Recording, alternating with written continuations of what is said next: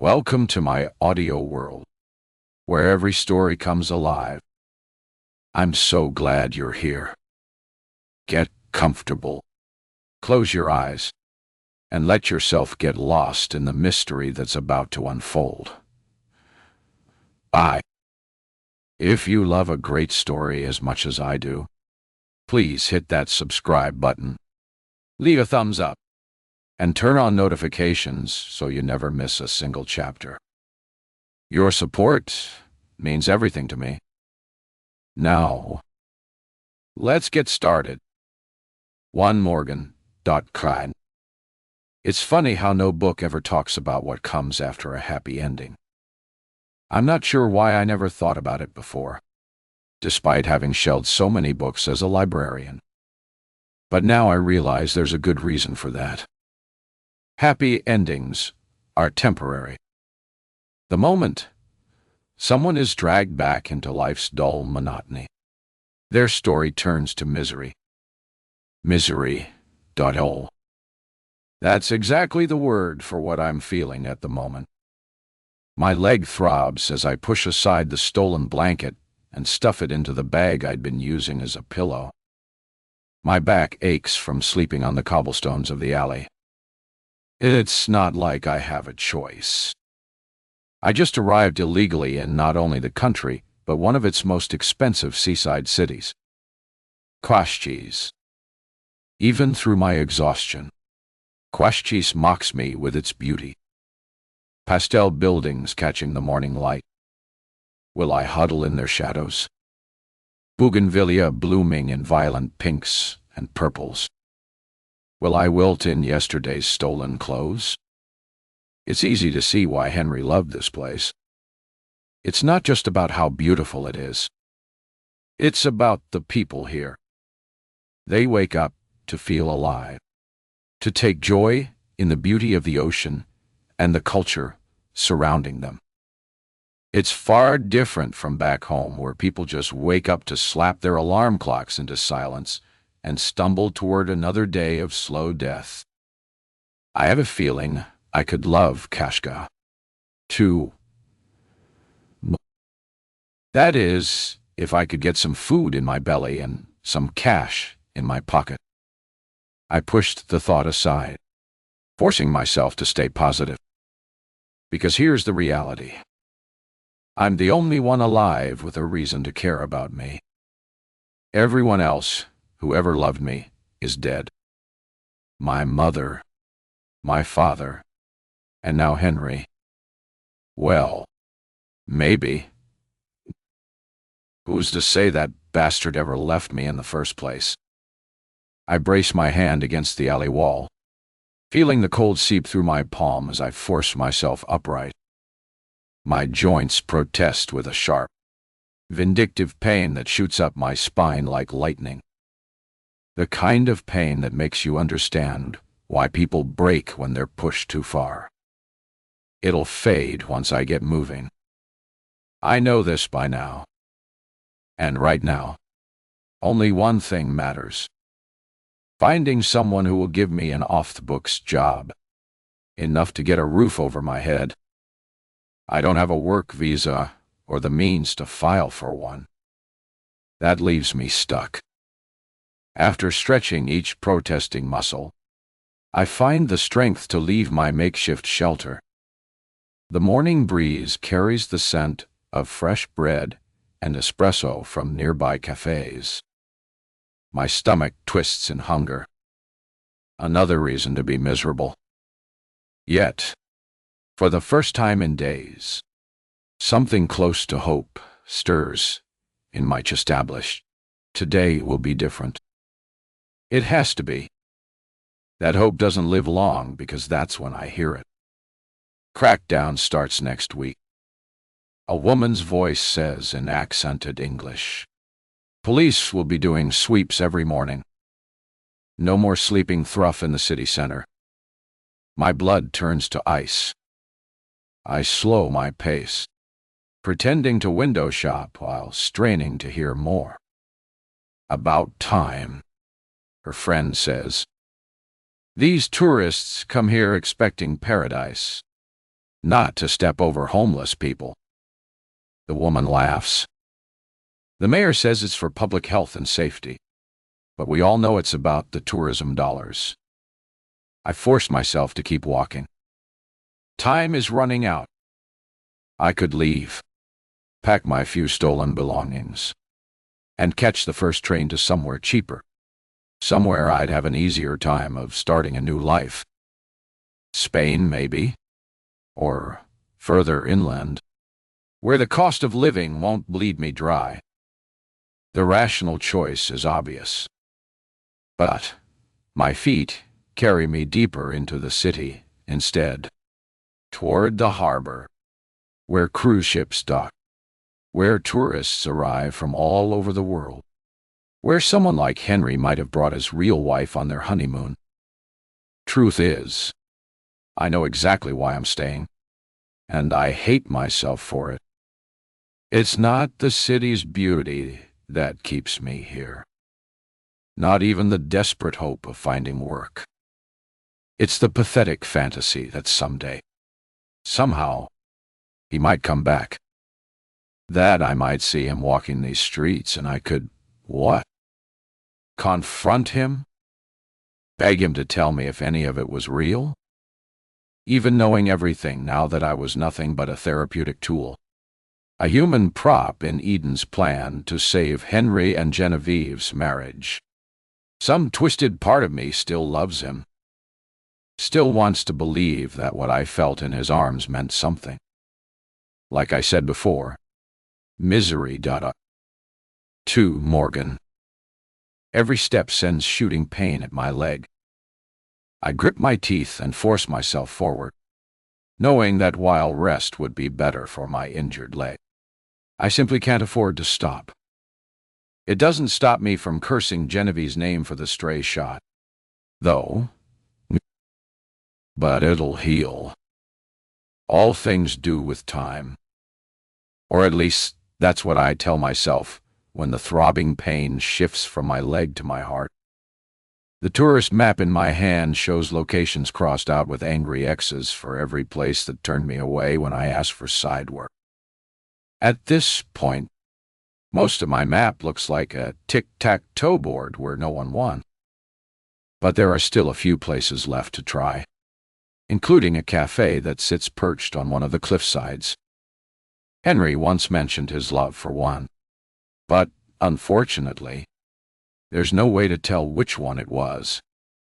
There are more than a dozen scattered along the coastline.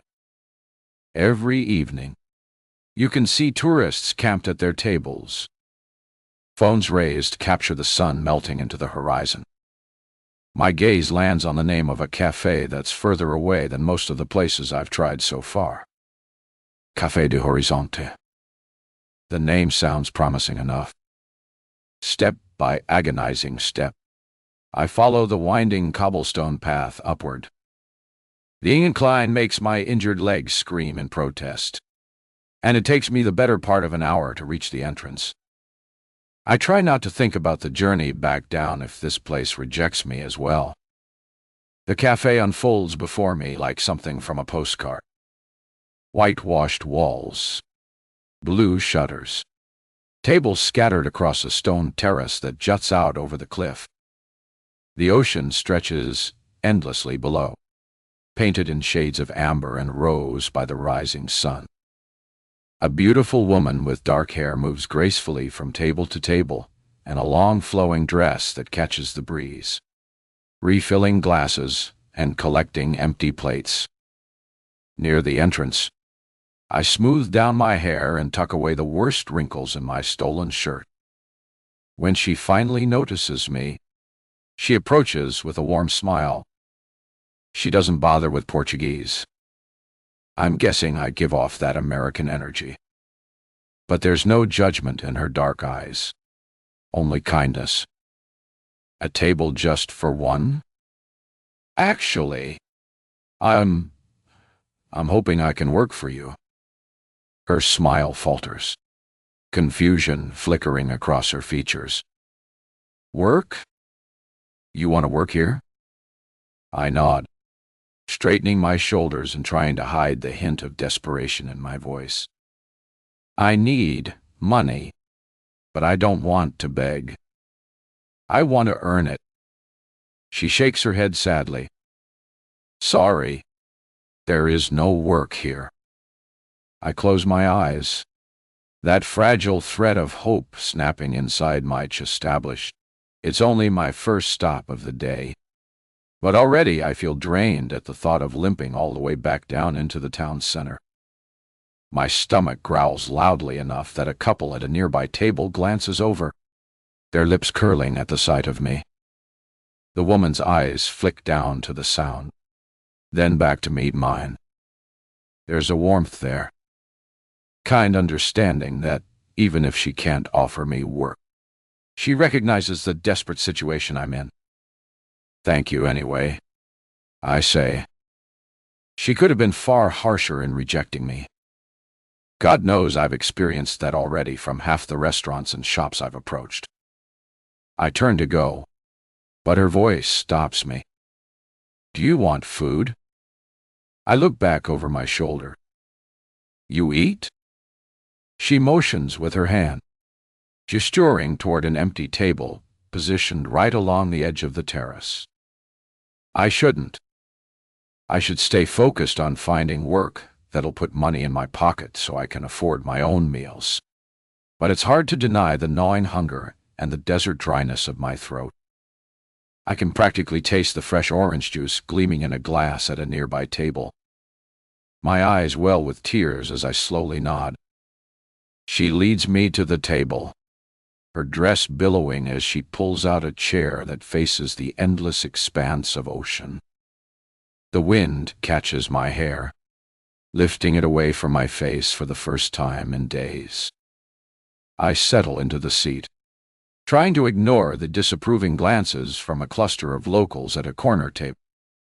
Well-dressed women who shake their heads and whisper behind their hands. I bring you food, the woman says warmly. Something nice. Okay. Could I, if it's possible, could I have some orange juice? The words come out smaller than I mean for them to. She smiles and nods. Simo. Of course. As she disappears back into the cafe, I catch fragments of conversation from the women behind me, their voices drifting between Portuguese and heavily accented English. I do not understand why these tourists. They tried to make life here.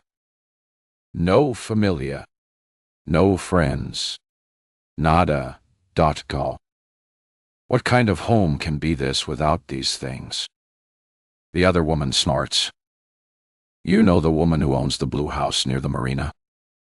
20 years she's been here. But still, she acts like tourista. Some people, they never learn. You cannot be life on someone else's life. Truth. No. The word surfaces in my mind, automatically now, after weeks of immersion. The woman wipes her mouth with a napkin and folds it over her lap, pursing her lips. She flashes a glare in my direction before continuing. They come and buy our houses with their money, then leave and never return. Why? Because these are not real homes when you have nothing of your own inside them. But when they go our properties, they stay in their names. Paris Matidos Turistas. The other mutters under her breath. I'd heard that phrase enough around town to know it meant damn tourists. People weren't shy about using it when they thought I couldn't understand. The kind woman returns with a tall glass of fresh orange juice and catches me listening. She sets the glass down with a gentle smile. They come every day always complaining. Every day the same. You ignore them. Okay? They are upset because the beautiful houses like the mansions they say empty. The woman gestures vaguely toward the coastline where mansions dot the highest cliffs. That one there, she says, pointing to a sprawling white villa perched at the highest point overlooking the bay. It belongs to some rich businessman from America. Beautiful now, but he has not been seen for many years. I follow her gaze upward, taking in the elegant lines of the structure. All clean angles and expansive terraces that seem to float above the ocean. Floor-to-ceiling windows catch the morning light, and I can just make out the edge of what looks like an infinity pool. Even from this distance, it's breathtaking. Must be nice, I murmur, more to myself than to her. She nods sympathetically. Many houses like this here. Rich people, they buy but never come. Meanwhile, locals struggle to buy homes. She shrugs, the gesture holding years of resigned frustration. But what can we do? She leaves and returns a few moments later with the food. It's a simple but perfect plate of scrambled eggs, fresh bread with butter and jam, and a small pastry that looks like a mini croissant. My mouth waters as she sets it down, along with a small bowl of olives, that blessed glass of orange juice, and a steaming cup of coffee that smells like heaven. It's enough to make my eyes well with tears when I look up at her. Oh, it's one of the few Portuguese words I've heard. Thank you. She beams at my attempt, but then leans forward and says, Obrigada, for women. Obrigada. My cheeks burn as I repeat after her, feeling like a small child.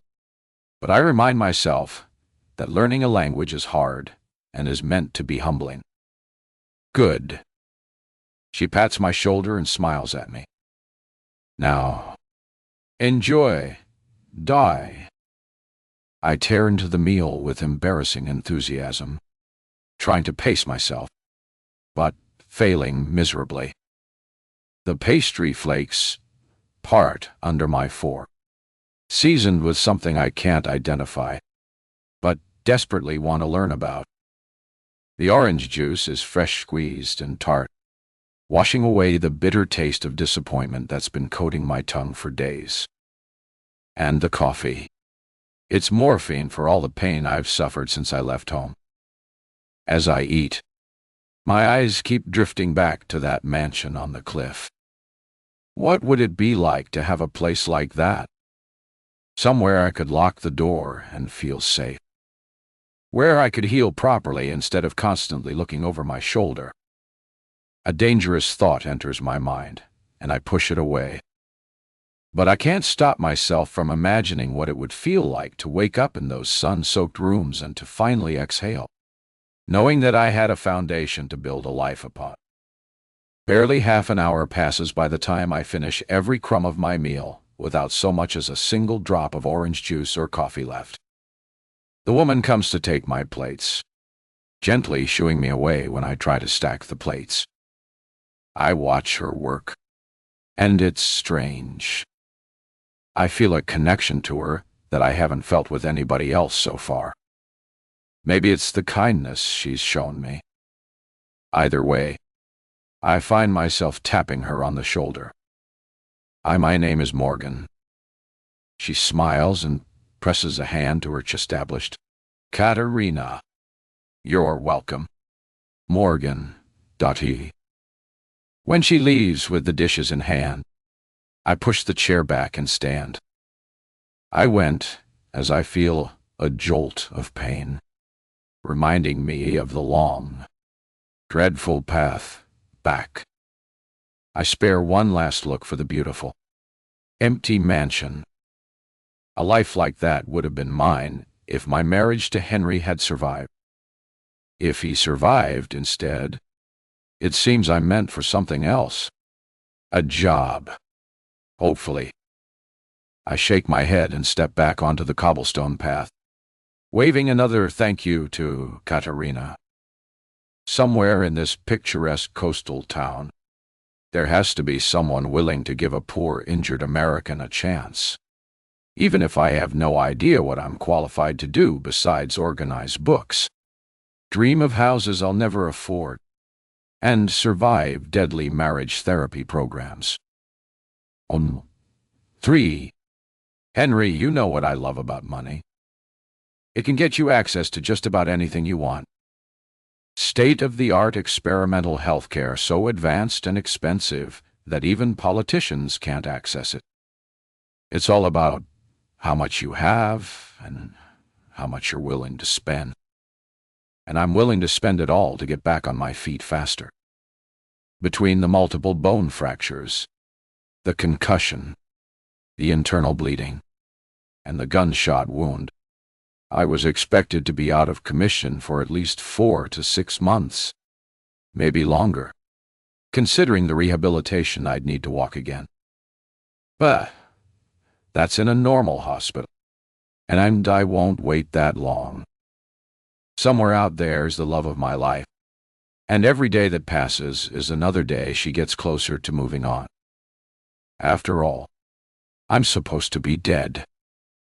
It's a miracle that I survived the fall from the cliff, let alone all the jagged rocks jutting out like teeth along the cliffside.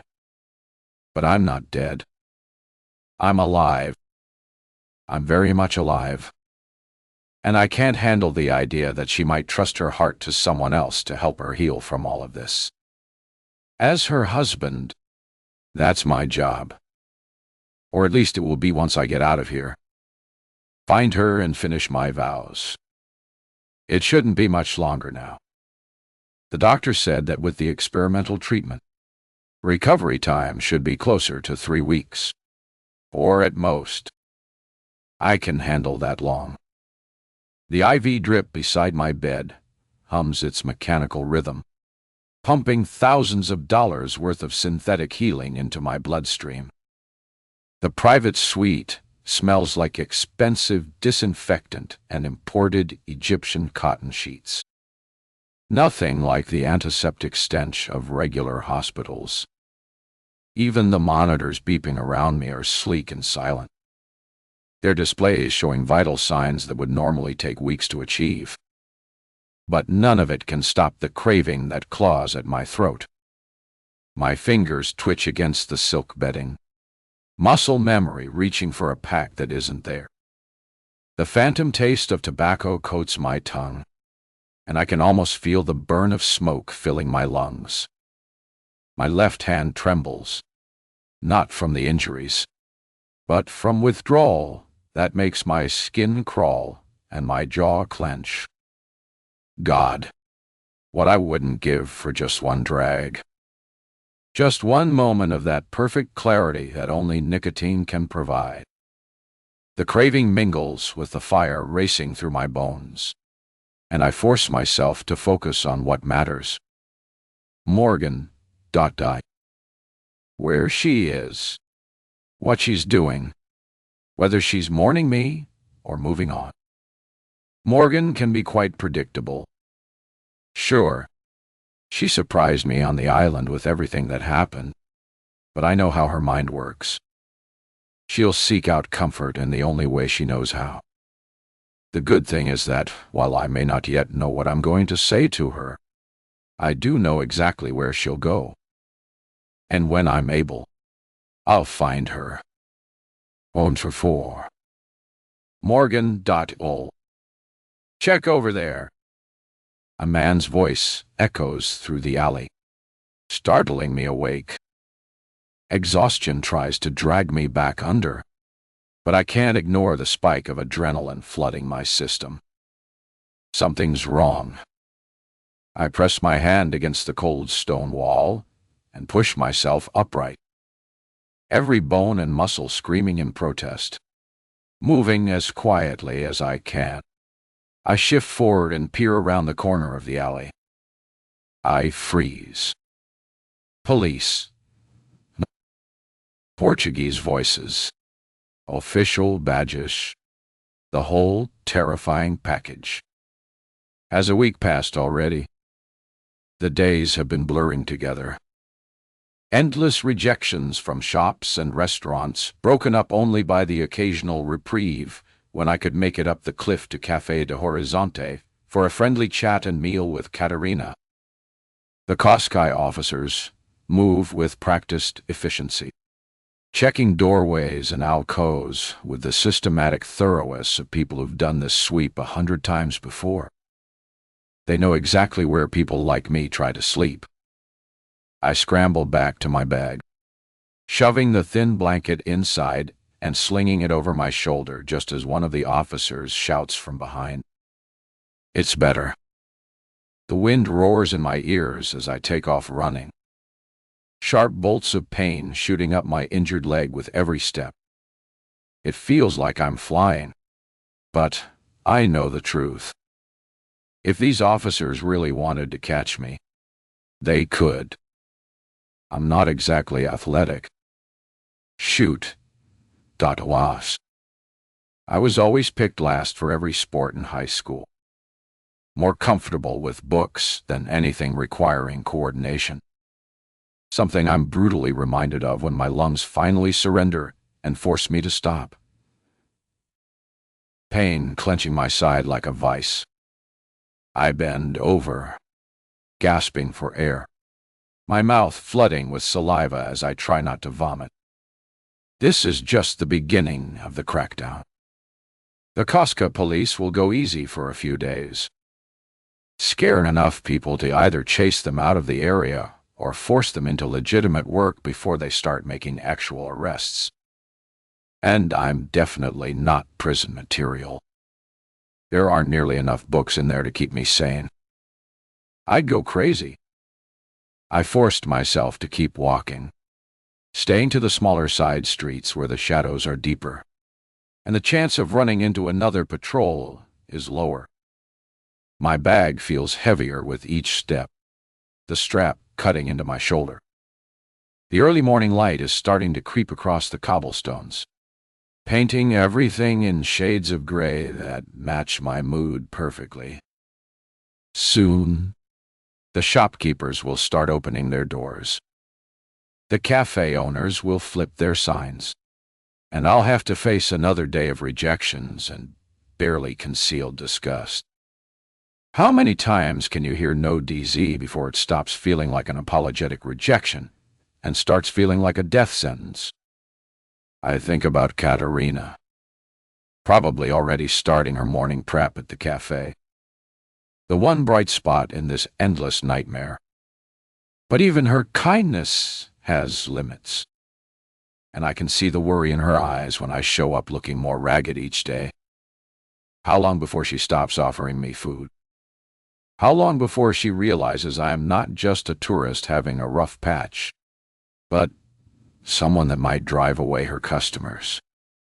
The thought makes my chest tighten with the familiar panic. I'm running out of options, running out of time, running out of the stubborn hope that's kept me going since I arrived in this postcard perfect town that's become my personal hell.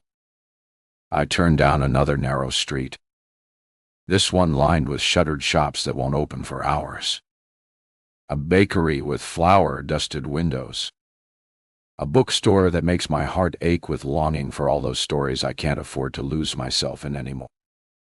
A small pharmacy with a handwritten sign I can't read but recognize as another closed door. That's when I see it. Just a glimpse between two buildings, but enough to make me stop walking. The mansion on the cliff. That beautiful white villa Katerina had pointed out that day we met. Even from this distance, even partially hidden by the morning haze, it looks like something from a dream. Its owner hasn't been back for many years. That's what she said. I stare at it, my heart doing something strange in my chest established. Not hope exactly. I've learned not to trust that feeling anymore. But something else. What if the thought comes unbidden? Dangerous as a loaded gun? I push it away, but it keeps creeping back. Empty houses don't stay empty forever, but they can stay empty long enough. Long enough for someone to figure out their next move. I know what I'm thinking is insane. Breaking into someone's house. Someone rich enough to own a cliffside mansion in one of Portugal's most expensive coastal towns isn't just desperate. It's criminal. The kind of criminal that gets you deported if you're lucky and imprisoned for years if you're not. But what's the alternative? Try to make it back to the States with no money. No ID. No anything? How long would it be before Eden found me and killed me to keep me quiet? I still don't know if they're searching for me or not. I can't keep sleeping in alleys either, because it's only a matter of time until the police catch me. And it's not like I can snap my fingers and change my situation. There's a reason nobody's given me a job beyond the fact that I'm an unskilled illegal immigrant who doesn't even speak Portuguese. It's because I look and smell like a vagrant. No, they would only ever give a chance to someone who is clean and approachable. Someone who's recently showered. God, I bet that mansion has at least 7 showers when I could use her every day of the week. It's that thought that finally has me adjusting my bag and walking again. This time with purpose. The streets of Cascais wind upward as they approach the cliffs, getting narrower and more residential. The houses here are older, more weathered, built for locals rather than tourists. I pass gardens overgrown with bougainvillea, their bright purple flowers contrasting with the surrounding gray stone walls. The climb is brutal on my injured leg, but I grip my teeth and keep going. Every step takes me higher, closer to that gleaming white villa that represents either salvation or the stupidest decision I've ever made. Probably both. The streets get quieter as I climb. The tourist crowds are placed by the occasional local walking, a small dog, or carrying groceries. I keep my head down, trying to look like I belong here, like I have a right to be wandering through their neighborhood at dawn, though nothing could be further from the truth. By the time I reach the level where the mansion sits, my leg is screaming and my lungs are burning. But there it is, even more beautiful up close than it had looked from a distance. 3 stories of pristine white stone, floor-to-ceiling windows that reflect the morning sky, and that infinity pool had glimpsed from Catarina's cafe. The property is surrounded by a high stone wall, topped with a decorative ironwork, expensive enough to keep out casual intruders, but not impossible to climb. I walk the perimeter slowly, trying to look like someone out for a morning stroll, rather than someone casing the joint. The back of the property faces the cliff, offering the kind of privacy that wealthy people pay millions for. It also means there are no neighbors with the direct line of sight to whatever might happen in the next few hours. Perfect. I find what I'm looking for near the corner where the wall meets a cluster of pine trees. The stones are older here, with more gaps between them, and the ironwork on top is purely decorative. Beautiful scroll work that wouldn't stop a determined child, let alone a desperate adult. My hands are shaking as I tighten my bag on my shoulder and test the first handhold. The stone is solid, warm from yesterday's sun, and rough enough to provide good grip. I can do this. I have to do this. One way or another. I'm not spending another night in an alley. I take a deep breath, taste salt air, and the faint scent of jasmine from someone's garden, and begin to climb. 5, Peru. Morgan. I hit the ground hard, a wheezing gasp escaping my lips as my leg folds and I collapse onto soft grass. Blackness swims at the edges of my vision. It's all I can do to keep from screaming as my leg tightens with pain. It feels just as bad as when I got shot. I wait for the pain to dull. Its throbbing subsiding as 1 minute passes. Then 2. Then 5. I don't know how long I stay there, lying in the grass and staring up the sky with tears in my eyes. But it's long enough that by the time I get to my feet, the sun's halfway up the sky. Running my hand through my tangled hair, I pick my bag up off the ground and start limping toward the house. Up close, it's even more stunning than I'd imagined. The white stone walls gleam in the morning light. 3 stories of Mediterranean elegance rise before me, with expansive terraces that seem to float above the cliff. Floor-to-ceiling windows reflect the ocean like mirrors and the infinity pool. It reminds me of the sort of thing that influencers would kill to have access to. And beyond it all is an endless expanse of blue stretching far to the horizon. This isn't just wealth. This is the kind of generational money that builds monuments to itself. I creep closer to the nearest window, cupping my hands against the glass to peer inside. The room beyond is filled with leather furniture that probably costs more than I made in a year at the library. But that's not what steals my breath away. It's the bookshelves lining the walls, and they are filled with books. I can tell that whoever owned this house must be a reader because the spines don't look like what you'd expect of a typical wealthy person. Leather-bound books containing every word of law, ...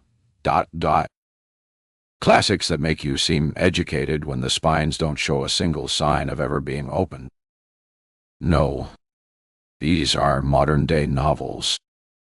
I can't make out the titles, but by the design of them, it looks like a healthy mixture of thrillers, fantasy, and even romance. I have to get in. I tear my eyes away from the bookshelves, searching for some sign of life, but the silence is absolute. No distant music or laughter. Not even the hum of air conditioning can be heard.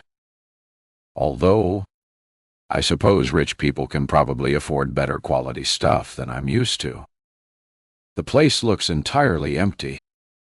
My mouth curves upward at the thought of having this whole place to myself. I've never been one to covet mansions, but in Iowa, they just seem like expensive, soulless prisons.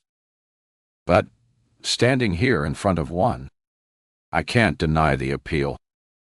It's beautiful, peaceful, private, and that library. It's then that I notice a little blinking light on a box mounted to the wall. Security. How the hell could I have been so stupid? Of course, a place like this would have an alarm system. What mansion didn't? Rich people don't leave millions of dollars worth of property unguarded. The second I break in, the owner will get some sort of notification. And it wouldn't be long until the Costco police show up with their guns drawn and handcuffs ready. I'd go from homeless beggar to international criminal in the span of a morning. I grind the heels of my palms against my forehead, feeling like the world's biggest idiot. But even as I bait myself, I push past the self-doubt and lean into the desperate hope that's kept me alive this long. Maybe the owner wouldn't notice the notification of a break-in. Or maybe, just maybe, the security system is deactivated. Crazier things have happened in the world, right? I mean, supposedly all those cameras were down in maximum security prison whenever Epstein somehow hung himself. If that could happen, then it's certainly possible that the security system was also not working. It's a stretch, I know, but the thought takes the edge off my panic. It gives me something to hope for as I circle around to the front door. The entrance is imposing. Heavy wooden doors with ornate brass hardware. That's probably worth more than most people's cars. There's a keypad beside the door. Its little red light blinking like it knows I'm not supposed to be here. I shake my head and, absent-mindedly, try the door handle, not really expecting it to turn. Except it does, and the door swings open fast enough that I nearly fall flat onto my face.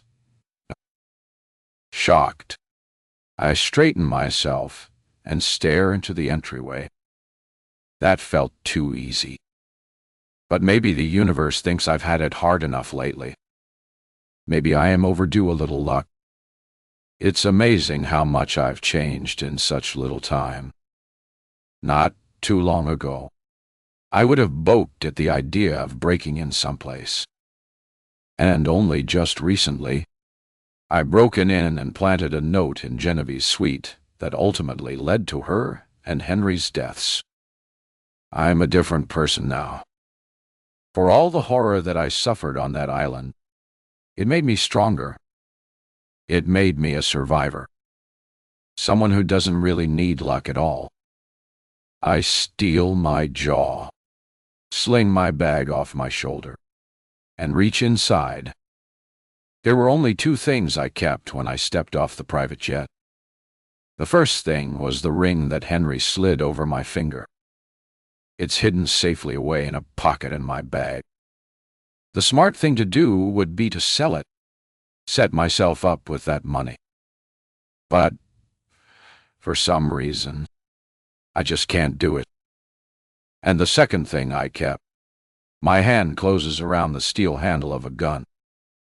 The same gun that I used in my escape off the island. The same one that Genevieve used to kill my traitor of a husband and Henry.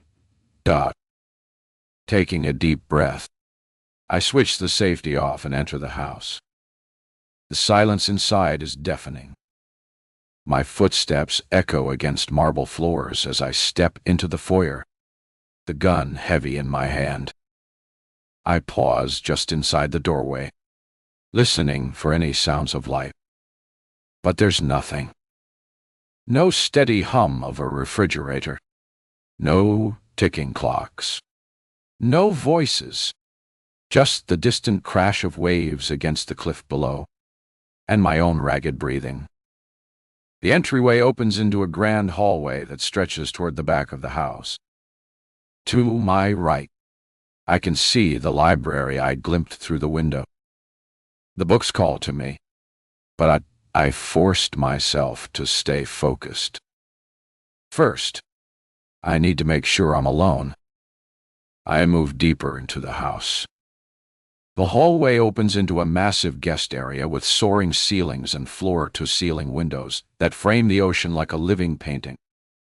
The furniture is elegant but comfortable-looking. Cream-colored sofas arranged around a coffee table made from what looks like a single piece of driftwood. Despite the tension in my shoulders, I can't help but feel a flutter of excitement.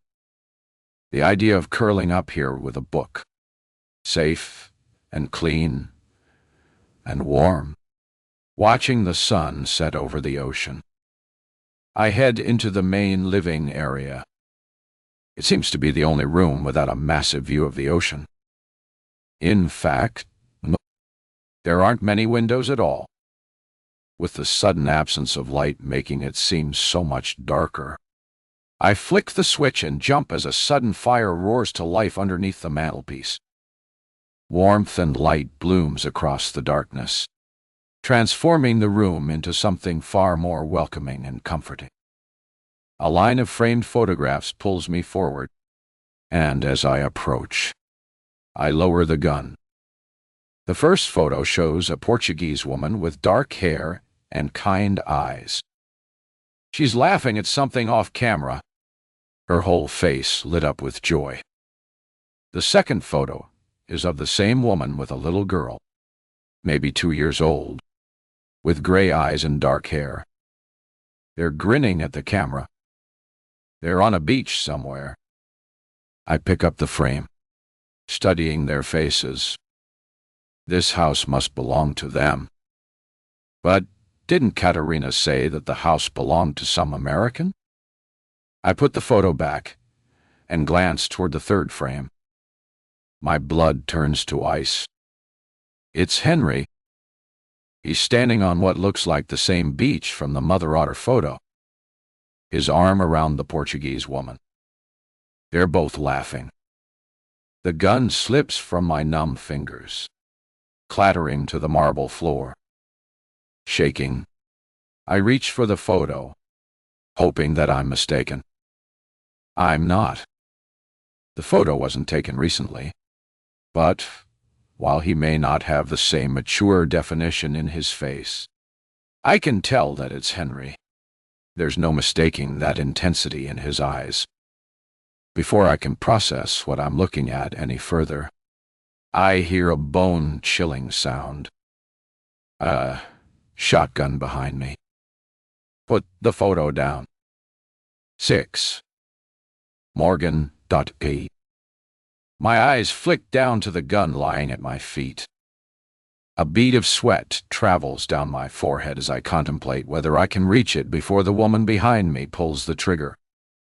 But before I can reach a decision, I feel the cold touch of steel at the back of my neck. Do not even think about it. I squeeze my eyes shut and draw a shuddering breath. When Katerina said the American who owned this place hadn't been back for years, I'd assumed that meant it was empty. Not that the owner would be Henry, and that he'd left a woman behind. Who is she to him?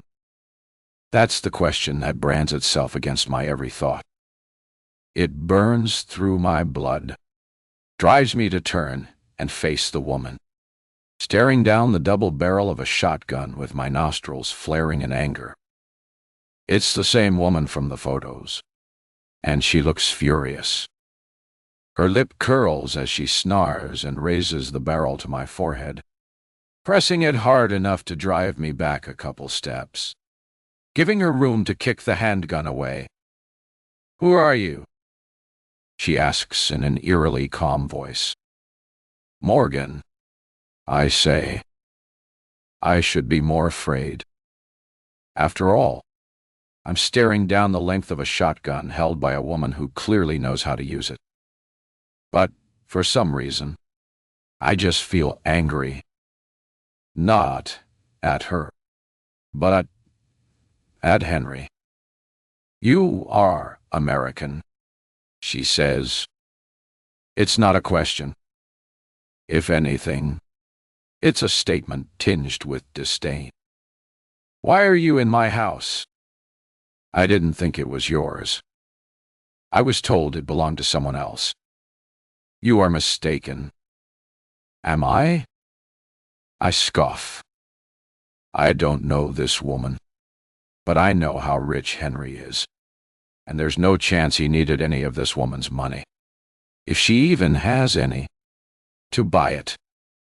"Come with me. I will call the police." Before she can direct me away, something irrational flares in my chestablished. My hand shoots out, fingers wrapping around the cool metal of the barrel. She jerks back, startled, but I hold firm. "Wait." The word comes out sharper than I intended.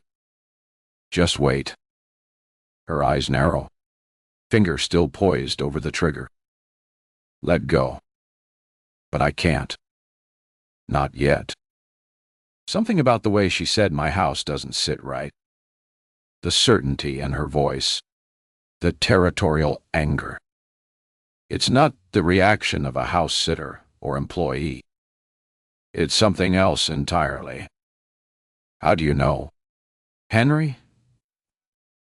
I ask.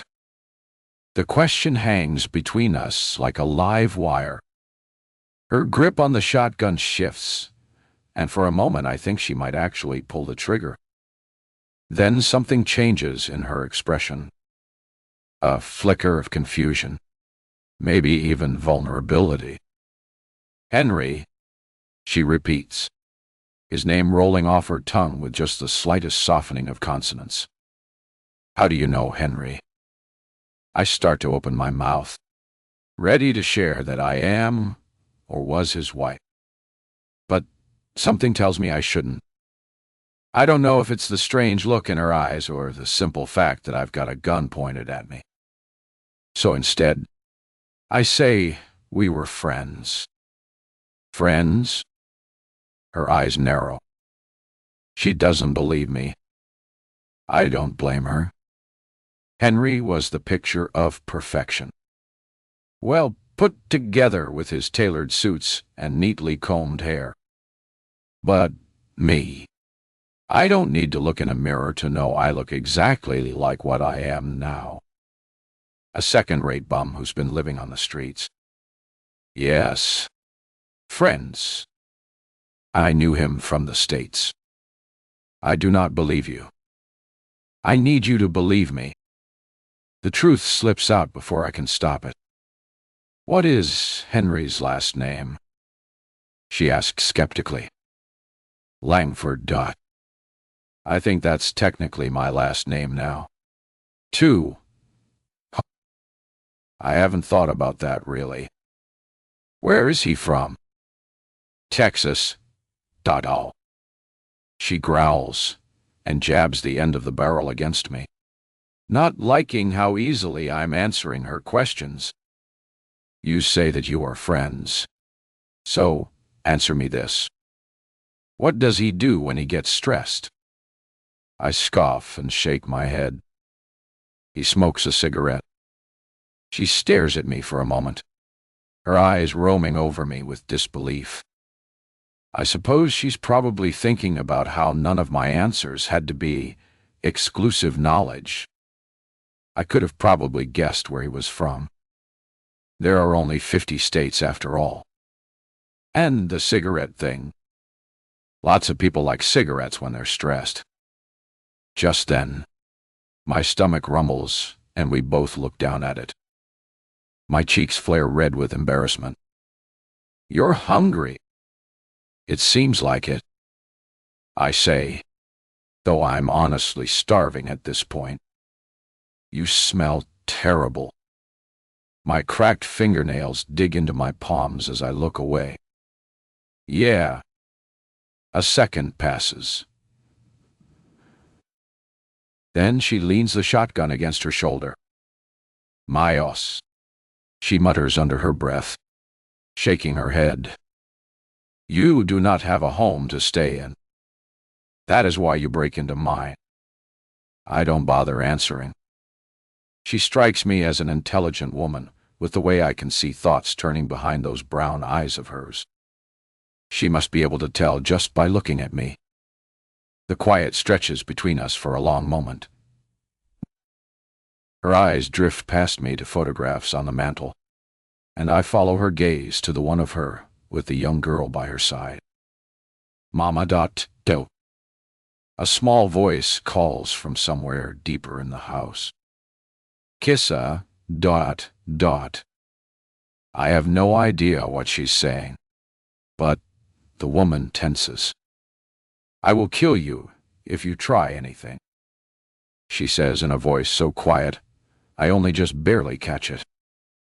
Light footsteps powder across the marble floors, and then a little girl appears behind the woman.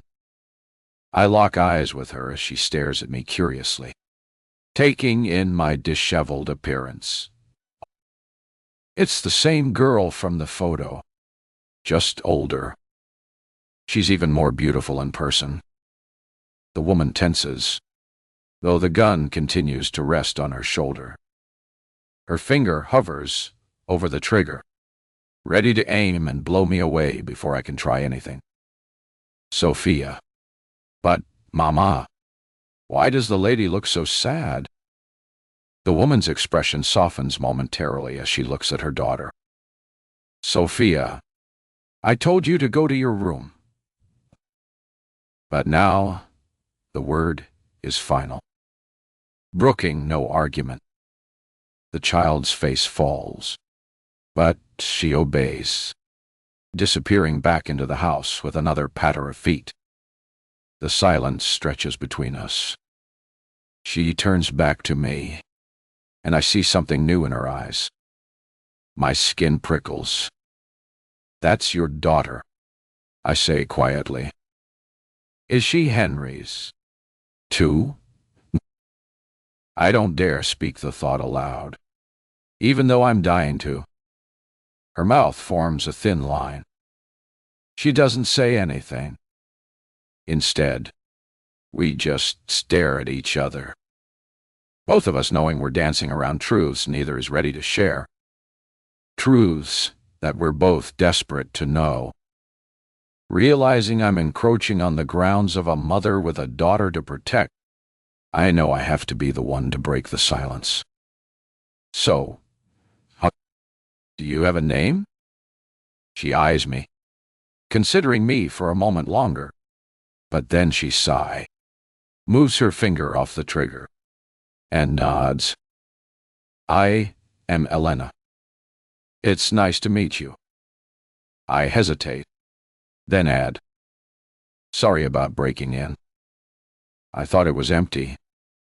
You do not know. The women in this city, they gossip about things they know nothing about." She wrinkles her nose. Maybe I smell worse than I thought, because she then says you cannot stay in the streets. "The police, they will arrest you." "I know. And you say you are Henry's friend." She says it like she's testing the words, seeing how they taste. I am. Something shifts in her expression as she studies my face more carefully, like she's seeing me for the first time. Maybe it's the exhaustion she recognizes, or maybe it's something else entirely. But whatever it is, the immediate danger seems to pass. Her eyes rake over me with barely concealed disgust. "You need shower very badly. Come, wet." The way that she says it tells me that I have no option. If you've ever been in another country, you'll know it's not easy to object. Not that I would turn down the opportunity for a free shower. So, doing my best not to limp too obviously, I follow Elena through the mansion. We reach a staircase spiraling upward with elegant iron railings. She leads me to a spacious bathroom, all gleaming marble and brass fixtures filled with the soft scent of lavender. Turning toward me with the shotgun still casually resting on her shoulder, she says, "Take a shower. You will feel better and smell better, too." I should be more wary, but the simple truth is that I'm tired and I want that shower. So, I just flash my warmest smile and say, "Thank you." She studies me with unreadable eyes. "I will bring you clothes. They will fit you." I glance down at my ragged clothes, my own shame reflected in the pristine mirrors. "Thank you again." Elena doesn't respond immediately, just gives a curt nod and backs out, beginning to close the door behind her. Just before the latch clicks, she pauses and stares at me. A chill travels down my spine as I lock eyes with her. Then the door closes. I wait until her footsteps fade down the hall before I strip out of my clothes, turning the water as hot as I can stand. Dirt, sweat, and anxiety swirl down the drain. I stand beneath the steam, eyes closed, trying not to picture Henry's arm around Elena, laughing on a beach, or the dark-eyed little girl who called Elena Mama. I can't help but ask myself, who was Henry Langford really? At some point, I hear the bathroom door open and feel the rush of cold air. I freeze, suddenly worrying that Elaine lulled me here to pump a shot into me through the shower screen. Bodies are easier to clean up in the bathrooms, right? But the feeling of cold air disappears a moment later when the door shuts again. When I emerge, there is a neatly folded stack of clothing set to the side. It's a simple long-sleeve pajama set. But, that's all it takes for me to moan in pleasure as I pull on the fresh clothing. I take one look in the mirror and feel so much more like myself. Following the scent of cooked food, I make my way back downstairs. Elena sits at the kitchen table, shotgun leaned carefully against the wall behind her. A plate of steaming rice, grilled fish, and vegetables awaits me. A seat, Elena instructs, motioning toward the empty chair. I do, cautious as I meet her gaze across the table. She watches me with calculating eyes as I take a bite, savoring the flavor despite myself. The fish is perfectly seasoned with garlic and herbs I've never seen before. Better? She asks. I nod slowly. Much? She crosses her arm, leaning back in her chair with the easy confidence of someone completely in control of their environment. Guy, if you knew Henry, you know he would not want his friends sleeping on these streets. You're probably right, I say quietly, testing the word in my head. Friend. I knew that I was supposed to mean something more to Henry. But had I been wrong? She studies me, then asks, You need work. Simatai, or he mummy. The offer catches me off guard, and I set my fork down. What kind of work? Cleaning, laundry, cooking, help with the elves. Nothing too difficult. I was terrible at all of those things, but I wasn't about to let her know that. It crosses my mind that this might, in fact, be the worst place to get a job. There's something off about Elena that worries me, but I can't put a finger on it. For how long? She shrugs one shoulder elegantly. Until you figure out what you're going to do next. Well, you decide. You can help me with the house. I glance toward the hallway, half expecting the little girl to appear again. But it remains empty. Is it safer for you?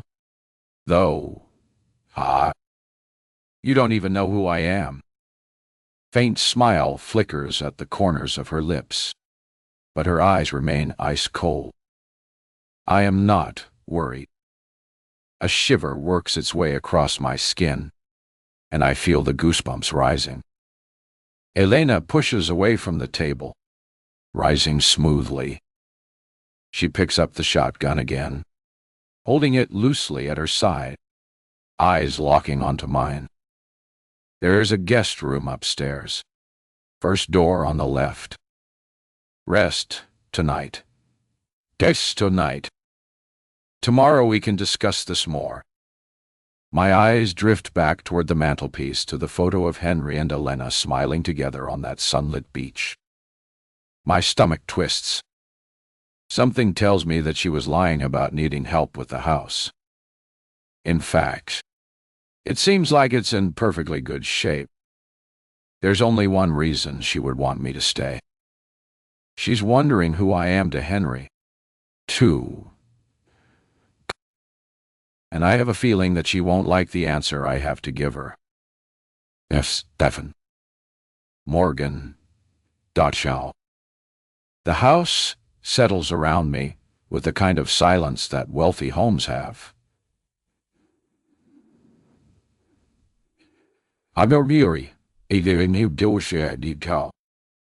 Not truly quiet, but muffled by expensive materials and careful construction. Elena disappeared with Sophia 20 minutes ago. Now it's just me alone, and a mansion I thought was vacant. If I were smart, I'd probably leave, catch the first train out of Portugal, and forget that I ever came across either Elena or Sophia. That would be the safe thing to do. But my feet carried me toward the library instead, drawn by those floor-to-ceiling bookshelves I'd glimpsed through the window. The familiar smell of paper and ink hits me as I step inside, and for a moment, I forget everything else. I trail my fingers along a shelf, spotting the worn spines on older paperbacks, bookmarks still tucked between pages. I see fantasy series with dragons on the covers, thrillers with dark, atmospheric titles that make my librarian heart sing. Part of me wonders if any of Henry's favorites are here. He told me that he read occasionally, but never told me what books he liked. Here on the shelves could very well be some of Henry's own choices. My heart cracks at the thought, a new wave of grief washing over me. How I felt toward Henry was complicated. I can still feel the sting of his betrayal, the way he had completely lied about his relationship with Genevieve. But I can also feel his love, his arms still wrapped around me. Maybe everything between us wasn't completely fabricated. Maybe some part of what I felt was real. But then again, standing in the home of someone I feared knew Henry far more intimately than I did, I'm not so sure. I forced myself to leave the library before I can spiral any deeper. There's no point thinking about Henry or even what this woman's relationship with Henry might be. I needed to focus on my needs. The rest of the first floor feels like a museum. Beautiful, perfect, and utterly lifeless. Kitchen with granite countertops. Dining room with a table for 12. Formal living room that looks unused. Everything screams wealth, but nothing screams home. I'm heading toward the stairs when I notice a door tucked away beneath them. Different from the others. It looks sturdier with a deadbolt lock that looks newer than the rest of the house's hardware. I try the handle. Locked. My pulse quickens. I give the handle another experimental turn, then step back. The voice in my head is screaming now. This is exactly the kind of red flag that should send me running. Or maybe not. Is a locked door in a house really so strange? I shake my head. My time on that island has made me overly suspicious. I head up to the guest room, exactly where Elena said it would be. It's simple, but elegant with a double bed and ocean view. She left water on the nightstand and towels at the foot of the bed. I sit down heavily, exhaustion hitting me all at once. My bag slumps beside me. Everything I own reduced to stolen clothes, and the one thing left from my old life. I reach inside and pull out the diamond ring. Henry's ring. The one he slipped onto my finger during our sham of a wedding ceremony. It transforms the lamplight into something more like starlight. Beautiful. Expensive. The only proof that for a brief moment, someone chose me. I could still sell it, take the money, and disappear completely. Start over somewhere Eden will never think to look. Build a new life with a new name and try to forget Henry Langford ever existed. Forget about this woman and her daughter. My fingers close around the ring. This is the choice, isn't it? Hold on to the past or let it go. Stay here and torture myself with the truth about Henry, or walk away and never know who or what he really was. The rational part of my brain is screaming. Leave now before I get stuck in more trouble than a shower and clean bed is worth. But The other part, the part that's been starving for answers since I left that island, whispers something different. What if this is your only chance to understand? What if Elena knows something that could give you closure?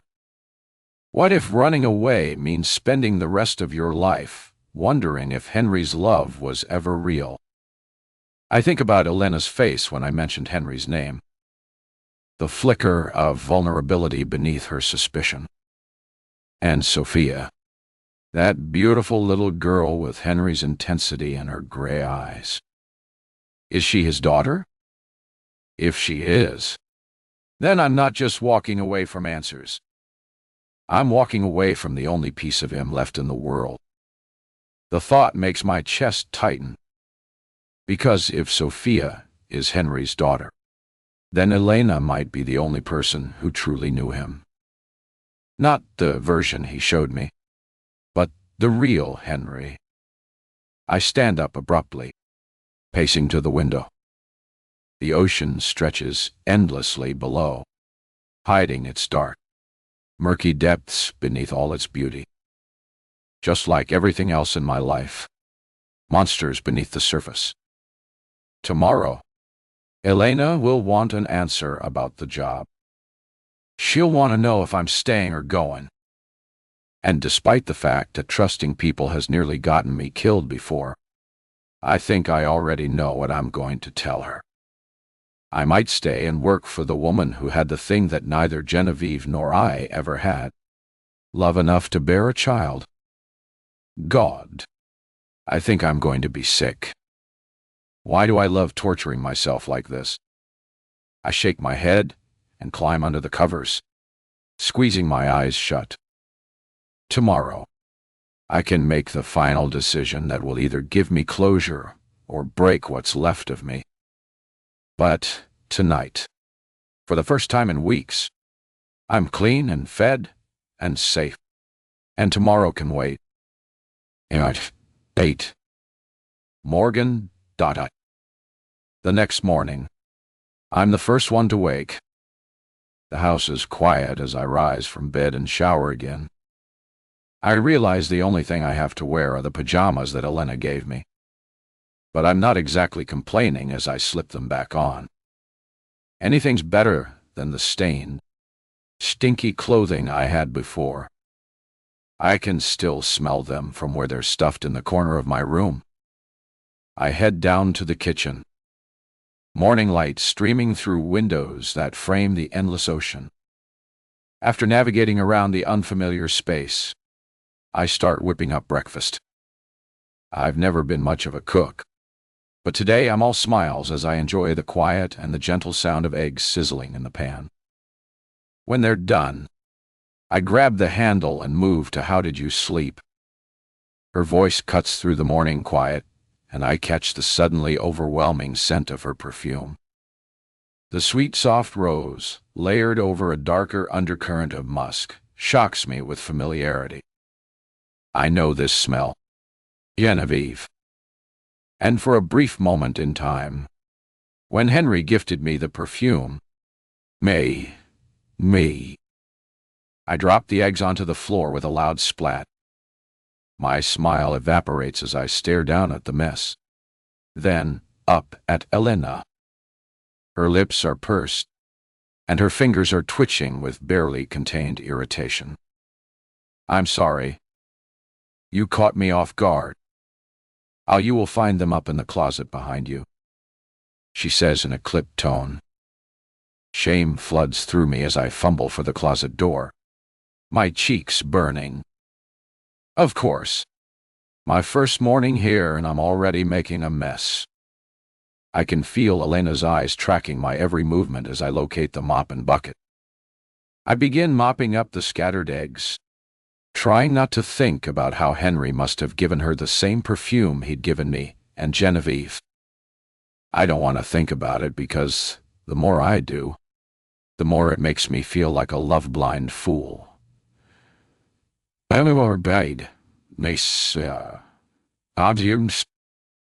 Elena's finger suddenly points in a direction, and following it, I see a spot I missed near the stove.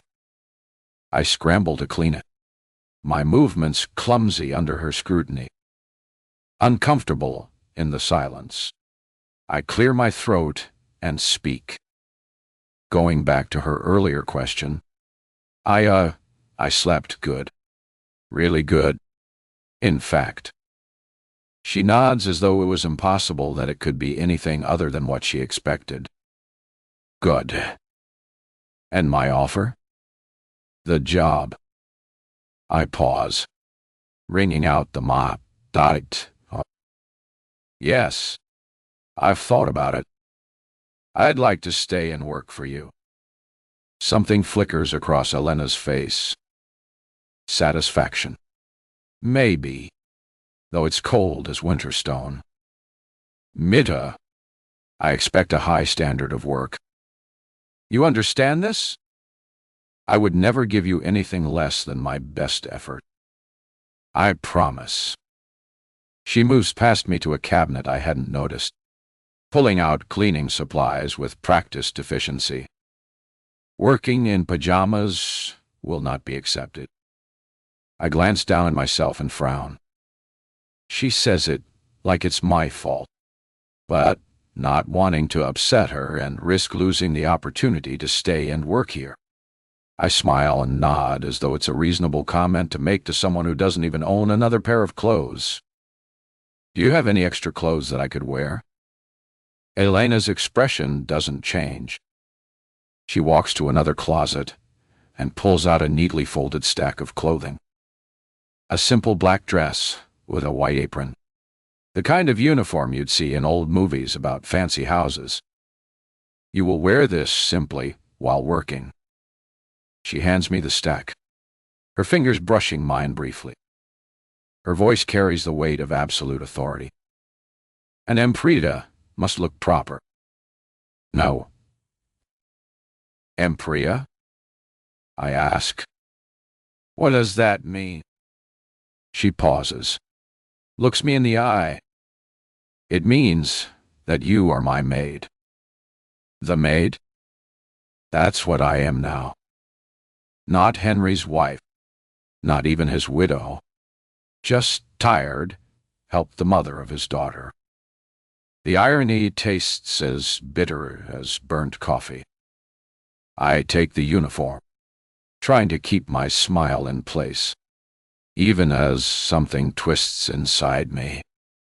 The fabric is crisp, professional, and completely foreign to anything I've ever worn. Thank you. This is perfect. Elena studies me for a long moment.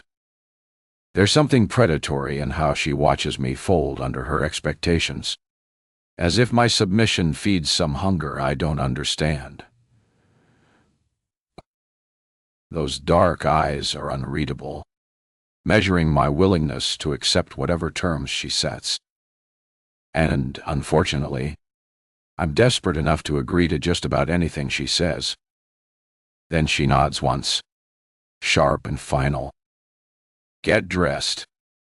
Elena turns away dismissively, already moving on to other tasks.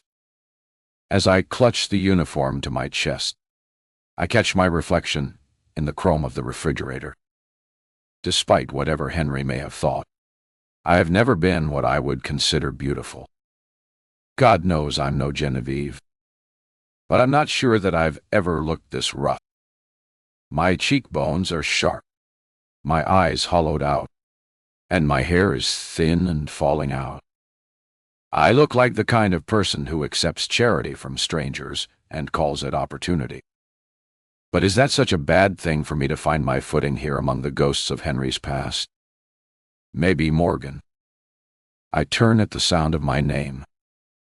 Elena is standing at the end of the hall, back straight with one eyebrow raised. It strikes me in that moment how gorgeous she is. Here, in this house, she seems so elegant and refined. I can tell she grew up around money, much like Genevieve. Henry clearly has a type, other than me, of course. It makes me wonder why he would ever pretend to fall for me. "You may get dressed in the powder room," she says with a gesture. I scurry into the small powder room and close the door behind me, rushing to get dressed. The uniform doesn't feel anywhere near as comfortable as the pajamas. It's ironed cloth, stiff and itchy against my skin. I don't dare look in the mirror because I know I'll be embarrassed by what I see. Turns out, there are much worse things to be than a simple librarian. When I come out, Elena motions for me to follow her. She leads me through the house. The click of her heels against marble floors echoes through empty rooms as I hurry to keep up. The stiff fabric of the uniform chafing against my thighs with each step. "I'll do one wash to get just him. Come or do one allow." "Your day begins at 6, she says without turning around, her voice carrying the authority of someone accustomed to being obeyed. "You would prepare breakfast for Sophia and myself. Eggs, toast, fruit, coffee for me, juice for her. You understand?" "Yes, of course." She pauses in the living room, the one with the photographs that had nearly stopped my heart yesterday. In the morning light, the images seem less shocking, but no less painful. My heart aches at the sight of Henry's smile. Daily tasks. Elena continues, oblivious to my internal spiral. Kitchen cleaned after each meal. Dishes washed immediately. Floor swept and mopped. Bathrooms and powder rooms. All 5 of them cleaned thoroughly. Laundry sorted and started. She turns to face me, those dark eyes assessing. "You have done housework before." Shem. The honest answer is number. My apartment back home was barely bigger than Elena's powder room, and I'd survived on takeout and paper plates more often than I'd care to admit. But desperation makes liars of us all. "Yes," I say, hoping I sound more confident than I feel. "I can handle all that." Boom. She moves back toward the kitchen, and I follow closely behind. Wiggly tasks.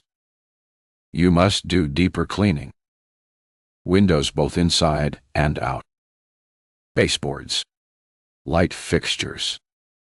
The pool area must be maintained." She opens a cabinet to reveal an arsenal of cleaning supplies that would make a professional service jealous. Without help, it's a lot to handle, especially while Henry was off leading a whole other life. I have a feeling that Genevieve would have murdered him if she'd found out the secret he'd been keeping here. A woman and a child in his house, which by the hour seemed more and more to be his. Shoot, I feel like killing him myself. Monthly tasks are more intensive, Elena continues, pulling me from my thoughts. Deep cleaning of all rooms, furniture removed, carpet shampooed, silver polished, library dusted carefully. The last word carries particular weight, as if she knows how much those books mean to someone. Someone like Henry. The garden requires attention as well. Weeding, pruning, general maintenance. I nod along, making mental notes while trying not to calculate how impossible this all sounds. I've never managed a pool in my life. I wouldn't know a silver polish from furniture wax. And gardening. The closest I'd come to horticulture was the sad succulent that died on my windowsill after 2 weeks. Groceries and meals are your responsibility, Elena says, opening the massive refrigerator to reveal shelves of expensive organic everything. I will provide you with a list of preferred vendors in town. I am particular about Sophia's food. No preservatives. Everything fresh. I expect meals planned in advance. Ingredients sourced properly. Of course. And the budget for money is not a concern. She dismisses my question with a wave of her hand. Equality is I would rather pay twice the price for half the quantity if it means Sophia eats well. Another reminder that I'm in a different world now.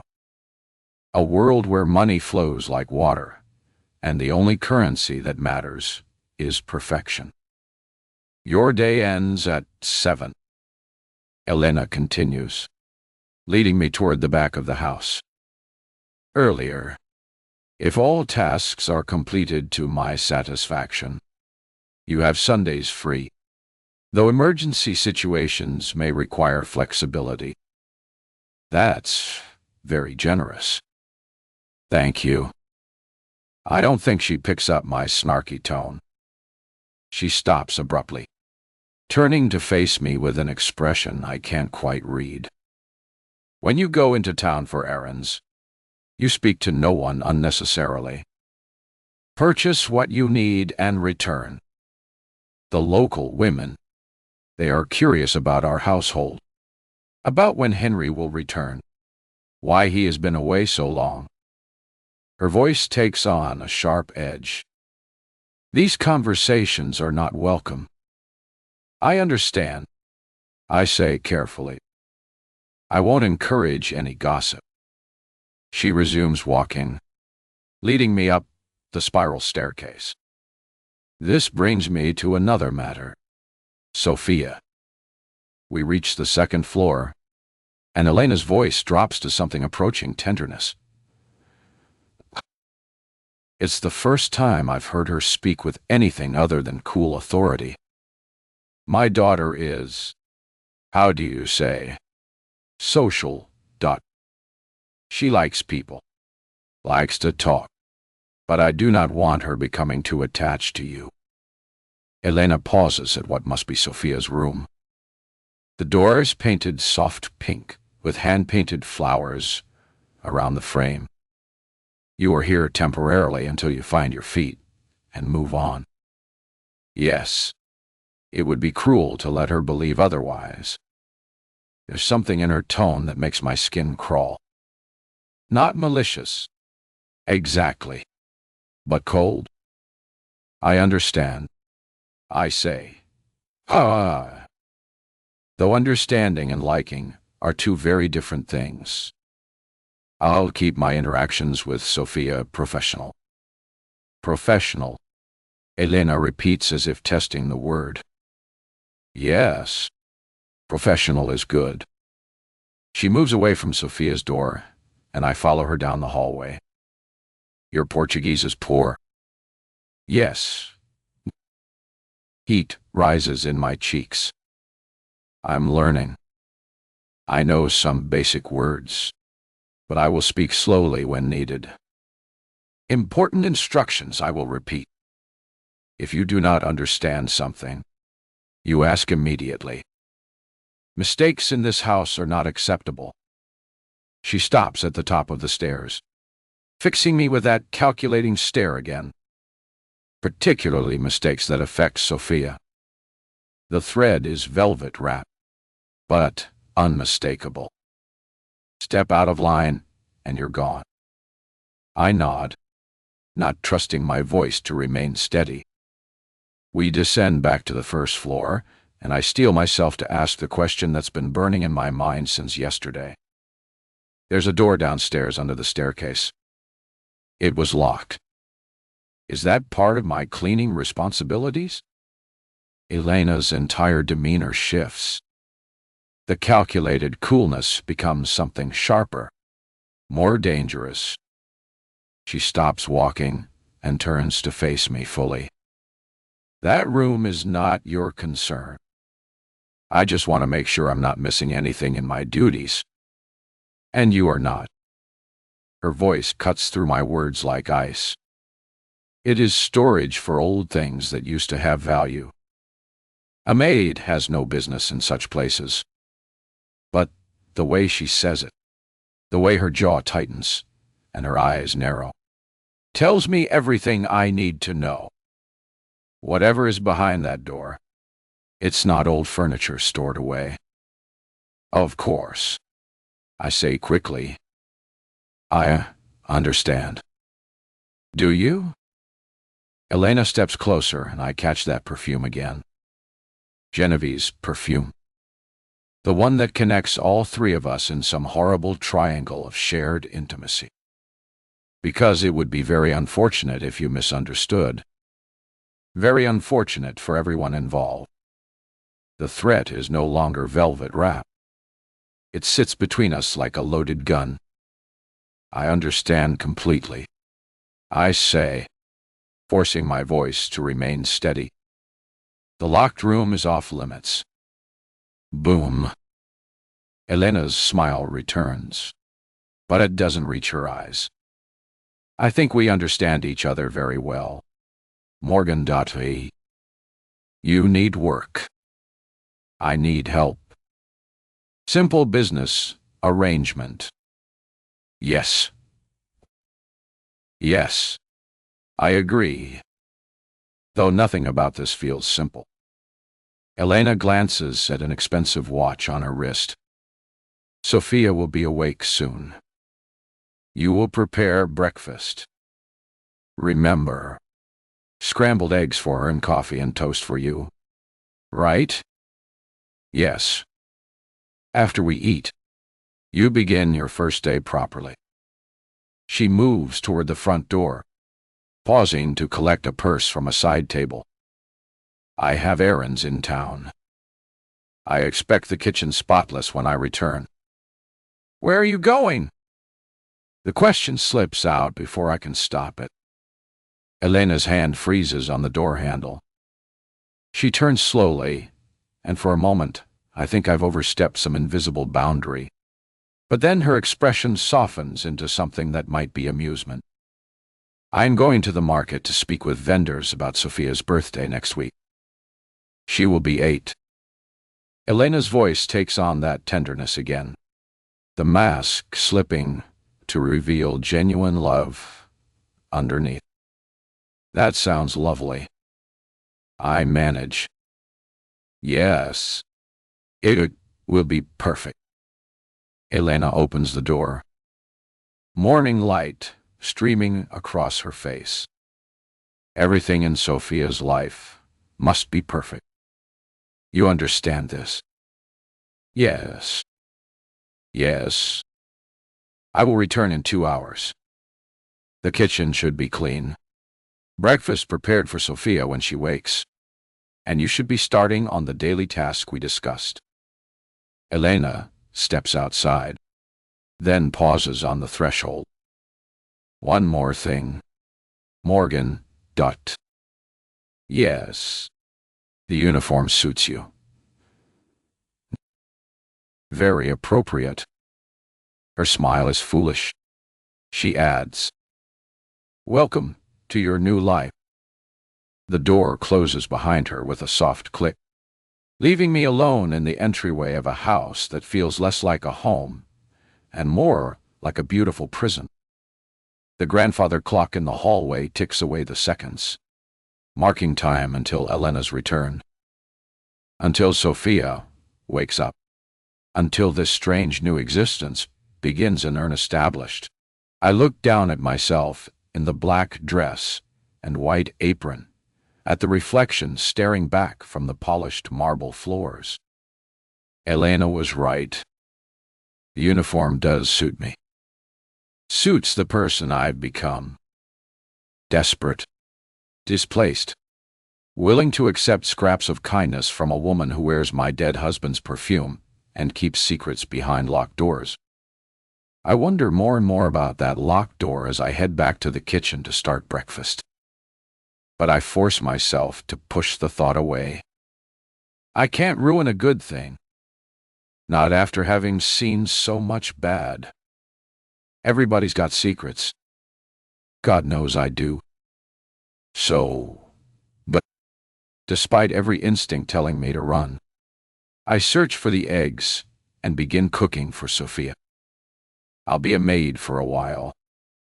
Like Elena said, this is just temporary. Eventually, I'll get enough saved up to strike out on my own. In the meantime, I can learn more about Henry's past, what Sophia and Elena meant to him, and what I meant to him. It's then that my stomach rumbles. I never even had the chance to eat. 9D. All. I. Henry. Today's a good day. Sure. The word painful is insufficient for the agony coursing through every nerve in my body. But it is a good day. Of that, I'm certain because it's the first time I'm standing since the accident.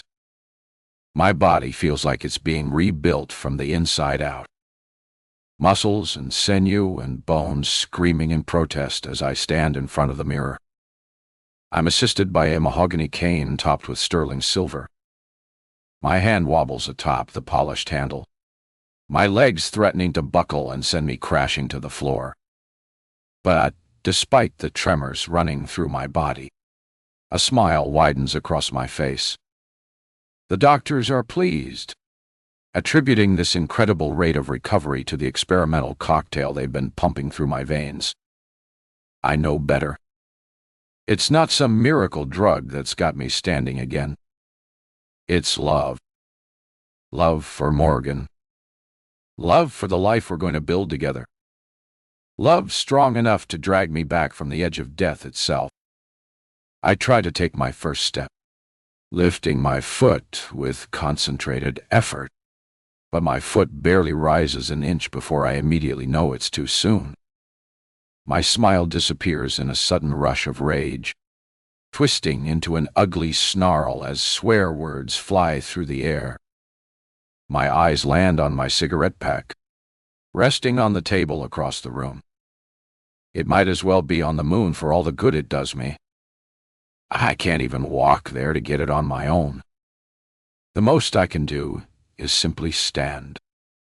Shaking my head, I turn to face the mirror, taking in my appearance. Gone is that handsome, flawless man, and in his place is someone more rugged, scarred across the face and abdomen like a war veteran. Angry red scars line my body where the surgeons had worked their magic. Some people hate scars.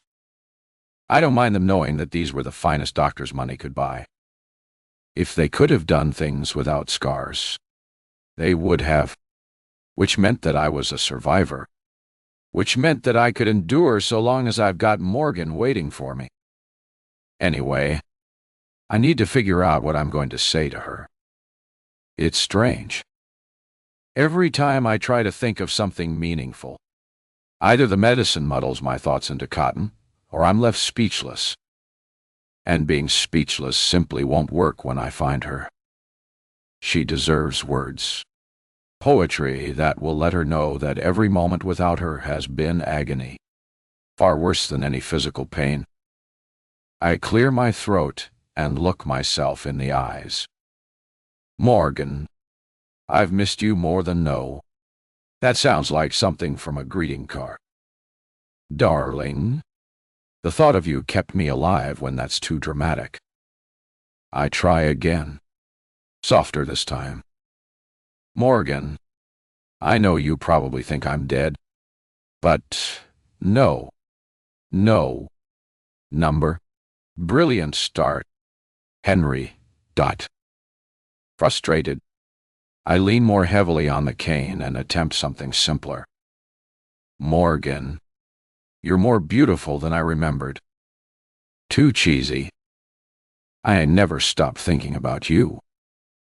It's too desperate. Marry me again, but for real this time. Too much. Too fast. Dissatisfied with my pathetic attempts at romance, I make a decision that's either brave or spectacularly stupid. I let the cane clatter to the floor. For a moment, a glorious, terrifying moment, I stand completely unaided. My legs shake like leaves in a hurricane. My vision blurs at the edges, but I'm standing on my own, like a man instead of an invalid.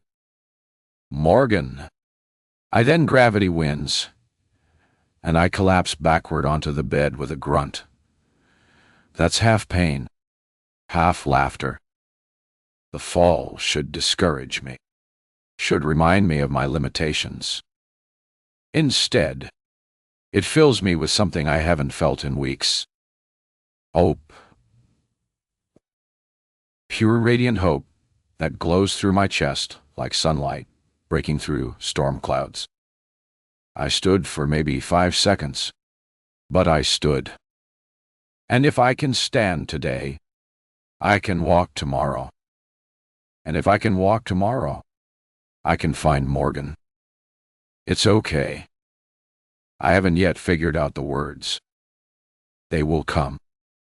And when they do, everything will be good again. I stare at the ceiling, ignoring the fresh wave of pain, and let that hope wash over me. Soon, sooner than the doctors think, sooner than anyone expects, I'll be strong enough to leave this place. Strong enough to track down the love of my life and convince her that what we had was real. The medicine might be healing my body, but thinking about Morgan heals everything else. I can't wait to see her again. It won't end.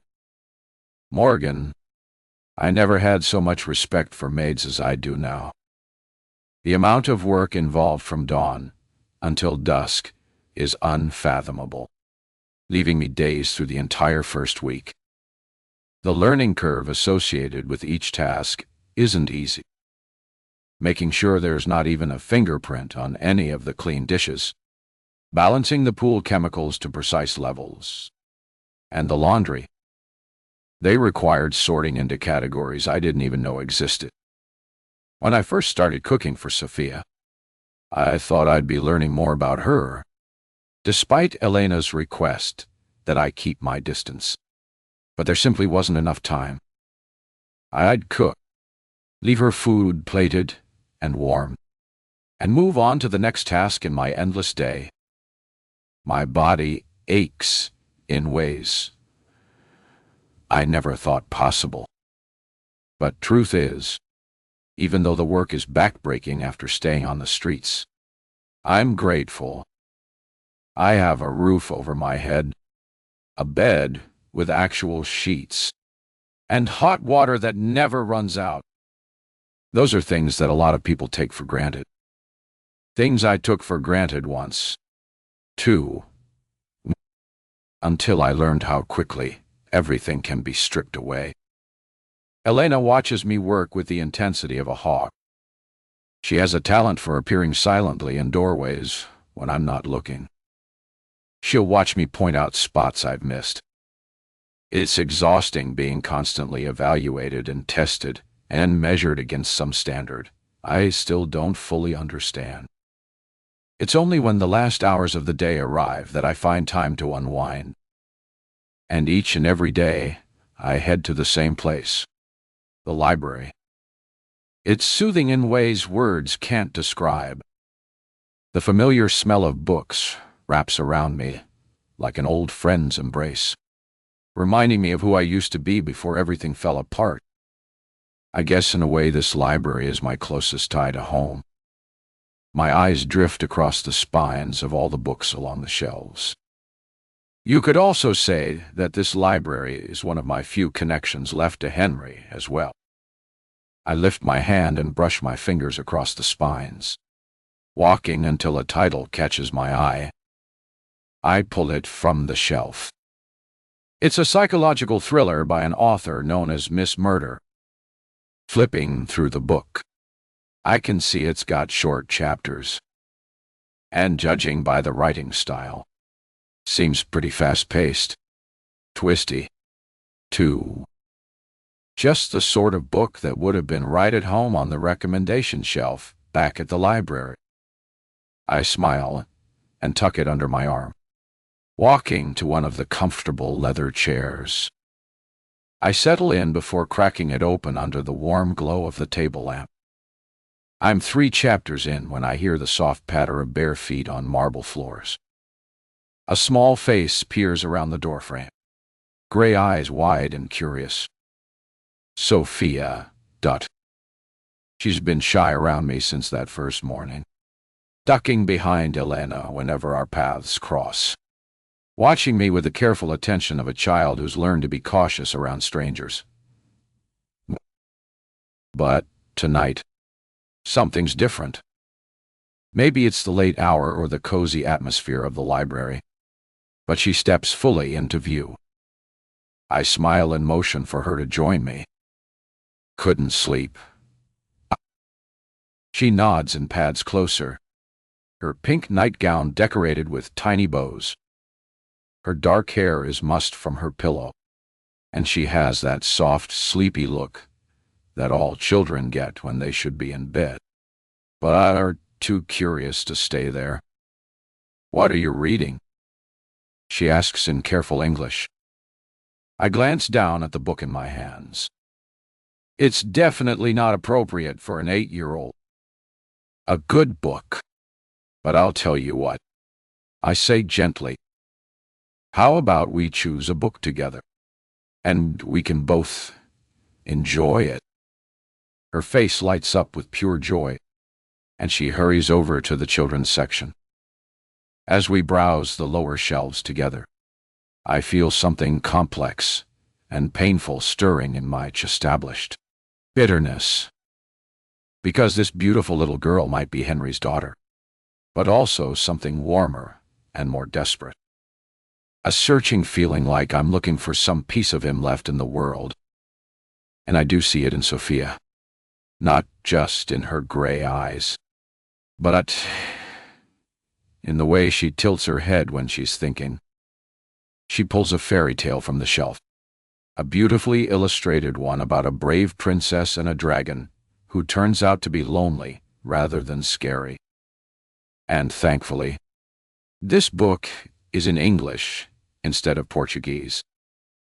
We settle back into the chair together, Sophia curled against my side like she belongs there, and I begin reading aloud, my voice echoing softly in the quiet. Time passes slowly but peacefully. She asks questions about the pictures, giggles at the funny parts, gasps at the exciting bits. For the first time since arriving at Koskai, I feel happy. We're near the end of the story when I notice the figure at the library door. Elena stands in the doorway, arms crossed, expression unreadable. She's changed into a silk robe, her dark hair loose around her shoulders. I have no idea how long she's been watching us, and my heart lurches as I realize how late it must be. Sophia should have been in bed hours ago, and here I am, directly disobeying Elena's explicit instructions about keeping my distance. But Elena doesn't look angry. Instead, she has a strange expression on her face that I can't quite decipher. She's watching us like she's studying us. "Sophia," she says in Portuguese, her voice gentle but firm. Sophia sighs dramatically but slides off my lap without argument. "Morgan," she whispers, then scampers over to her mother. It takes me a moment to work out what she said. "Good night, Morgan." Elena must have told her to go to bed. Elena's eyes remain fixed on me as she guides Sophia from the room, and I catch something in her expression that makes my skin prickle. Not anger, but something else entirely. Something that looks almost like approval. And somehow, that's infinitely more terrifying. 11.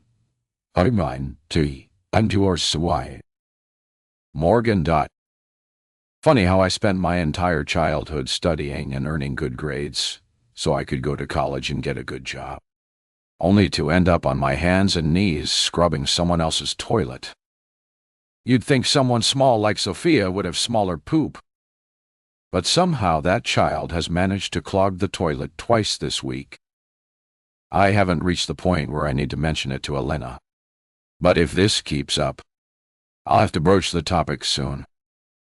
In the meantime, I'll probably cut the beans out of her meals.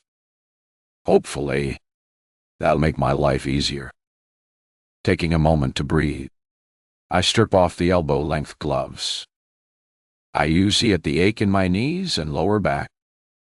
Not for the first time. I wish this job were easier on me. But I know what's realistic. This is what it takes to make a living when you don't speak the language and have no transferable skills. I lean my head against the bathroom vanity, eyes drifting upward to notice that the toilet paper needs replacing. I just put in a fresh roll yesterday. It's becoming clear that Elena hasn't done the best job teaching little Sophia proper bathroom habits. But maybe in a house this grand, the past maids presumably handling these issues, there was never any need. God, to think it wasn't long ago. I was sitting on a beach, sipping a passion fruit mocktail. I shake my head, closing my eyes briefly. When I realize relaxation won't come until I'm done and off this bathroom floor, I pull the latex gloves back on and finish scrubbing. 5 minutes later, the job's done, and I'm leaving the bathroom with sweat beading my brow. I glance at the grandfather clock in the hall. It's 9. Sophia should be in bed. And I imagine Ela is either in the living room watching television or already asleep herself. Since starting this live position, I've realized Elena isn't one for socializing. Even with me. I don't know if it's because I'm the maid or because we both suspect each other of meaning more to the man we love. Either way, we haven't talked much. I can honestly say I know no more about her than I did the day I broke in, other than the fact that she apparently doesn't know how to teach your daughter to write. And I'll say it that crudely because you could too if you'd had to scrub that toilet the way I have.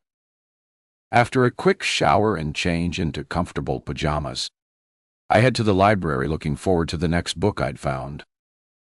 Miss Martyr's work was excellent, but I discovered another that particularly piqued my interest. Mother died all. So far, it's off to a brilliant start. Except when I arrive at the library. I don't find the peaceful quiet I'd anticipated. Instead, Sophia sits in my chair, waiting expectantly with another fairy tale in her lap. Seeing me, she flashes a mischievous smile. I don't know if it's because she knows I've just finished scrubbing her mess from the toilet bowl, or because she knows she shouldn't be up this late. Sophia, I say, raising a brow. Shouldn't you be in bed? It's a school night. She lifts a finger to her lips. And God help me. My heart melts at the gesture. The frustration at my disrupted plans fades when she pats the empty space beside her, sighing but allowing a soft smile. I cross the library and settle next to her, wrapping an arm around her shoulder. Read to me, she whispers. I nod, take the book from her hand, and begin to read. Barely half an hour passes before I sense Elena's presence in the doorway. This time, I notice. She stands there watching us. But, instead of pausing to acknowledge her, I continue until we finish the story. It ends predictably with the wicked witch falling into her own cauldron and the rich, handsome prince galloping away on his perfectly white horse with his princess. I saw the ending coming from miles away, but Sophia didn't. She gasps and looks up at me with wide eyes. Then jumps when she realizes Elena is watching. Without a word, she scrambles from my lap and dashes across the library, darting past Elena. We lock eyes and listen to the rapid patter of her feet until we can no longer hear them. I set the book aside and fold my hands in my lap, resting my head back against the chair. She's a good kid. Elena nods. I expect her to turn and go tuck Sophia in or head to bed herself, but instead she crosses the room. She crouches before one of the bookshelves, pulls on a book, and I watch in amazement as a small section slides aside, revealing a hidden wine cooler. Dark short is nice from Dawai startup. She glances over her shoulder with a devious smile that reminds me of Sophia's. I'm not sure what she said, but I'm guessing she's asking me if I want a drink. That's a risk I'm not willing to take yet, because if I get too vulnerable with Elena, there's no telling what would happen. I don't drink, I say. She shrugs and pours herself a glass, sliding the wine bottle back and closing the hidden compartment. Dust all you guide out cigarettes. I studied the space intently, trying to spot what I'd missed before, but it's impossible. Whoever designed it had exceptional skill and attention to detail.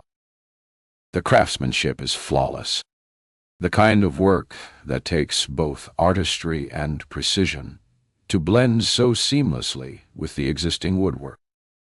She settles in the chair across from me and crosses her legs. Ever since my husband left, my daughter Sophia does not bond easily with people. A warm feeling bubbles up inside me. It's strange. I hadn't sensed any difficulty bonding from our brief interactions, but sometimes, with children, you can never tell. The feeling doesn't last long, though. It fizzles away when I process what she said. Husband, So, that confirms it. Up to this point, I'd been trying to convince myself that she was simply Henry's hidden mistress. He must have married her before Genevieve, although I suppose it's possible that he could have married her during their troubles. After all, didn't he do the same thing to me?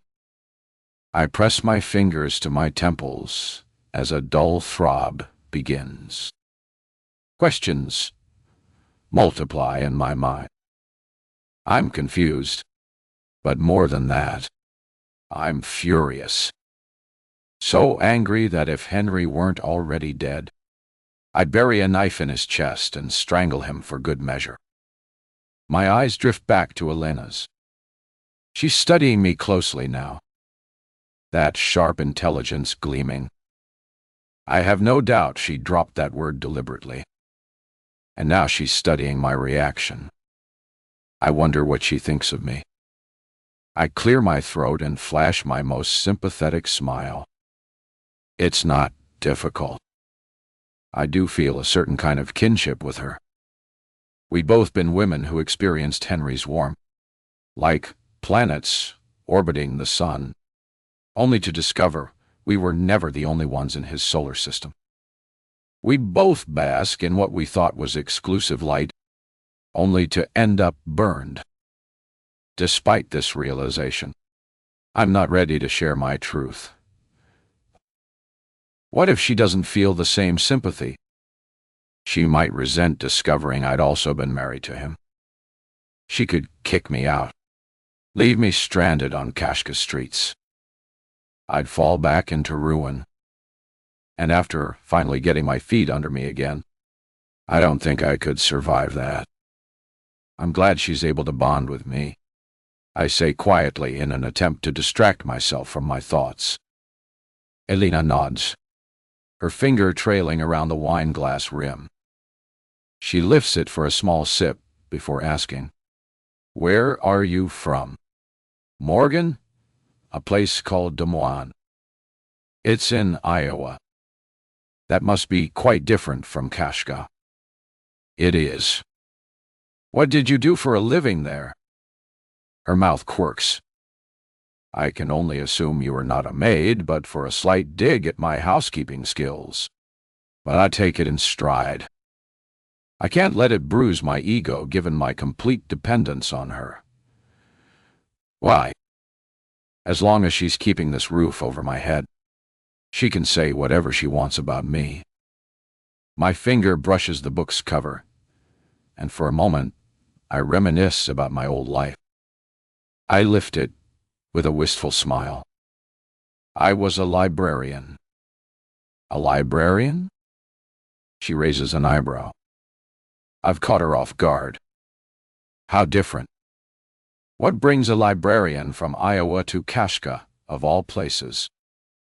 A man I once knew said it was his favorite place he'd ever been. I say before I can stop myself. Her eyes flash briefly. She talks that detail away. Pleased she's gotten something. I wasn't ready to share. There's something predatory in the way she does it. This man must have meant something to you if you traveled all this way based on that alone. Her tone is deceptively casual, but I can hear the hunger underneath. Too afraid of what else I might reveal, I don't answer. I just nod. I'm curious, though. You come here. You end up homeless on the street. Why do you not just go back? I lift my gaze to meet hers. It strikes me how beautiful she is with her cascade of dark hair and those penetrating brown eyes that seem to see everything. Her bone structure is elegant, refined, the kind of beauty that photographs well and ages gracefully. Easy to see why Henry might have married her and given her a child because I can't. Oh, I don't have anything waiting for me there. But surely your home calls you back. I recognize her probing need to learn more to uncover the woman who somehow seemed to recognize the man she'd married in her photographs. But how could I ever explain that I too was married to him? I wouldn't even know where to begin. When she sat down tonight, I thought it might be an opportunity to learn more about her, but exhaustion weighs on me. This kind of conversation requires energy I don't have. It's all I can do to fight the pull of sleep right now. You know, it's getting late. I should probably head to bed if I want an early start tomorrow.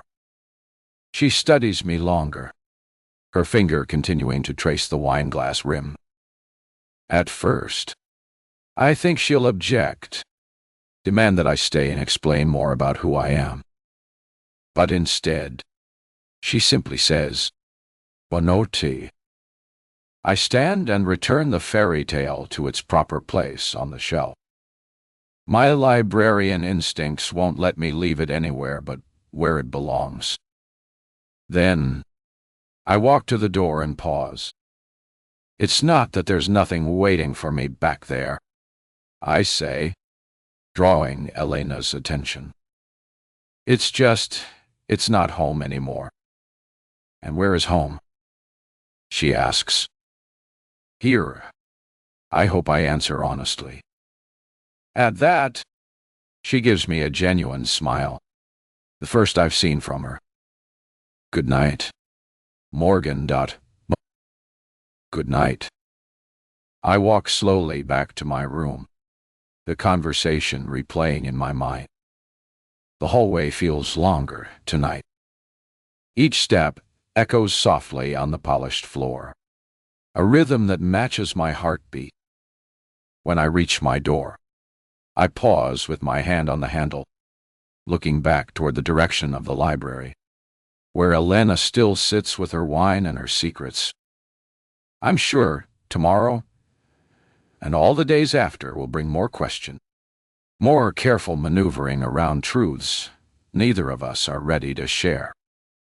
But tonight, for the first time since arriving here, I feel like I might actually be building something. A fragile foundation that could become the home I so desperately need. I slip into my room and close the door softly behind me, already dreading the morning alarm. 12. Charlie Shade. Morgan. It's amazing how the body adapts when survival depends on it. 3 weeks into this strange new life, my hands move through the daily routines without conscious thought. Scrubbing, folding, polishing.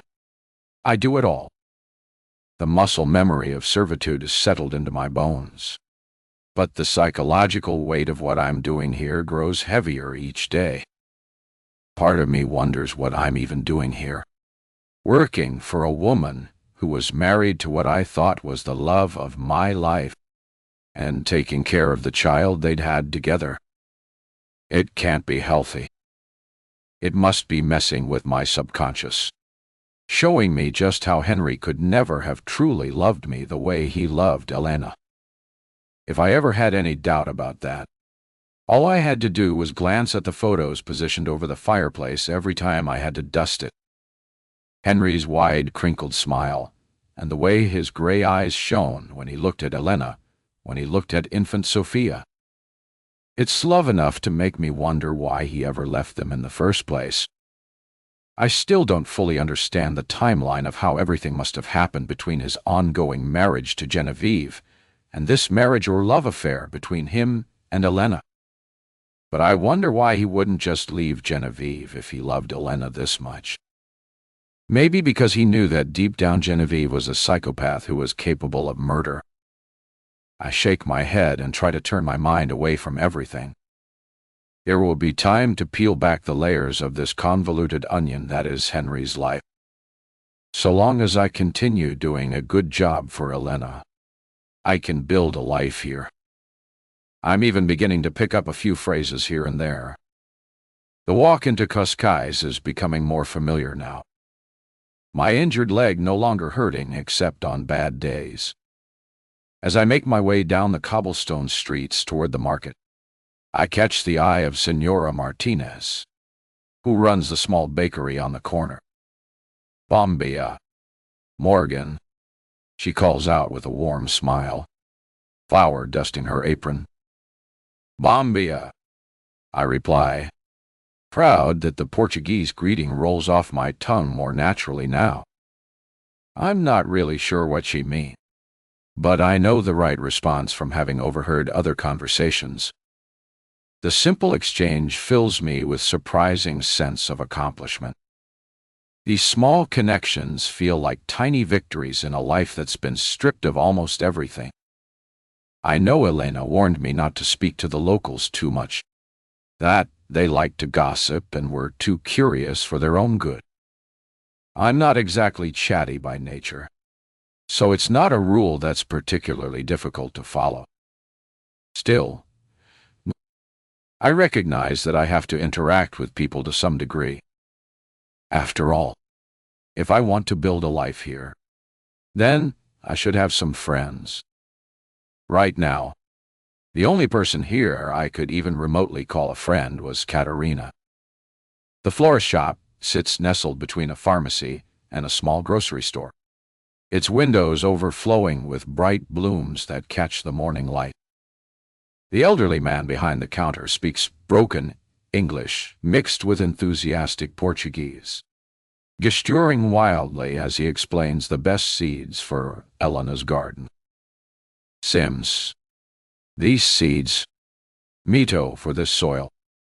He presses packets of lavender, rosemary, and bougainvillea into my hands. Plant now before the heat comes. Water every day. Not too much. No. No. I nod along, pretending I understand more than I do about gardening. The closest I've come to horticulture was that sad succulent that died on my windowsill back in Iowa. But Elena expects perfection in all things. So, I'll figure it out. With all the seeds I need in hand, I head back toward the house. But as I pass Café du Horizon, I spot Katerina through the window, wiping down tables in the afternoon lull. On impulse, I push through the door, the familiar smell of espresso and pastinato washing over me. Morgan. Katerina's face lights up when she sees me, and she sets down her cloth immediately. Mighty Dole, you look so much better. Healthy, clean, like a real person again. I laugh, running a self-conscious hand through my hair. I feel like a real person again. Thank you for everything you did for me before. I don't know what would have happened if you hadn't been so kind. Sit.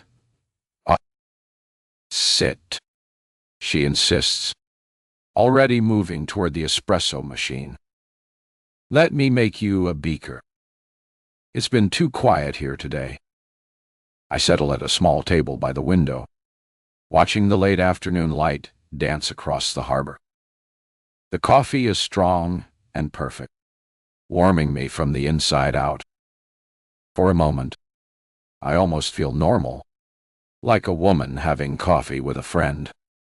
Not an Eden refugee hiding out in some remote country.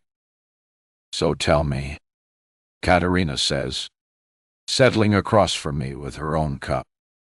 What have you been doing? You disappeared for weeks and now you look. She gestures at my clean clothes. My healthier appearance, like someone took care of you. I found work. I answer with a smile, as a maid actually for one of the houses up on the cliffs. Ah. Good. What desani? Wan wa. Gimzio. Good. What? Katerina nods approvingly. They're wealthy Americans. They always need help with their vacation homes. Which house? The white villa. The one you pointed out to me that first day. The one with the infinity pool. Katerina's warm smile vanishes, her face straining of color so quickly. I think she might faint.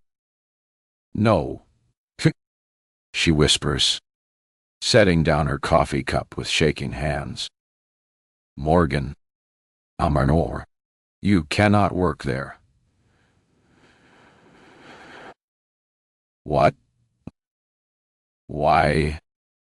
My heart starts to race at the genuine terror in her voice. Katerina, what's wrong?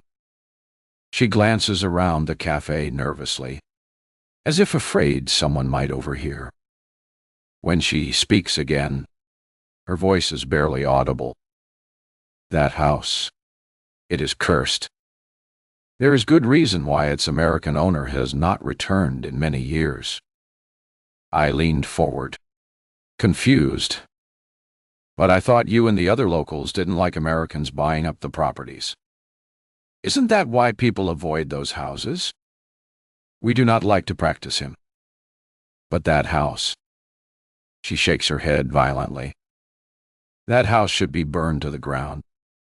It brings nothing but death and sorrow to anyone who enters. Katerina, you're scaring me. What happened there? But she's already standing. Her chair is scraping against the floor. The fear in her eyes is so raw, so genuine that my blood turns cold. I cannot speak of it. I will not. She looks at me with something like pity. Morgan, please find other work. Anywhere else but the house. It devours people. But I must go. She's already backing toward the kitchen, her movements jerky with panic. I have things to prepare for dinner service. Katerina, wait. Good luck. Morgan. You'll need it. And with that, she disappears into the back of the cafe. leaving me alone with my cooling coffee and a growing sense of dread that settles into my stomach like lead. I sit there for several minutes, staring out at the harbor, trying to process what just happened. Katerina's reaction wasn't the typical local resentment toward foreign property owners. This was something deeper, more primal, pure, undiluted fear. That house should be burned to the ground. The words echo in my mind as I finally gather my things and step back into the fading afternoon light. The walk back to the villa feels longer as the white walls of the house come into view, gleaming in the golden hour light. I can't shake the image of her pale face, the way her hands trembled when she spoke about the place I now call home. The house is beautiful, serene, and perfect against the cliff's edge and the stretch of ocean beyond. But, staring at it, I can't help but wonder, have I stumbled into something far more dangerous than Henry's tangled love life? 13. Morgan. What? Today is Wednesday. My mind's still uneasy with Katerina's warning, and the familiar weight of dread sits in my stomach, but I push it down. I can't let paranoia derail the fragile stability I've built here. After all, I can recognize that my sense for danger is probably undermined by the trauma I suffered back on the island. Besides, I have work to do because today is Sophia's swimming lesson, and it will be the first time I'm responsible for taking her. And Elena made it clear that being late wasn't an option. You'd think that with the beautiful infinity pool here, a swimming instructor would visit the house.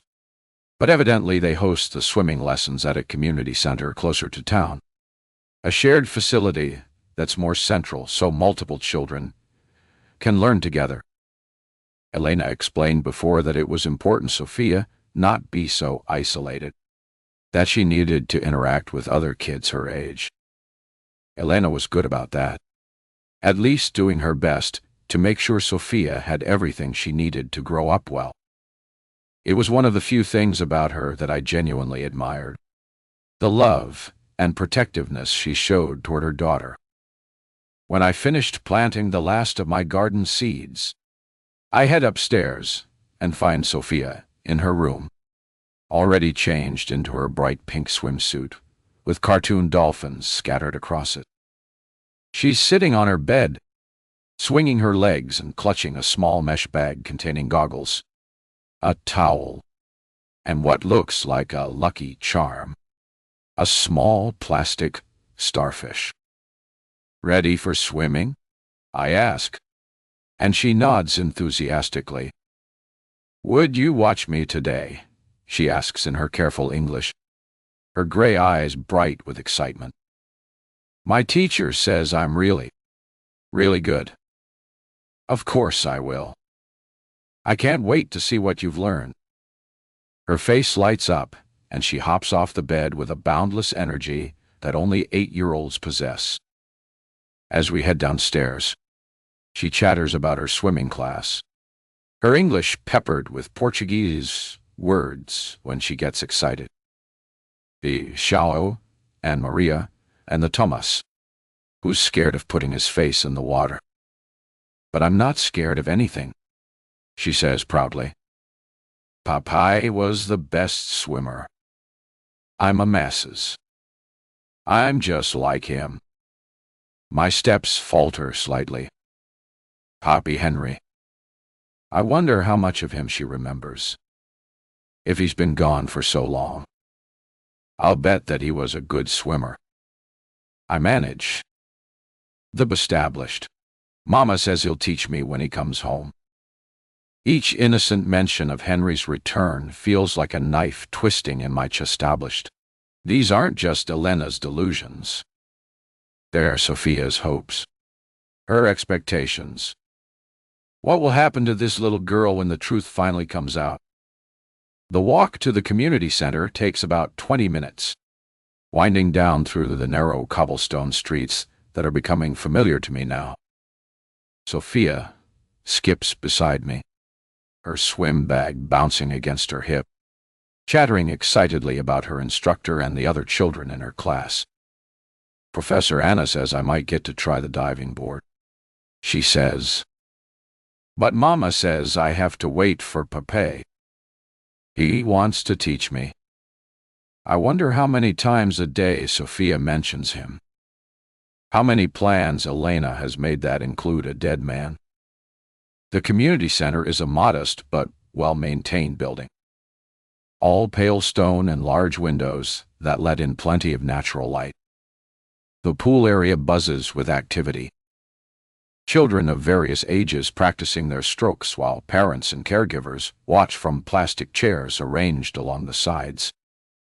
I hope Sophia find her class group and watch as she joins 5 other children around the shallow end. Her instructor, a patient-looking woman in her 30s, greets Sophia with genuine warmth in rapid Portuguese before switching to slower, simpler words for the benefit of the international children in the group. I take a seat in one of the plastic chairs and glance at the others. I recognize a few faces from previous trips into town. There's the woman who runs the small grocery store, watching her son practice his breaststroke. A man I've seen at the cafe sits with a thermos of coffee, occasionally calling out encouragement and what sounds like German. The familiar sight should be comforting. It's just parents watching their children learn an essential skill. But Katerina's warning keeps echoing in my mind. That house is cursed. What does she know about Elena and Sophia that I don't? She's a natural swimmer, a voice says beside me. I turn to find Elena settling gracefully onto the bench chair, looking effortlessly elegant, even in casual white linen pants and a simple blue blouse. Her dark hair is pulled back in a low ponytail, and she's carrying a small leather purse that probably costs more than most people's monthly salary. I didn't know you were coming, I say, genuinely surprised. I try to make it when I can. Sophia likes to show off when she has an audience. Elena's eyes soften as she watches her daughter slip into the water with easy confidence. She gets that from her father. My heart skips at the casual mention of Henry. The way she says it with such familiarity, such affection, makes it feel like he might walk through the door at any moment. I forced my expression to remain neutral, fighting the urge to tell her the truth that would shatter her world. He sounds like quite a character. He is. Elena's voice carries a wistful note that makes my chest tighten. He will return soon. I think it has been too long since he's been home. He will return soon. She still believes he's coming back. She doesn't know he's dead. His bones undoubtedly drifting through the ocean since he got shot and fell off the cliff. It's a reunion that will never come. In the pool, Sophia successfully completes a length of backstrokes, her small arms cutting through the water with surprising grace. She pops up at the far end, water streaming from her dark hair, and waves enthusiastically at us. Very good, Sophia, Datia. Elena calls out, clapping. Show Morgan your butterfly stroke. I wave back, managing a smile despite the knot in my stomach. She's amazing. You must be so proud. Every day. Elena says she is. How do you say? The light of my life. Everything I do is for her. There's something fierce in her voice. A protective edge that reminds me this woman held a shotgun to my head just weeks ago. Elena might be showing me her softer side today, but I can't forget that underneath the elegant exterior is someone not afraid of danger. How did you and your husband meet? I ask, desperate to change the subject before my expression gives me away. You mentioned he'll be coming home soon. You must have quite a love story. Elena's face lights up with genuine warmth. Maybe the first time I've seen her look truly, unguardedly happy. We met at a little cafe in town called Café de Horizonte. Do you know? My stomach turns as I nod slowly. I suddenly feel like I'm going to throw up. So that's why he loved the cafe so much. I was there with my university friends. He was sitting at the corner table with another woman reading and smoking, paying her no attention. My friends dared me to go talk to him because he was so handsome. But me, I could see that he was sad. Another woman. I wonder if it was Genevieve. In any case, I can picture it perfectly. Henry with his intense gray eyes and that restless energy he carried, probably hunched over some thriller novel with an ashtray full of cigarette butts beside his espresso. The image is so vivid, so achingly familiar that I have to look away. And you did talk to him eventually. It took 3 visits to the cafe before I worked up the courage. I had to wait until the other woman was gone. Elena laughs, and the sound is surprisingly genuine, almost girlish.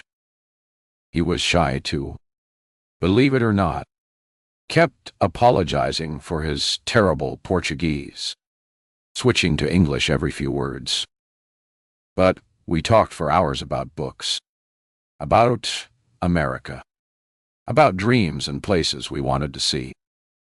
Her voice trails off, lost in the memory. I watch her face, seeing echoes of the young woman who fell in love with a mysterious American in a coffee shop.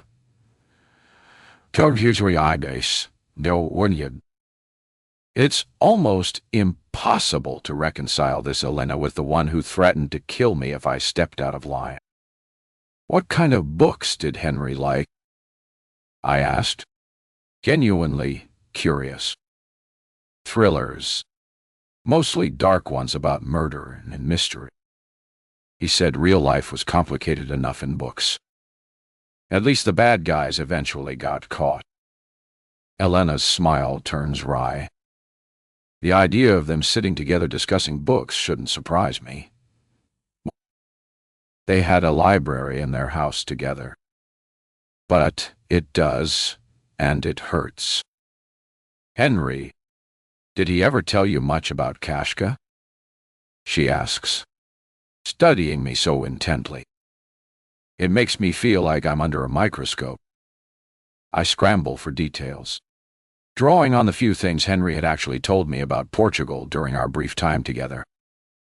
Mostly just that it felt like home to him. Something about the pace of life being different, more authentic than the States. Something about the cigarettes being cheaper here than in Texas. I manage a small laugh. Elena nods, seemingly satisfied. Terrible habit. I kept trying to get him to quit, especially after Sophia was born. But she shrugs. Some battles you cannot win.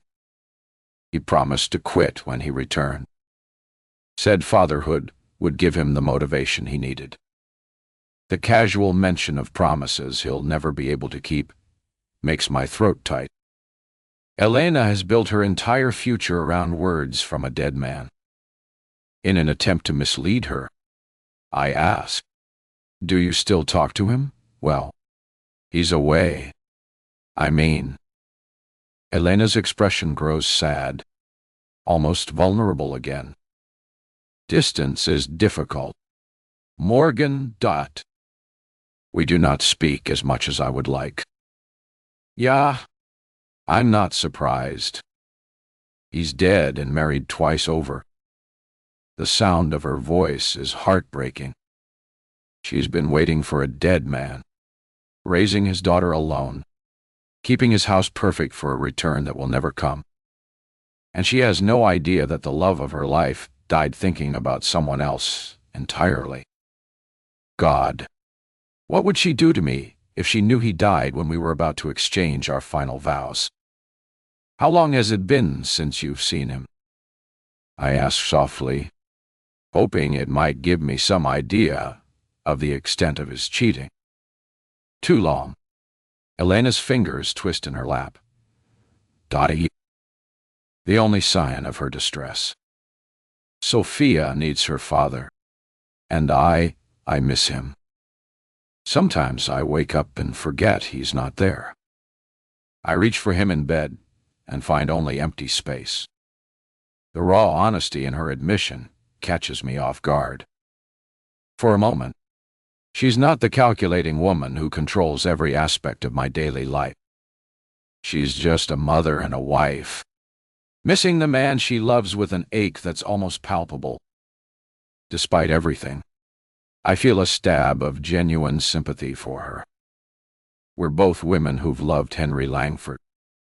We're both paying the price for that love in different ways, though she doesn't know it yet. I'm sure he misses you, too. I say, and I mean it. Whatever else Henry was, whatever lies he told, the love in those photographs was real. The way he looked at Elena, at baby Sophia, that wasn't something you could fake. Elena turns to look at me, and for a moment something passes between us. An understanding, maybe, or just the recognition of shared pain that transcends our complicated situation. Oh, Raya, she says quietly. Thank you. It's nice to talk to someone who knew him, even a little. Sometimes I worry that I'm keeping his memory too alive for Sophia, that I should let her forget and move on. But how do you forget love like that? The question hangs in the air between us, heavy with implications. How do you forget love like that? I'm still trying to figure out the answer myself. In the pool, Sophia has moved on to practicing her butterfly stroke, her small body moving through the water with determined concentration. Other children splash around her, but she's focused on perfecting her technique, probably wanting to show off for us. She has his determination. Elena observes, watching her daughter. When Henry set his mind to something, nothing could stop him. Sophia is the same way. It's a good quality to have. Yes, but also dangerous. Determination without wisdom can lead to difficult choices. Elena's voice carries a weight that makes me look at her, but her expression is unreadable. We sit in comfortable silence after that, watching Sophia practice her strokes. The afternoon light streams through the large windows, casting rippling patterns on the pool surface. The sound of children laughing and splashing create a peaceful backdrop. And for a few minutes, I almost forget about the complexities that brought me here. But then Elena speaks again, her voice carefully casual. You said you lost touch with Henry. When was the last time you saw him? The question feels like a trap, and I choose my words carefully. It's been a few years. Like I said, we weren't close friends, just acquaintances. I probably wouldn't even recognize him now if I saw him. People change, you know. Not Henry. Elena says with absolute certainty. He doesn't change. The same laugh. The same way of running his hand through his hair when he's thinking. The same gray eyes that see everything. She pauses. I would know him anyway. The conviction in her voice sends chill down my spine. What will happen when Elena finally accepts that Henry isn't coming home? What will she do with all that love when it has nowhere to go? The swimming lesson ends, and Sophia comes running over to us, dripping wet and beaming with pride. Did you see my butterfly? Professor Anna says I'm the best in class. She wraps her small arms around me, getting me soaked in the process. I saw Minan, Elena says from the side. You were magnificent. Pape will be so proud when he sees how much you've improved. What do you tell him when he closes next time? Sophia asks eagerly. Of course. Mom, more. Every detail. I watch her, realizing she must tell Sophia that they speak on the phone occasionally. After all, how do you tell your daughter you haven't spoken in years? As we walk home together afterward, Sophia is skipping between us and chattering about her swimming progress. Can't shake the image of Elena on a phone call, talking to empty air and maintaining the fiction that Henry is still out there somewhere, still coming home.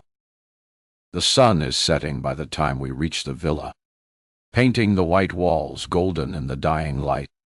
Beautiful and serene, just like always. But now I can't help wondering if Katerina was right. Maybe some houses really are cursed.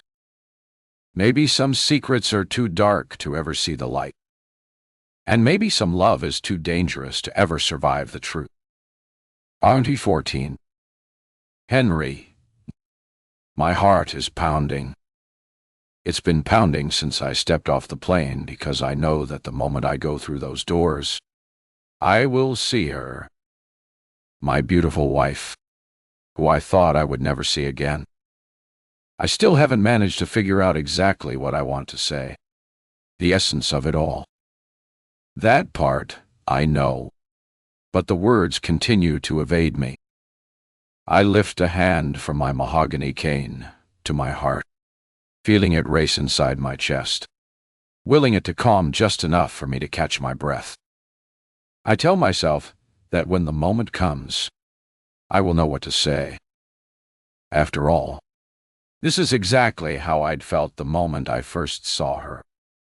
Those green luminous eyes staring back at me, the soft curve of her lips, and the delicate line of her throat. From that moment to now, she has been mine, just as I have been hers, and only hers. I lift my chin and draw a deep breath, and remind myself she wants me. She needs me. She loves me. The words I say will be important in the moment, but only ever in this moment. What we'll remember walking away from this is that I came back from the dead for her, and that never again will we have to spend a night apart. Not with Genevieve out of the way. I take a step forward, the sound of my accompanying cane tapping alongside every footstep. I feel the tides of fate carrying me along. The people nearby part to the side like the Red Sea. And when I reach the door, someone presses the handicap button on the wall, making it open of its own accord. The silence of the library embraces me. I have to admit, I never thought I would be paying a visit to Des Moines. Morgan had been clear from the start that there wasn't much for her here. But ever since my fall from the cliff, I've known she would come back here.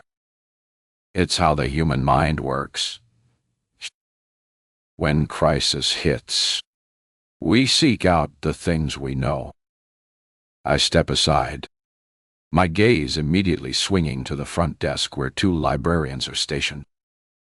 It takes me longer than I'd like to cross the hall to them, especially as the tap of my cane announces my presence and has them facing me before I'm even close. An awkward moment settles into the silence around us as I slowly approach. Hello. How may we help you? One of them asks. I peer from side to side, searching for some sign that my wife is here.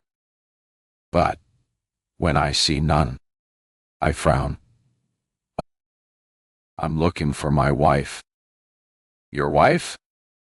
One asks. She exchanges a look with the other librarian. What's her name?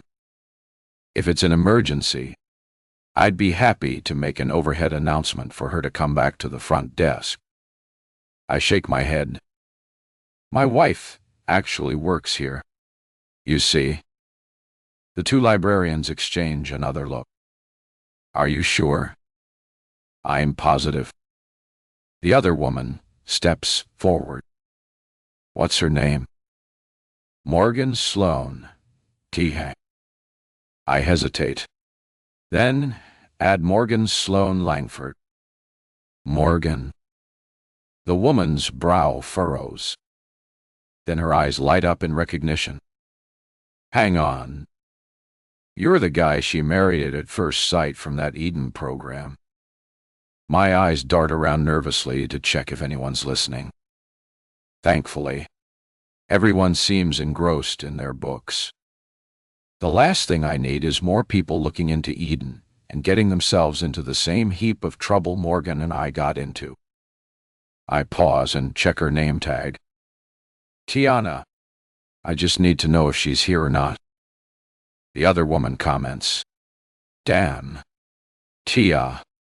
If there are men like this signing up to get married at first sight, maybe I should consider it. Tiana's eyes are wide, and she quietly nods. It's clear that I'm not what she or her friend were expecting when they gossiped about the crazy coworker who dashed off to marry a man she'd never met. Don't. My voice snaps. The woman flinches, her smile fading. Maybe my tone was too harsh, but better that than her discovering the truth about the program. I should never have let Genevieve convince me to do it. Well, no, I take that back. If I hadn't signed up for Eden therapy, I never would have met the love of my life. If Morgan's not here, do you know where she has gone? I ask, turning back to Tiana. I haven't seen her since she left to get married to you. She pauses. You don't know where she is. We had an argument. I'm trying to make it right. The other woman starts to smile. How romantic. I have a feeling she'll be looking into Eden the moment she gets home. But that's not my concern. My one and only concern in this life is my wife. Tiana considers me, then shakes her head. I don't think I can help you. My breathing slows.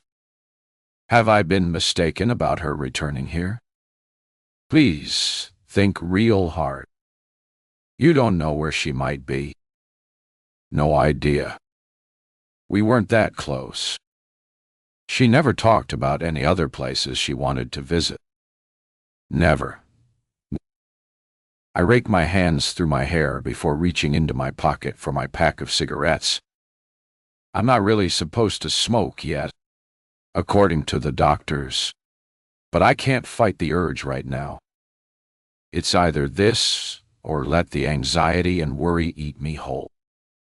Better to smoke it all away so I have a clear mind to figure out where Morgan could have possibly gone. Just as I'm about to light the tip, Tiana purses her lips and says, "There's no smoking in here."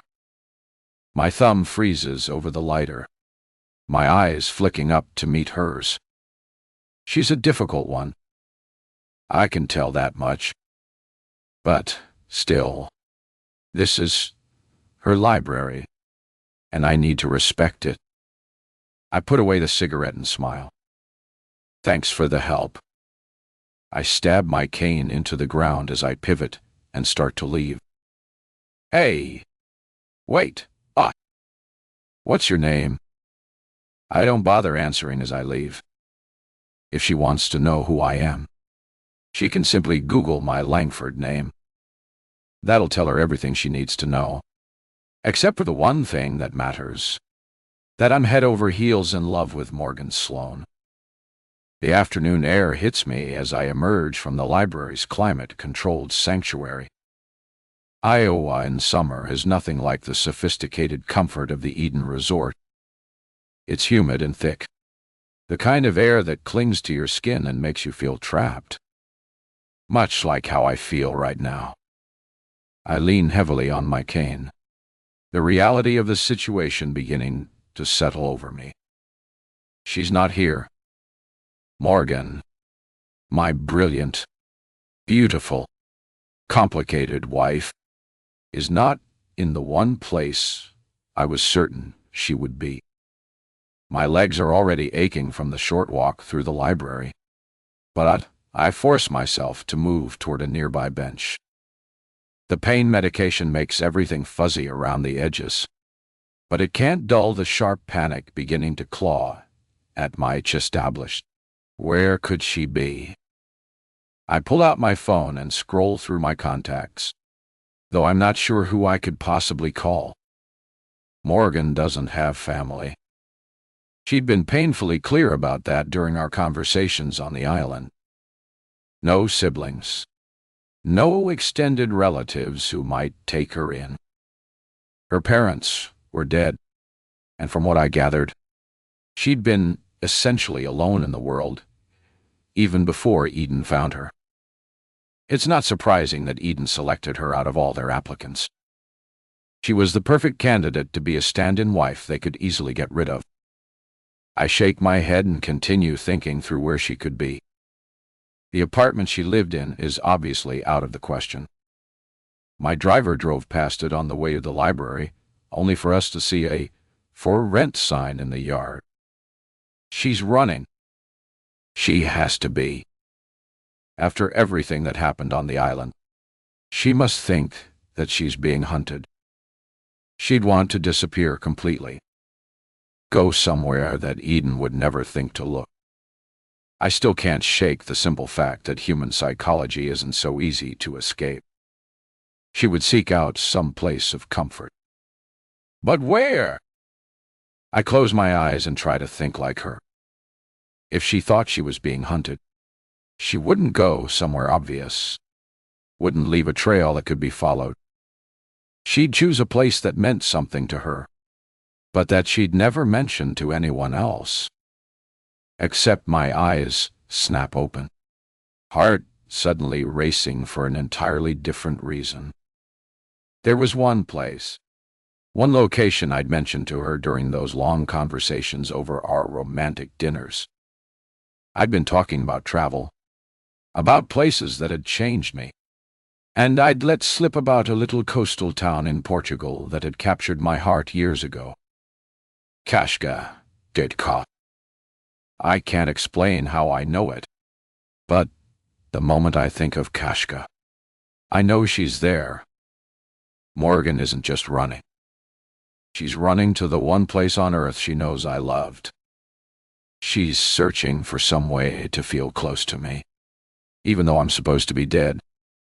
A smile spreads across my face, slow and certain, and probably slightly manic from the pain medication. But I don't care. She went to Casca, and that can only mean one thing. She loves me. Truly, desperately, completely loves me just like I love her. I push myself up from the bench, ignoring the sharp protest from my still healing body. My cane taps against the sidewalk as I head toward the car. My driver opens my door, and as I get in, I say, "Have the plane ready. We're headed to Portugal." "Yes, sir." The door slams shut behind me. I have to admit, when I walked out of the library, I felt hopeless. Now I feel as light as a feather because I know exactly where my wife is waiting for me. Whoa, 15. Morgan. Life is beginning to get better. Hardly, but better. Every day is filled with strenuous work that leaves me exhausted in ways I've never experienced. But I have to admit that when the day comes to a close, and I'm sitting in my chair in the library, I feel content. There's a satisfaction that comes from honest labor, A sense of purpose I never found shelving books or helping readers find the latest and hottest romance novels. It's the kind of achievement that can only be earned through sweat and dedication, through proving to yourself that you can survive anything. I'm still curious about Elena and Sophia, but after my talk with Elena at the pool, I've decided that maybe I don't need to know the truth. After all, I know enough.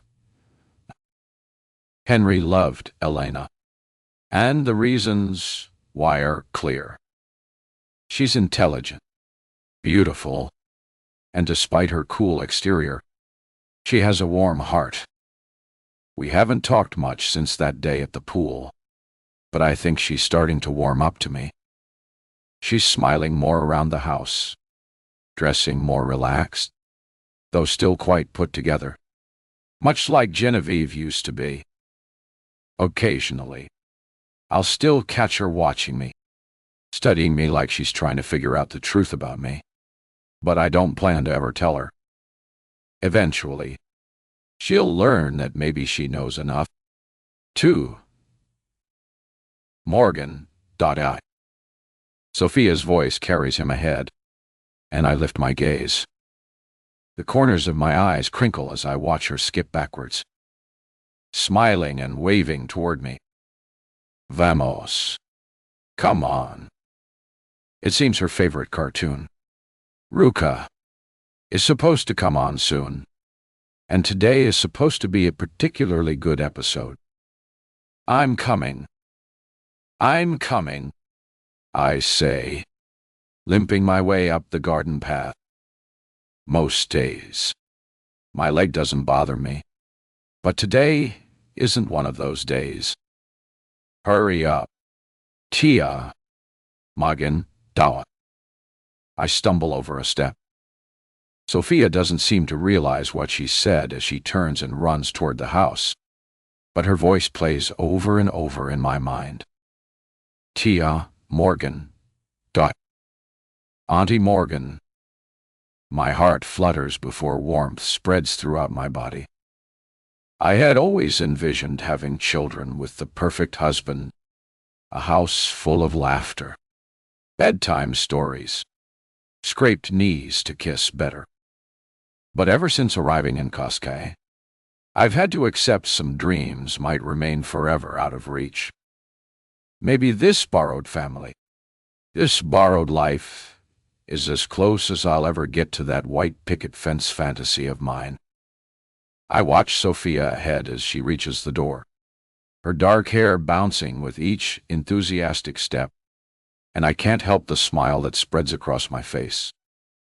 In her innocent world, I'm not the maid, the intruder, or Henry's secret wife. I'm just the woman who reads her stories and makes her lunch. Tia Morgan. I think I can get used to being called that. The pain in my leg fades against the backdrop of happiness, and I reach the house. I fit the key into the lock and push the door open, chuckling to myself as Sophia darts inside and flies toward the family room where the television lives. A cozy space off the main living area with comfortable sofas and walls lined with Sophia's artwork.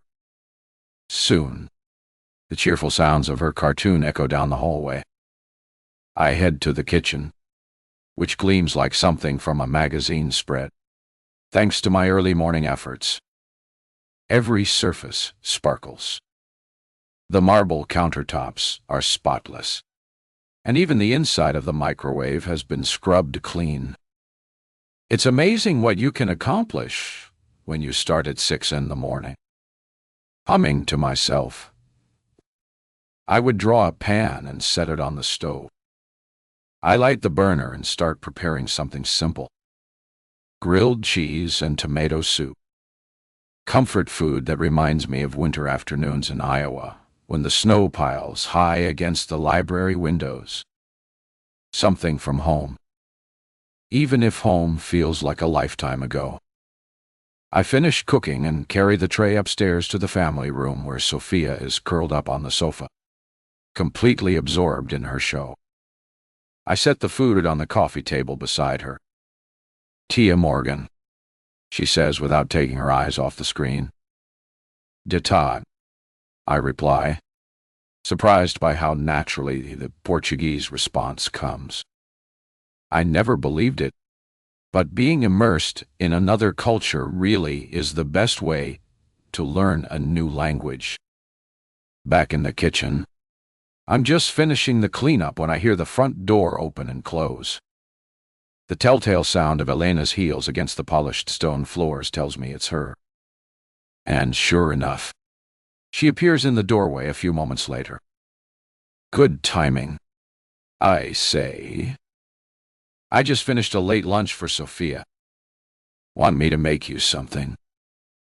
I cross my fingers that, like most days, she's already eaten. The garden has been weeded. The floor is mopped throughout the house, and the bathroom scrubbed. With all that work done, I have nothing else on my schedule for the day, which means I can make it to the library early and maybe even finish Mother.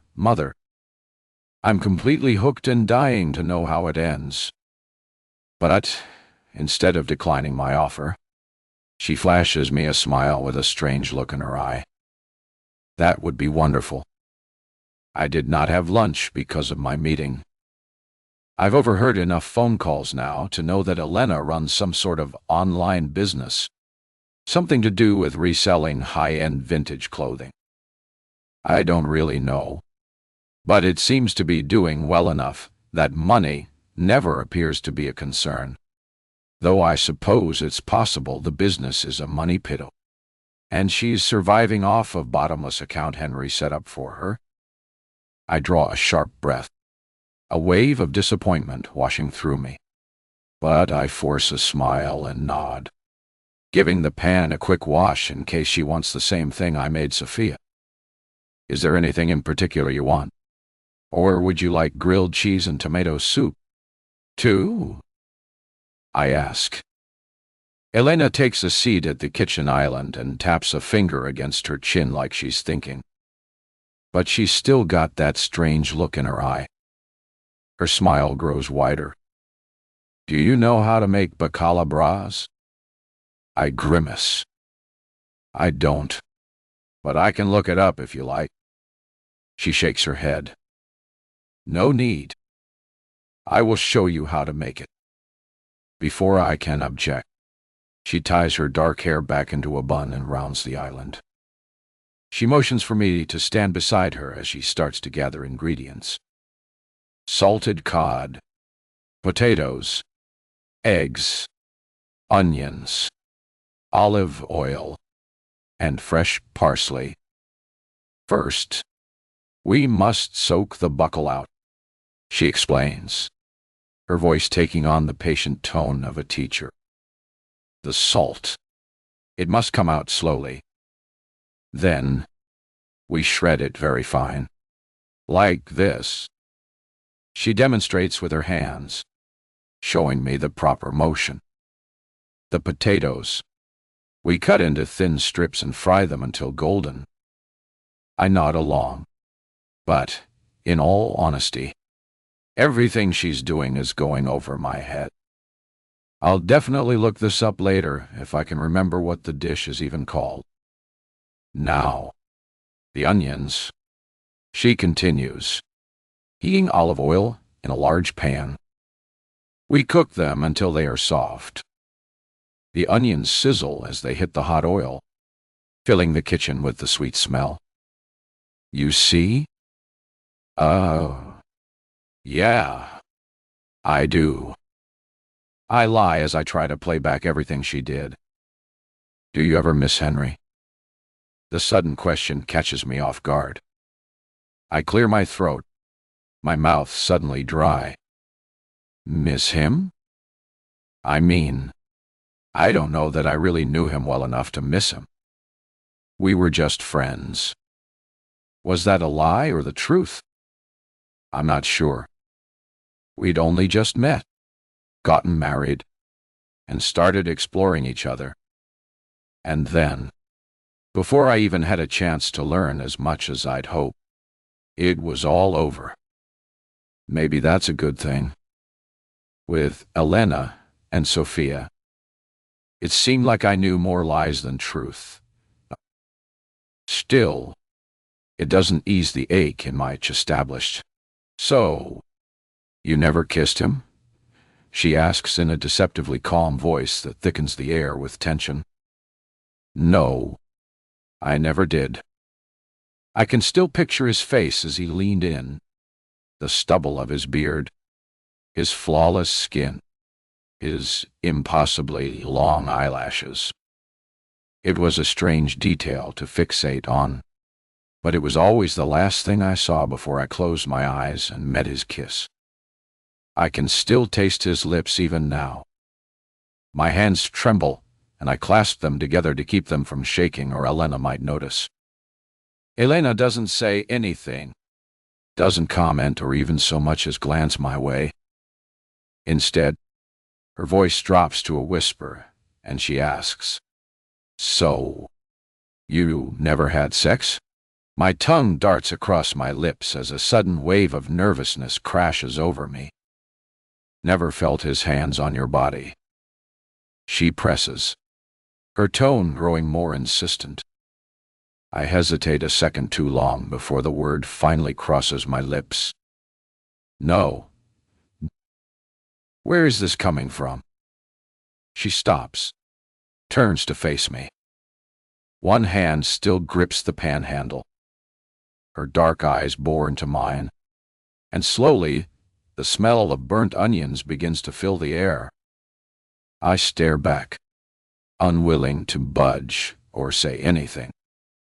Partly because I know that anything I say would only make me seem more guilty, and partly because I'm afraid she'll take that hot pan and smash it against the side of my skull.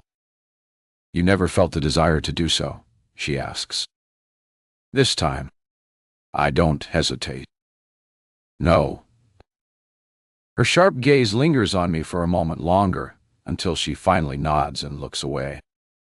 She doesn't pay me any attention as she continues cooking the dish like it isn't burnt. I would not blame you if you did have the desire. He was a handsome man, a very desirable man. Any woman should feel so lucky as to have him. She definitely suspects something about my relationship with Henry. But does she have any clue what Henry had with Genevieve? I'm not sure. The thought of what she might do if she found out makes my stomach twist. I can still see that deadly look in her eyes from when she first caught me in this house. A shotgun pointed at my head, finger hovering over the trigger like she was deciding whether I was worth the cleanup. Damn it. Henry, Dot. Why did you have to be such a piece of trash? Not only did you put me through some twisted fake marriage while trying to save your real marriage, but you never mentioned the second wife you had here in your favorite place in the world. Never trust men. They're not worth the effort it takes to divorce or bury them. I swallow and smile. Henry was good-looking. Sure.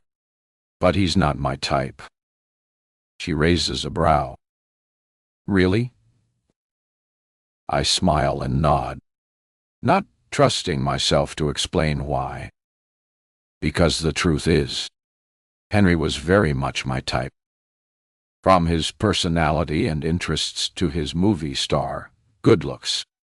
He was everything I'd ever dreamed of finding, except for the one quality that matters most in his spouse. Honesty. Elena seemed to accept this, or at least pretends to. She turns back to the dish, scraping away the burnt onions while continuing to teach me the proper technique. The buckle comes together beautifully despite the mishap. Golden potatoes, flaky cod, and perfectly scrambled eggs all folding together in the pan. You see, even when things burn, they can be saved with a little patience. She says, plating the dish with practiced elegance. I nod, though I'm not sure we're still talking about food. I should check on Sophia, I say, backing toward the doorway. Make sure she's not getting into trouble. Elena waves me away with a dismissive gesture. But as I walk down the hallway, I can feel her eyes burning into my back. 16. Morgan. Morgan. Henry's voice slices through the darkness like broken glass. It jolts me awake into a strange space where nothing exists but his voice, and the weight of my consciousness floating through emptiness. Henry, I call out, spinning around, but there's only darkness stretching in every direction. Then I feel his hand on my shoulder. And oh, it's him. I look over to find his beautiful gray eyes staring back at me. His mouth curves into that smile I remember, and before I can think, he pulls me against him. He's everywhere. His scent, his warmth, the solid feel of him.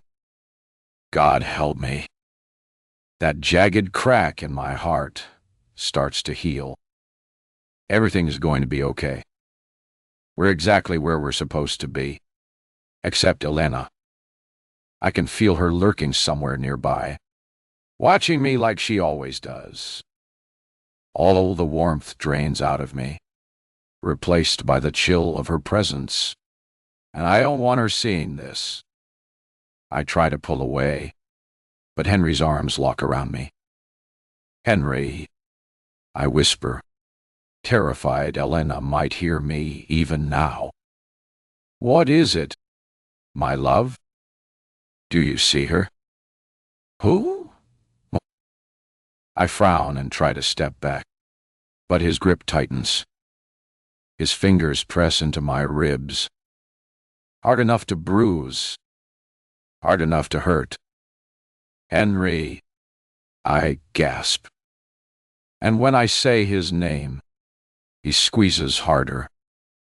Stop, Botway. You're hurting me. He doesn't listen. Or maybe he doesn't care. His arms keep tightening. Please let go. Then suddenly, he releases me, and I stumble backward, wrapping my arms around myself as I fight to catch my breath. My ribs throb where his fingers dug in. I stare at him, but the darkness is creeping closer, seeping into everything until I can barely think straight. Because when I look up, Henry's gone, and Elena is standing in his place. She wants me dead. I can see it in her eyes. She steps forward, and I step back. She takes another, and I'm scrambling, knowing what she's capable of. If I had a daughter and some woman had lied to me about my husband, I'd want her dead, too. Helena, this isn't what it looks like. Do not lie. Elena. Fingers tangle in my hair from behind and yank my head back. I try to see who's grabbed me, and it's Henry again. But something's wrong now. His face twisted into something ugly and cruel. Those gray eyes I once loved burned with hatred. You actually thought you mattered. His voice sounds different now. There's nothing left of the kindness I knew. You were only ever a tool for me. Morgan. Something to use and throw away. That's all you've ever been. Elena watches with cold satisfaction, like she's enjoying every second of this. He drifts past me through the void toward Elena, and she never takes her eyes off me. Her smirk widens as she reaches up and lets her hair tumble down over her shoulder. Her fingers find the straps of her dress and ease them down one after the other. Some invisible force holds me captive, forcing me to watch as her naked body presses against Henry's. Her legs wrap around his, then his waist as he lifts her up. I can't even close my eyes as he takes her with a passion so raw and desperate that every last doubt about who Henry really loved gets burned away. This is what real desire looks like. What I thought we had was nothing compared to this. Maybe this is how Genevieve felt, watching through that window as Henry and I made love in those final days on the island. Maybe this helpless rage is exactly what drove her to pull that trigger. A scream builds inside me, clawing at my throat. But even that is trapped in this nightmare. Pain shoots through my stomach, surging up into my chest and neck. The scream grows and grows until it finally erupts, shattering the darkness and their writhing bodies into 1,000 pieces. I jolt awake, soaked in sweat with my blankets twisted around my legs. I look down and see angry red scratches covering my body. I've clawed myself half to death in my sleep. They're not bleeding yet, but they'll take days to heal. I collapsed back against my pillow, kicking off the covers and letting the cool air wash over my skin. Maybe this was a mistake. Trying to build a life in the wreckage Henry left behind. Trying to build a foundation on his wife. Ex-wife. I don't even know. And his daughter. It's pretty sick when you think about it. If I was in Elena's shoes and suspected the truth, I doubt I'd be so graceful about it. I lie there staring at the ceiling, but slowly that familiar prickle creeps across my skin. The feeling of being watched. I scan the room, but see nothing. Then I notice the door. It's cracked open just enough for someone to peer through. I stare at that sliver of darkness, and my chest tightens. Something's there. A shadow. A silhouette that looks like. The blackness shifts just enough to make my skin crawl. I threw off the covers and crossed the room quickly, yanking the door open. But the hallway is empty. Nothing but moonlight streaming through the window at the far end. I sigh and head to the bathroom, splashing cold water on my face before staring at myself in the mirror. It's strange how I look the same but feel completely different. I'm not the naive woman who went to that island looking for love. I found it all right, and it burned me. The door cacks.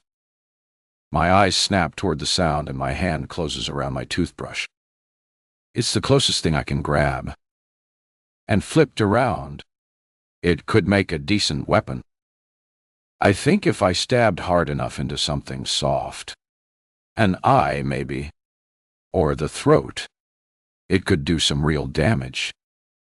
I peer out of the bathroom, armed with my makeshift weapon as I scan the room. Hello? Nothing. The silence swallows everything just like before. Part of me wants to retreat back into the bathroom and lock the door until sunrise. But I'm not going to do that. That's what the old Morgan would have done. I step into the bedroom and move toward the door, my bare feet silent on the cold floor. I stick my head out into the hallway and let my eyes cut through the darkness, but I still don't see anyone.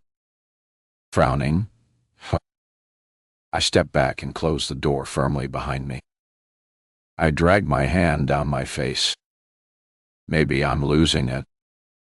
Between the nightmare and whatever game Elaine is playing, I'm starting to crack. Sleep deprivation does things to your mind. Makes you see and hear things where there aren't any. I learned that the hard way during those first nights on the streets. I turn back toward my bed and freeze. There's a lump under the covers that wasn't there before. I'm the kind of person who sleeps with exactly one pillow. And this is something else entirely. The sheets are disturbed. And worse, they're moving up and down like something's breathing underneath them. I raise the toothbrush overhead and yank the covers back. Sophia's face stares up at me. I let out an explosive breath, my whole body sagging with relief. Sophia, what are you doing here? She scrunches up her face tiredly. I couldn't sleep. I wanted to sleep with you. I shake my head. You can't stay here. You need to go back to your own bed, or your mother will be very unhappy. Please. She gives me those big gray eyes. Henry's eyes. And my resolve starts to crumble. I had this scary dream. Sophia, please. T. Morgan. Just tonight. How can I say no to that face? I sigh and climb into bed beside her. She immediately cuddles up against my side, her small body warm and trusting. It feels nice. Better than nice, actually. Like maybe I need this more than she does. Maybe having her here will keep the nightmares away. In some twisted way, it almost feels like I'm holding on to a piece of Henry. Even though I'm growing to hate him, the more I learn the truth, I can't let that affect. Sophia. She's innocent and seemingly has all the best parts of him. So, as my eyes close, I allow myself to dream of another place, another reality, one where she doesn't belong to Elena, but to me, one where Henry wasn't dead and didn't deserve his death, one where I could be happy. 17. Morgan, what are you doing? The cold voice snaps me out of sleep. I gasp as I jolt awake, taking in everything all at once. The little girl still asleep in my arms, my covers pulled up over us both, and Elena standing over me, her shadow no darker than the look on her face. I pale and quickly untangle myself from Sophia, who does nothing but scrunch up her face and turn the other way. Can't be that bad getting caught with Sophia. Right? Huh? It's innocent, and Elena has heard her call me Tia Morgan. It can't be. Oh, no. It's a school day. What time is it? A single glance at the clock tells me she's late. And worse, I was supposed to be the one to take her. I turn guilty toward Elena, unable to keep the grimace from my face. I hold up my hands. Elena. Her lip curls, and she holds up a hand on, stomping me mid-sentence. Sophia. Her voice echoes loudly against the heart-stopping backdrop of silence. Sophia looks back over her shoulder and frowns. See? Mama, head to your room. Get dressed. You're late for school. Sophia's gaze swings to me, then back to her mother. I know she must be too young to understand the significance of the trouble I'm in. How this could undo me entirely. There's no way she can know that I'm going to be thrown back out onto the street, and that it's there I'll likely get caught and sent to prison. But she's old enough to know that I'm in trouble. She pushes back the covers and, moving at a snail's pace, slinks out of the room. I turn to Elena, but before I could speak, she silences me with a glare. You Americans are too bold. Do you think it's appropriate for me to come in here and find my daughter sleeping in your arms? I stutter as I try to answer. I know I know it's not great, but it's okay. Right? Me and Sophia. Her brow lifts. Her mouth parts in disbelief. You think this is okay? I wasn't doing anything to her. She came to me and got in my bed, not the other way around. Her look of disbelief transforms into something colder, more calculating. She crosses her arms and tilts her head slightly, studying me like I'm a specimen under glass. You think that I assume something malicious is going on here. I blink, suddenly unsure of where this is heading. Don't you? I do not. I know that you would never do anything untoward with my daughter, because I know that if you did, then you would not leave this room alive. I breathe a sigh of relief. Okay, so this is about me being late to take her to school. I'm honestly so sorry. I don't know what happened. This is not about that either. I hesitate, confused as to what else could be wrong.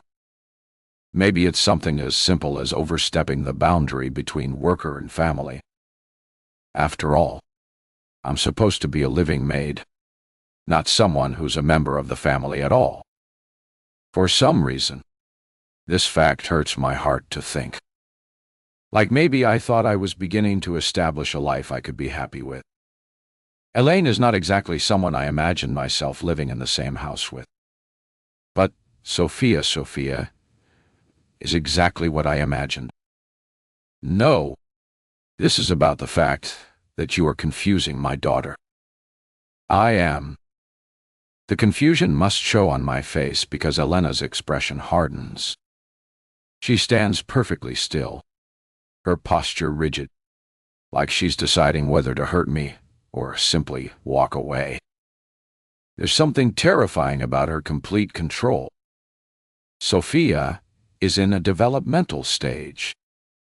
She must know what is right, what is wrong, and who she can trust.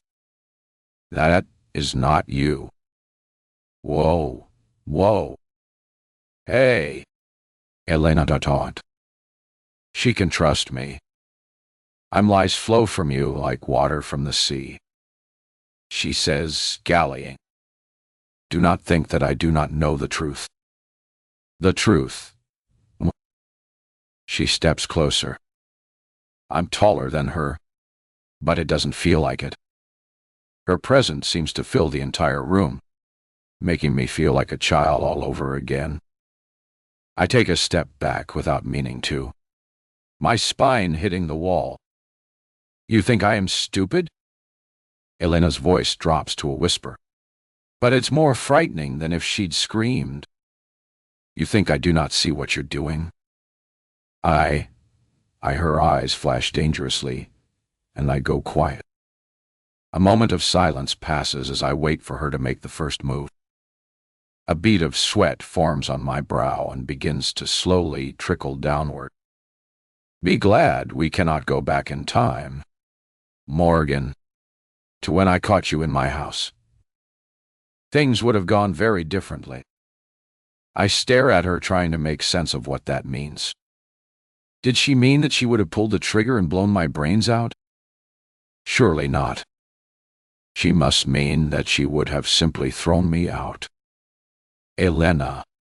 My voice trails off as I see her lip curl. Gather your things. I want you gone now. I wait for a moment, hoping that she'll take it back. Say that she doesn't mean it, but her expression doesn't soften. Instead, she continues. I don't want to see you again ever. You are not welcome in my home near my daughter or in Kashka. I think about what she'd said before that. If I ever hurt Sophia, I wouldn't leave this room alive. But now, I will be leaving alive, just with my heart and soul and dreams left behind in this house, along with any part left of Henry in this damned world. Elena turns on her heel and strides from the room, leaving devastation in her wake. What just happened? I want to fall to my knees, to weep until there's nothing left inside me. But I know that if I did that, I'd never find the strength to stand again. And standing is all I have left. In numb, mechanical movements, I begin to gather my few possessions. It's pathetic how little I have now. The maid's uniform Elena gave me, my pajamas, a few toiletries, things that don't even fill my bag, along with what's left of my time at Eden. I don't take stock of any of it. I just pack everything with dead hands and an empty heart. When I'm done, I walk out the door and head down the steps. It doesn't feel real, not even as my footsteps echo against the walls. Not even as I rest my hand on the handle of the front door. I pause there, my fingers wrapped around the cold metal, and look back over my shoulder. The house stretches behind me. Beautiful, elegant, filled with everything I thought I wanted. What am I going to do now? Where can I possibly go? I'm going to miss it all. The back-breaking work that somehow made me feel useful and productive. Sophia's bright laughter echoing through the halls. Her small hand in mine as we walked together. Even Elena's stares. Because at least they meant someone was paying attention to me. That I existed in someone's world. In the library, I'm going to miss its floor-to-ceiling shelves, and that comfortable leather chair where I'd spent my evenings. I never even finished Mother. I was so close to the end, dying to know how it turned out. Now I'll never know. My throat tightens and I force myself to turn back toward the door.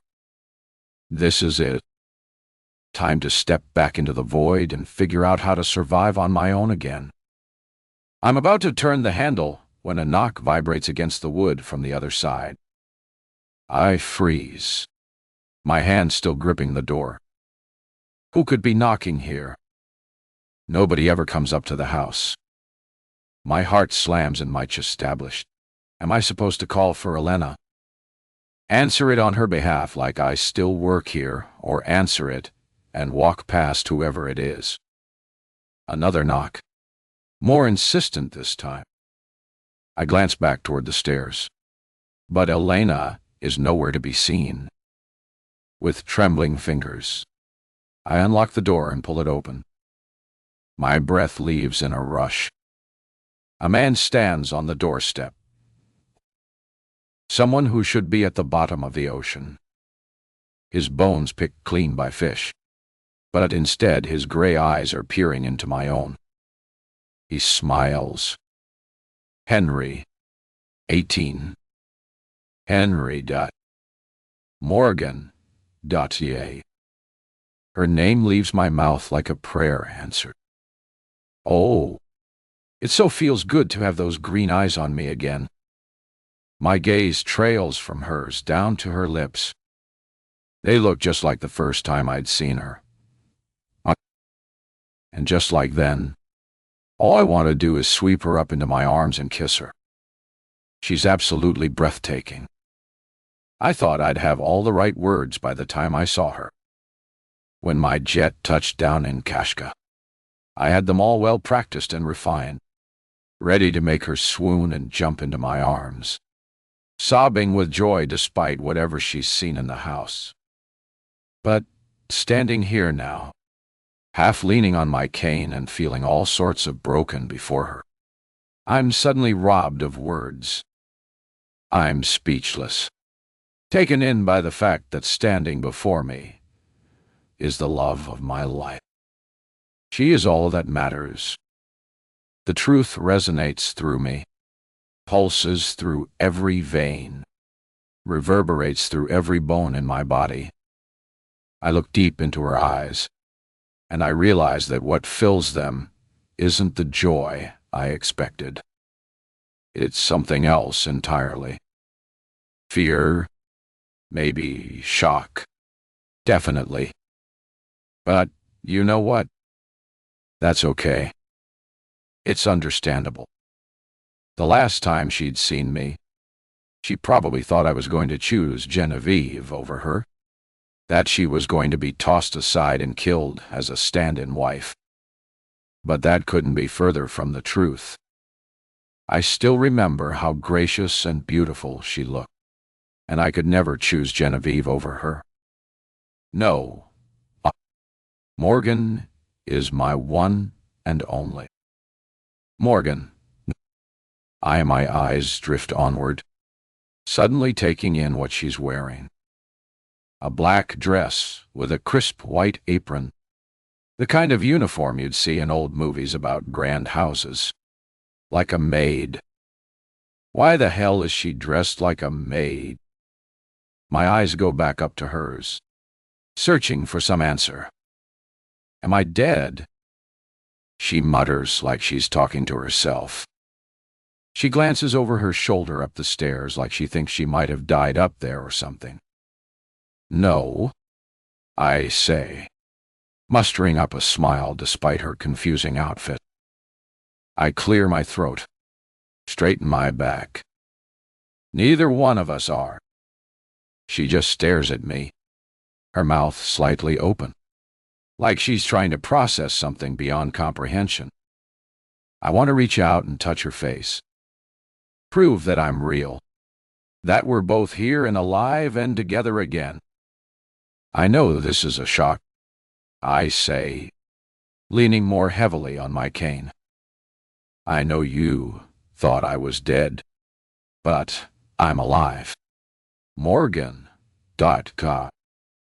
I'm alive because I had to find you. Her eyes dart over me, taking in the cane, the scars visible on my hands and face. I see the moment she realizes I'm really here because her hand flies to her mouth.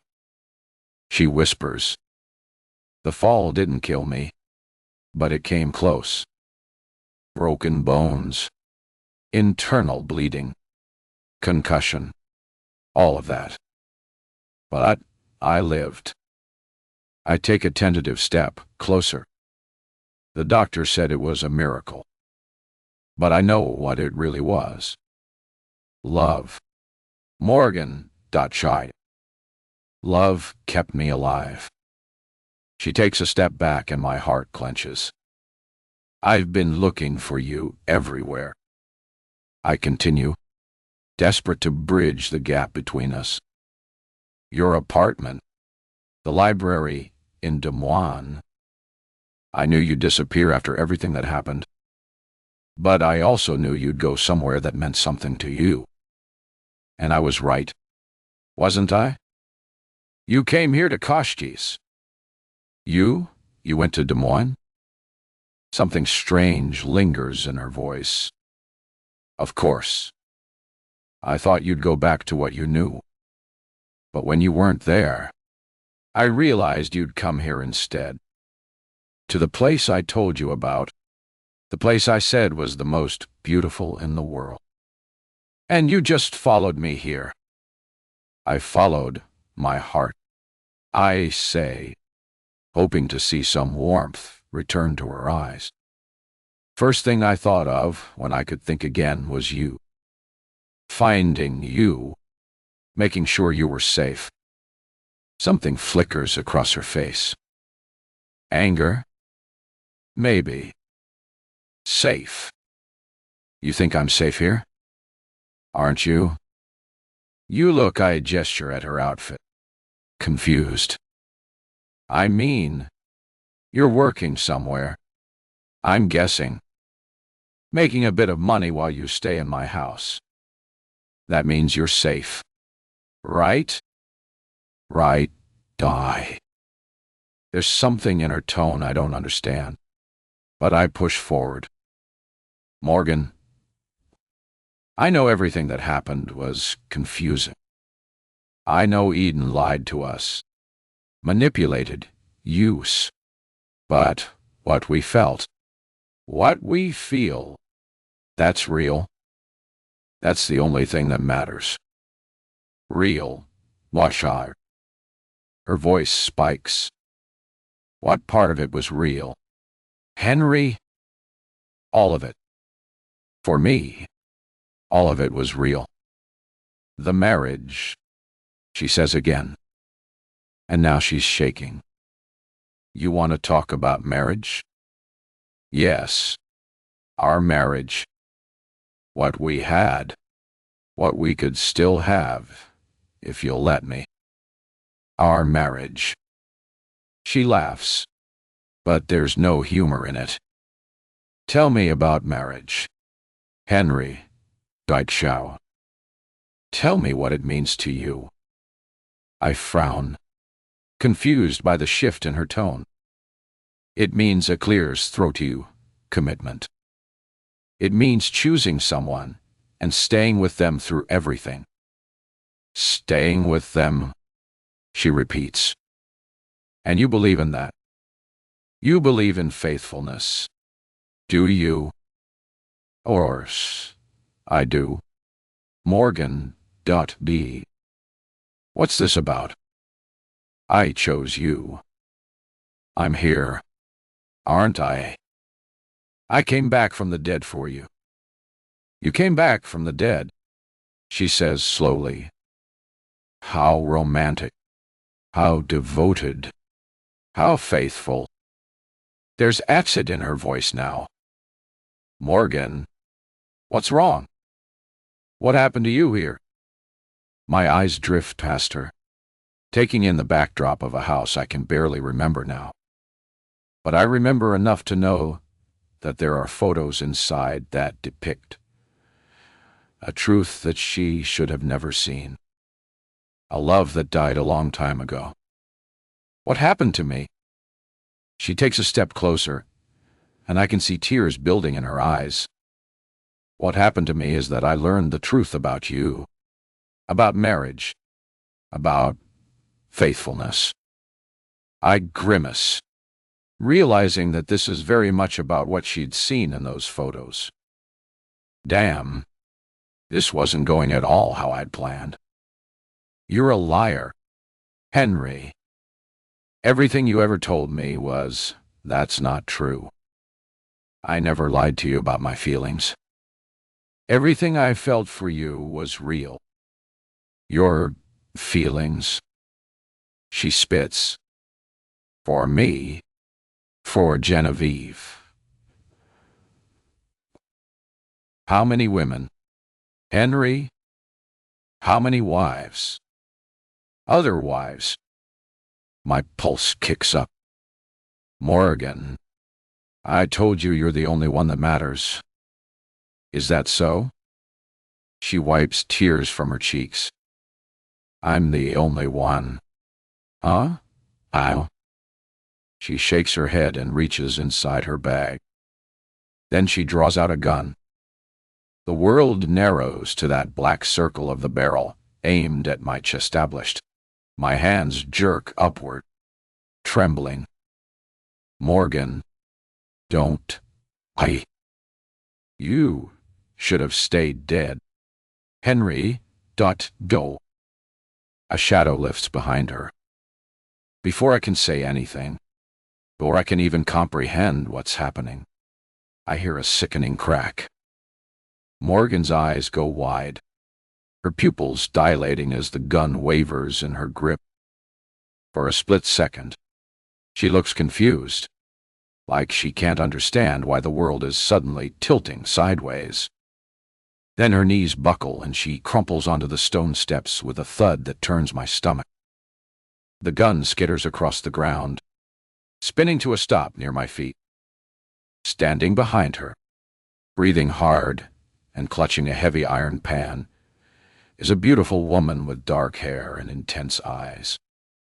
She stares down at Morgan's body. Manos. She had a gun. Then her eyes rise to meet mine, filled with complete wonder. Henry. She breathes. You're alive. You're really alive. I look back at her, the words spilling out before I can stop them. Who are you? 19. Henry. She doesn't seem to hear me as she closes the distance between us, stepping over Morgan's unconscious form like she's nothing. I'm not sure what I expect, but it's not her throwing herself at me, her fingers tangling in my hair, her mouth finding mine with the kind of desperate hunger that suggests I should know exactly who she is. I push her back, my hands shaking. She smiles, eyes bright with something that might be madness or just pure joy. I can't tell. You're right. Now's not the time, she says, glancing down at Morgan. We need to deal with her before Sophia sees her. Sophia? My throat constricts. Who the hell is Sophia? She tilts her head like I've asked her something amusing. We don't have time for games. Henry. Games? I'm not playing any games. I don't know this woman. I don't know any Sophia. And they both need to get out of my house.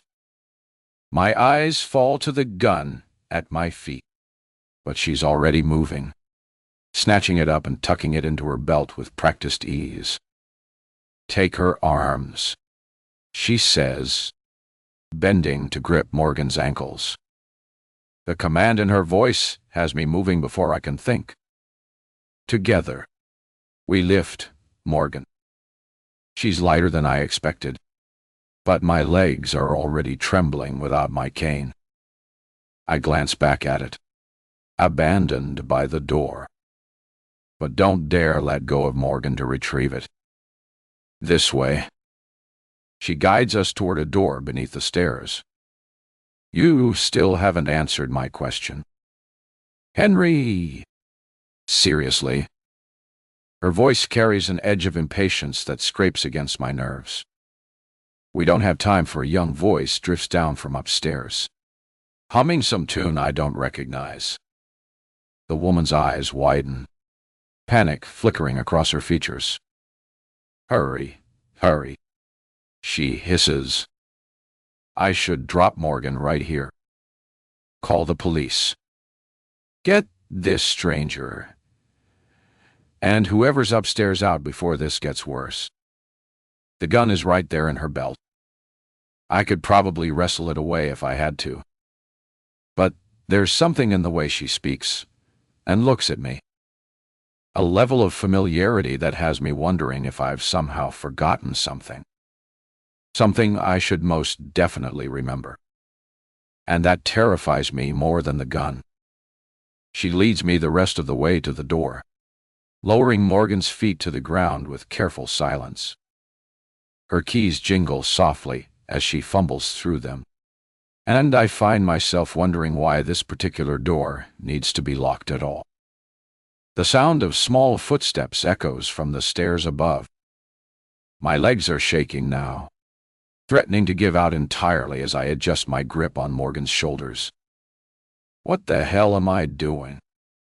This is Morgan, the woman I chose to spend the rest of my life with, and I'm helping a stranger drag her unconscious body into some hidden room.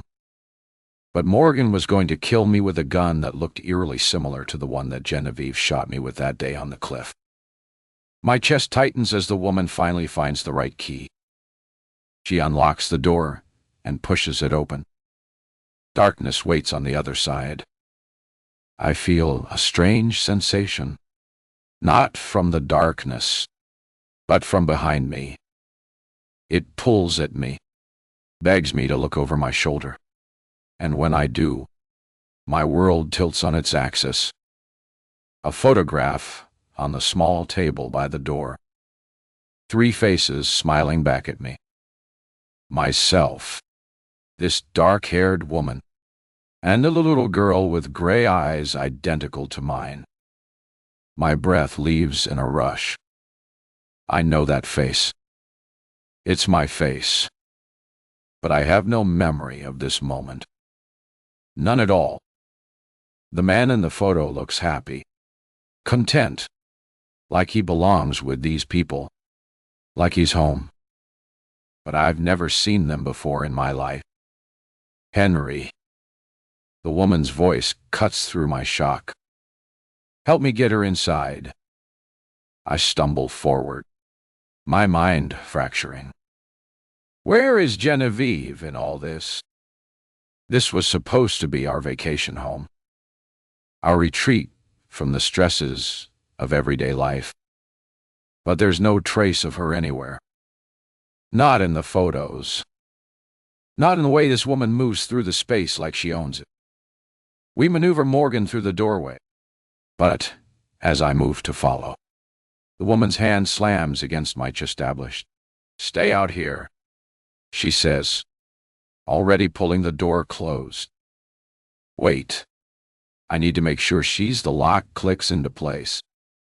Open this door, I demand, rattling the handle. But my words are interrupted by the sound of footsteps. Lighter, now. Quicker. Racing down the stairs behind me. I turn, and my heart stops. A little girl stands frozen on the bottom step, her hand gripping the banister. She can't be more than 7 or 8, with dark hair like the woman's, but eyes that are unmistakably mine. Gray, serious, and she's staring at me like she's seeing a ghost rise from the dead. Popey, she whispers. My legs buckle and I grab the wall for support. What? What did she just call me? She doesn't move for a heartbeat. Just stands there with tears welling in those familiar eyes. Then recognition floods her face, and she's running, flying across the space between us with a sob that sounds like pure joy mixed with desperate relief. Papy, Dada. Papy. Her small body slams into mine, knocking us both to the floor.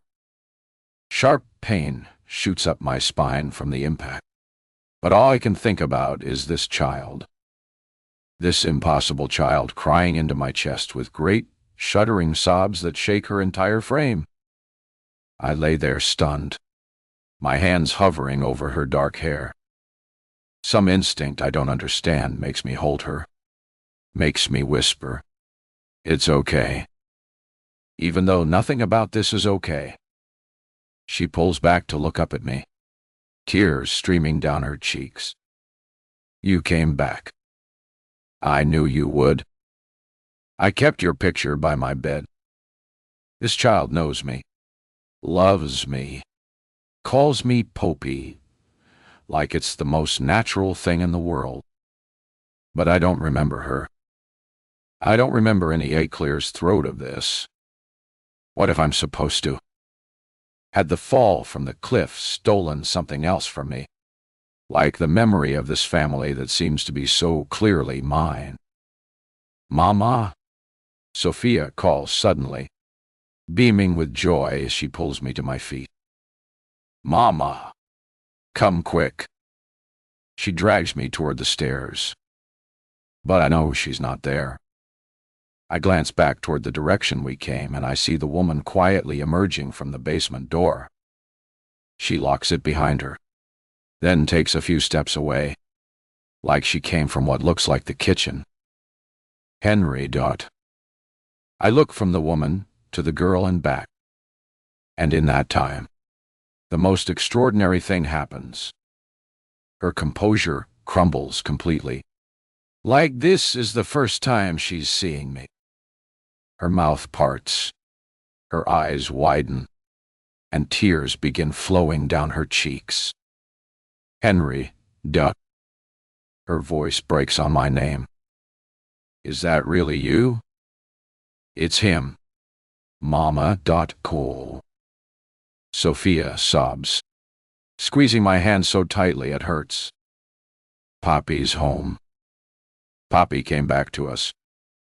She presses closer to me, like I might disappear if she lets go. And God help me. Holding her feels right in a way that terrifies me, like muscle memory I can't access. But Morgan was going to kill me with a gun that looked eerily like the one Genevieve used that day on the cliff, wasn't she? The woman surges forward and wrapping her arms around us both. The two of them begin to cry out of pure happiness. and all I can do is hug them back while I stare at them out of confusion. Pa? Mama tells me you've been saving a bedtime story for me, Sophia says suddenly, looking up at me with those devastating eyes. About the princess who lives in the tower by the sea. Can you tell it to me tonight? My throat tightens as I fumble for a response. But as the silence stretches, the young girl's eyes start to fall. You remember the story, don't you? She asks quietly. Remember what? The words come out sharper than I intended. The woman rests a hand on mine and says quietly, He remembers. He's just had a long day of traveling. Isn't that right? When did I leave them? Why can't I remember any of this? From behind the locked door comes a faint sound. A groan. Maybe. Her eyes snap toward the door, then back to me. There's a hint of worry in them.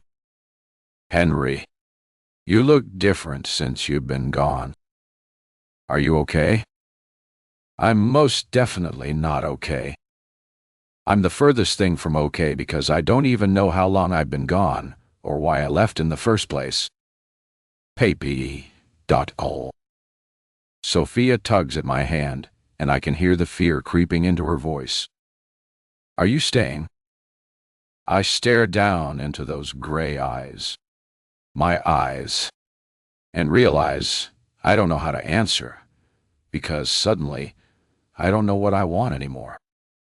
I don't know who I am or who I was or what's real. The sound from behind the door comes again, louder this time, but not loud enough to attract Sophia's attention. All I know is something is very, very wrong.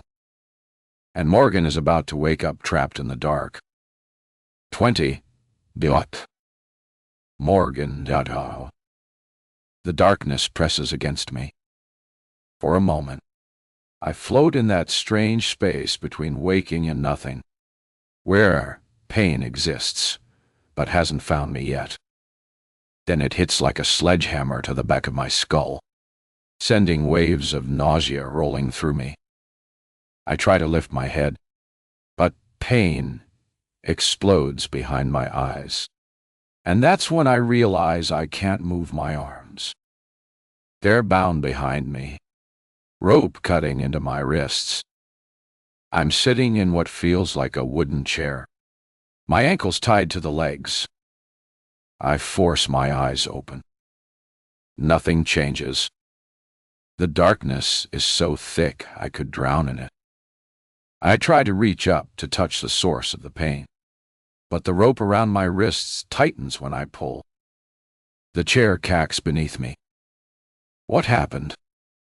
I test the ropes, twisting my wrists, but they're too tight. Lifting my head, I fight back the nausea and try to get a look around me, but it's too dark to make out a single thing. Where am I? I can feel stone walls somewhere in front of me. The sound of my breathing echoes off them, but I can't reach out to explore. Can't move more than a few inches in any direction. The chair feels old, wooden, the straight back that my bound hands are pressed against. Thinkin'. Morgan. The memories creep back in fragments. Henry's face.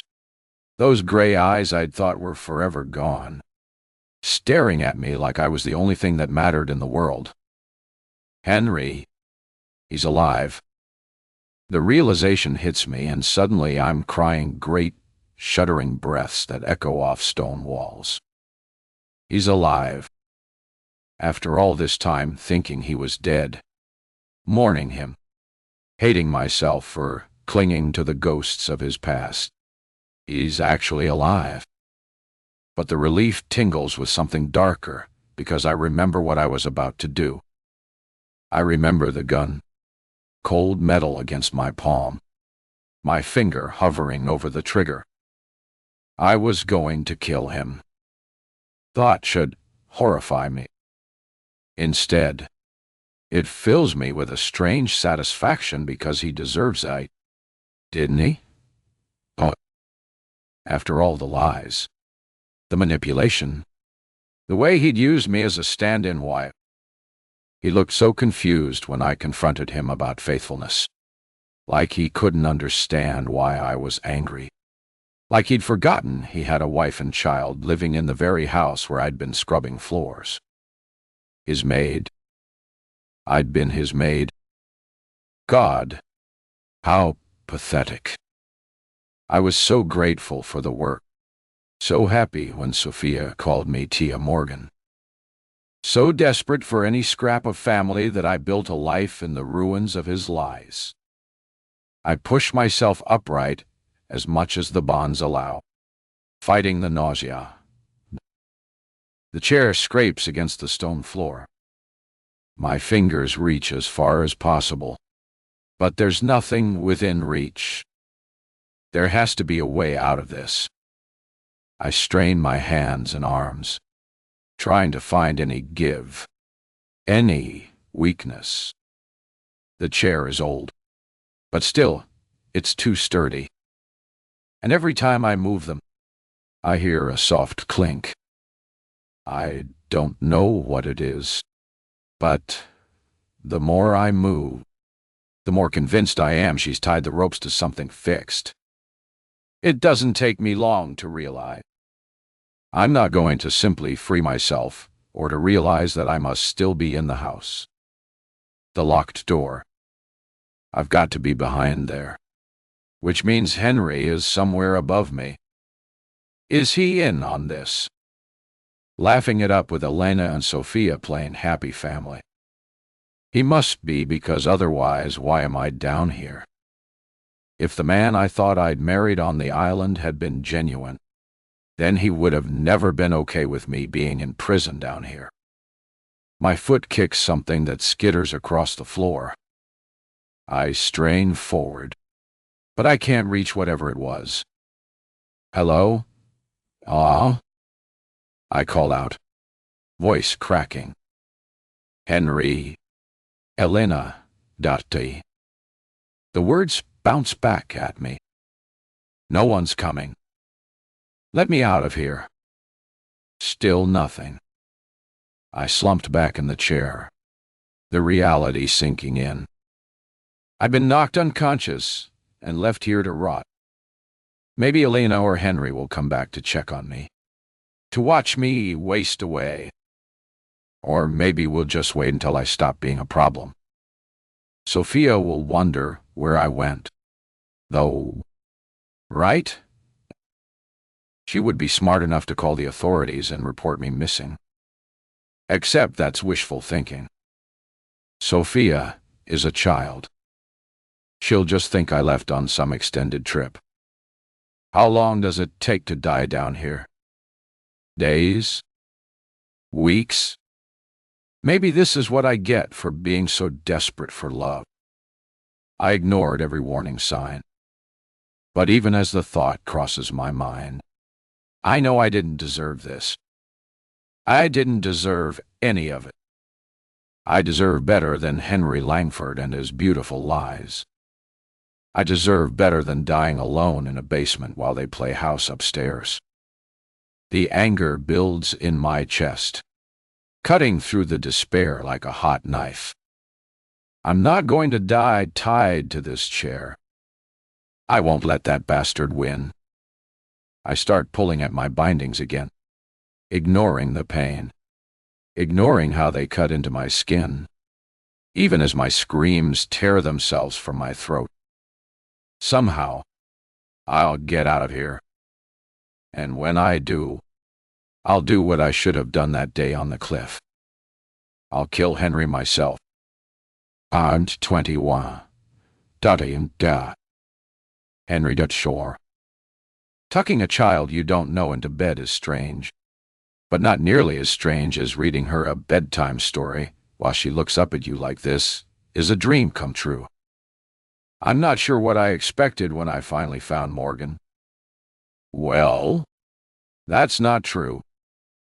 I did know. I expected us to kiss the way the other woman kissed me.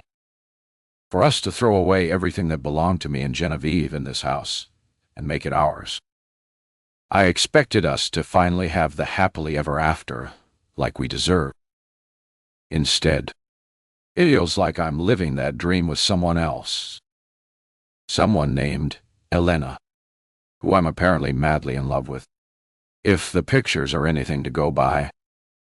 Not to mention the child we have together. I'd always promised myself that I would never have a child unless I could be wholly dedicated to her for the rest of my life. And the issue I had with Genevieve is that I never felt that way. That's why our marriage struggled, why we never had children. I must have lost more in the fall from the cliff than I or the doctors realized. Whole years of my life gone and forgotten. When the story is finished and the great hero has rescued the princess in her tower, I leave Sophia's room and close the door behind me. Elena is standing with her back against the hallway wall, arms folded, thumb playing at her lips. It's not lost on me that she's devastatingly beautiful, especially not with the way she's staring at me now. You don't know how long I've been waiting for this, she says, her eyes devouring me. She pushes off the wall and walks to me, running her hand over my chest and looking up into my eyes. I wondered if you would ever come back. I run my hand through my hair as discomfort rolls through me. I give her a nervous smile and take a step back, putting distance between us. Look, I say, putting my hands up, wincing as I lean wrong on my injured leg. It really is too early for me to be off the cane. You should know something. She closes the distance between us again. This time, she presses her body against mine, leans in, and whispers, "Come to bed." My body reacts before my mind can stop it. Oh, God, I don't remember you. I blurt out, my cheeks burning with shame. I am a man after all, and these things can't always be controlled.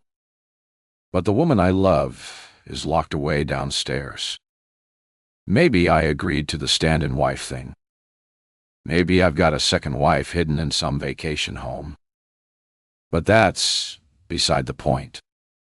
I'm not going to cheat on Morgan. Elena freezes. Panic shoots through my veins.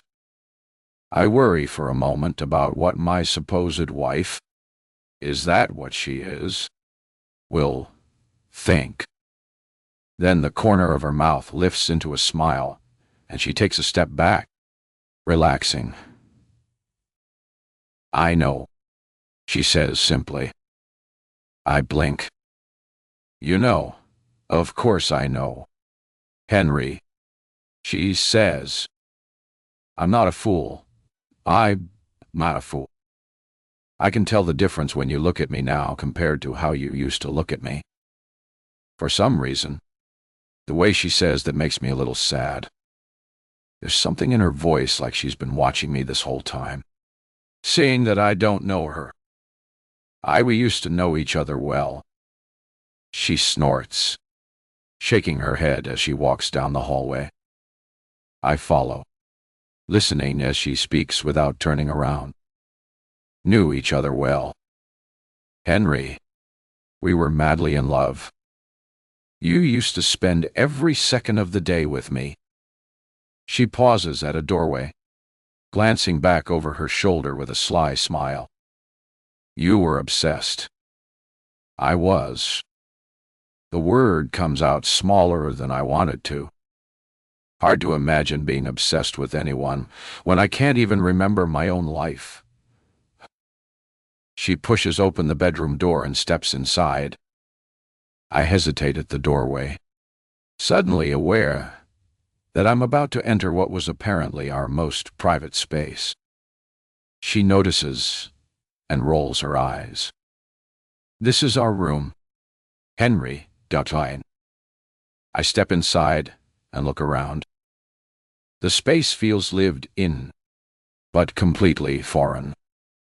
A king-size bed dominates the room. Dark wood frame with intricate carvings. The sheets are immaculately made. At the sides, there are matching nightstands with a large dresser against the far wall. But it's the photos that stop me. They're everywhere. On the dresser, the nightstands, even hanging on the walls. Picture after picture of us together. Elena and me at dinner laughing. The two of us on a beach somewhere. Her in a white dress, my arm around her waist. Sophia as a baby, sleeping between us in this very bed. A Yus snorts whole life. And I remember none of it. A woman's robe hangs on the back of the door. When I glance toward the closet, I can see it split down the middle. Women's clothes on one side, men's on the other. Shirts I apparently own. Shoes that must be my size. This was a home I could have easily seen myself and Morgan living in. Hell, it could have been perfect for myself. And Eve, too. But instead, it's all her. Elena, I look. There's something I should tell you. I say. Is this about Morgan? Her tone shifts instantly. Sharp. Hostile. I get the feeling I shouldn't say too much. Any married woman would react badly to hearing about another woman. Her eyes narrow. I know something happened between you two while you were away. She denies it, but I know there's something dangerous in her voice now, and it makes the hair on my neck stand up. What did she tell you? Only that you two were friends. She spits the word like it tastes bad. But I'm not stupid. Henry. I see the way she looks when your name comes up. She said that. The disappointment hits harder than it should. Friends. After everything we went through. That's how she described us. But then I realized, of course, she would say that she was working for a woman I was supposed to have a family with. She was trying to survive. Elena crosses her arms, studying my face. All I care about is what you think and feel. So, were you just friends? I nod slowly. The lie sits heavy on my tongue. Yes, we were just friends. The words taste like ash. I'm struggling to remember everything. Though, while I was away, I was injured. I fell off a cliff, and yeah, it wasn't good. Elena's expression softens immediately. The hostility melts away. She comes to me with careful steps like she's approaching something wounded. When she reaches me, she presses a gentle kiss to my cheek. Her lips are warm, soft. I'm sorry, she whispers. I shouldn't have been so harsh. I've been so scared. Henry. When you didn't come home, when years passed with no word, I thought I'd lost you forever. Years. Her snort's voice breaks slightly. And then when you did come back, you didn't know us. It felt like losing you all over again. I want to comfort her, but I don't know how. Don't know what words would mean something to her. I'll tell you everything tomorrow. She continues. About US. About what happened before you left. About the life we built together. But it's late now. She glances toward the bed. Come to bed. Henry. Dot. Please. For me. Pavor. She moves to the dresser, pulling out silk pajamas. There's something graceful about the way she moves through this space, like she's done this hundreds of times before. I try to look away as she changes, studying the photos on the nightstand instead. But there's something magnetic about her.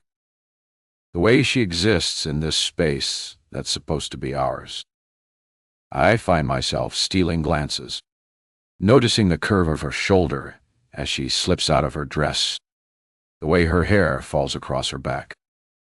When she's done, she slips into bed and gives me a look like this is an age-old routine. The mattress dips under her weight, and she pats the space beside her. I hesitate. Don't worry about your clothing. I will wash the sheets tomorrow. Just come to bed. I listen and obey. Lying down next to her, the sheets smell like lavender or something else. Rose layered with an undercurrent of musk. My breath catches in my chest because that smell I know. It smells like the perfume I'd given Morgan and Eve before her. I must be the biggest douchebag on earth. She doesn't try to touch me beyond what's necessary. Just curls into my arm like it's natural. Her body fits against mine perfectly, but it doesn't feel right. I lie there listening to her breathe, feeling the warmth of her body against mine. She's beautiful. That's undeniable. And clearly, we had something real once. But all I can think about is Morgan locked away somewhere beneath us in the dark. Elena shifts slightly, her breathing starting to even out. Henry, she murmurs. Yeah, I love you. I never stopped loving you, even when you were gone. Words hang in the air. I know she's waiting for me to say it back, but I can't. Not when I don't remember what that love felt like. Not when my heart belongs to someone else. Get some sleep, I whisper instead. She makes a soft sound that might be disappointment. But within minutes, her breathing settles into sleep. I wait, counting her breaths, making sure she's truly out before I dare to move. When I'm certain she won't wake, I carefully extract myself from her arms. She murmurs something in Portuguese, but doesn't wake. I wait another few minutes, then begin searching the room quietly. Her keys have to be here somewhere. I can't leave Morgan in the basement. It doesn't matter that I'd gotten caught up in the moment by all the confusion of me having a child and another wife. It was a mistake even to allow it to happen. I start with the dresser, moving carefully through jewelry and personal items. Nothing. The nightstand is next. I'm sliding open the drawer, feeling around books and what feels like a small bottle of pills. And then there they are, the small ring of keys I'd seen her use before. I slip them into my pocket and quietly make my way to the door. The hallway is dark now, just faint moonlight filtering through the windows. But I know where I'm going. The locked door under the stairs. My hands shake as I try different keys. Every sound feels impossibly loud in the quiet house. The first key doesn't fit. Neither does the second. Don't. My heart pounds as I try the third, then the fourth. Finally, one turns. The door opens with a soft click.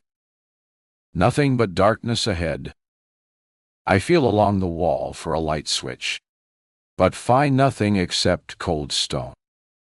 My fingers trace through the rough texture as I step forward, finding what feels like stone steps leading down. I take them one at a time, leaning heavily on the wall for support. My injured leg protests with each step, but I push through the pain.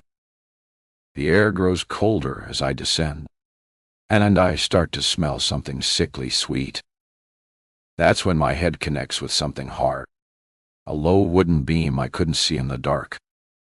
I curse beneath my breath, stumbling forward and catching myself against the stone wall. And from somewhere in the darkness below, I hear it. Morgan's voice. Henry. Dot.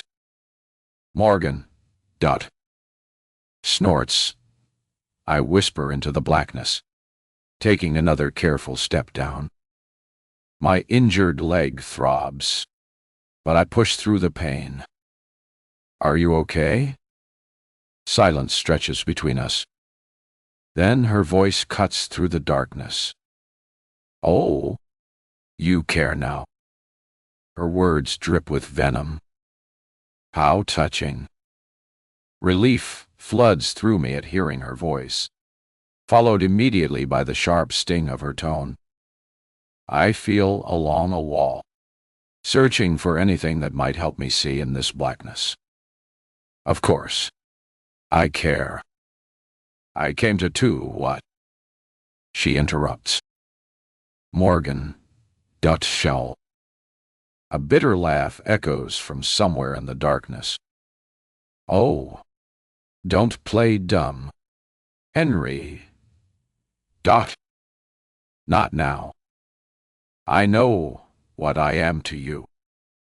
I find what feels like another step and take it. My hands still searching the stone wall.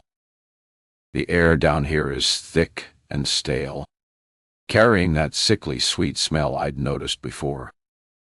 You are my wife, I say quietly. I'm your stand-in wife, she spits back.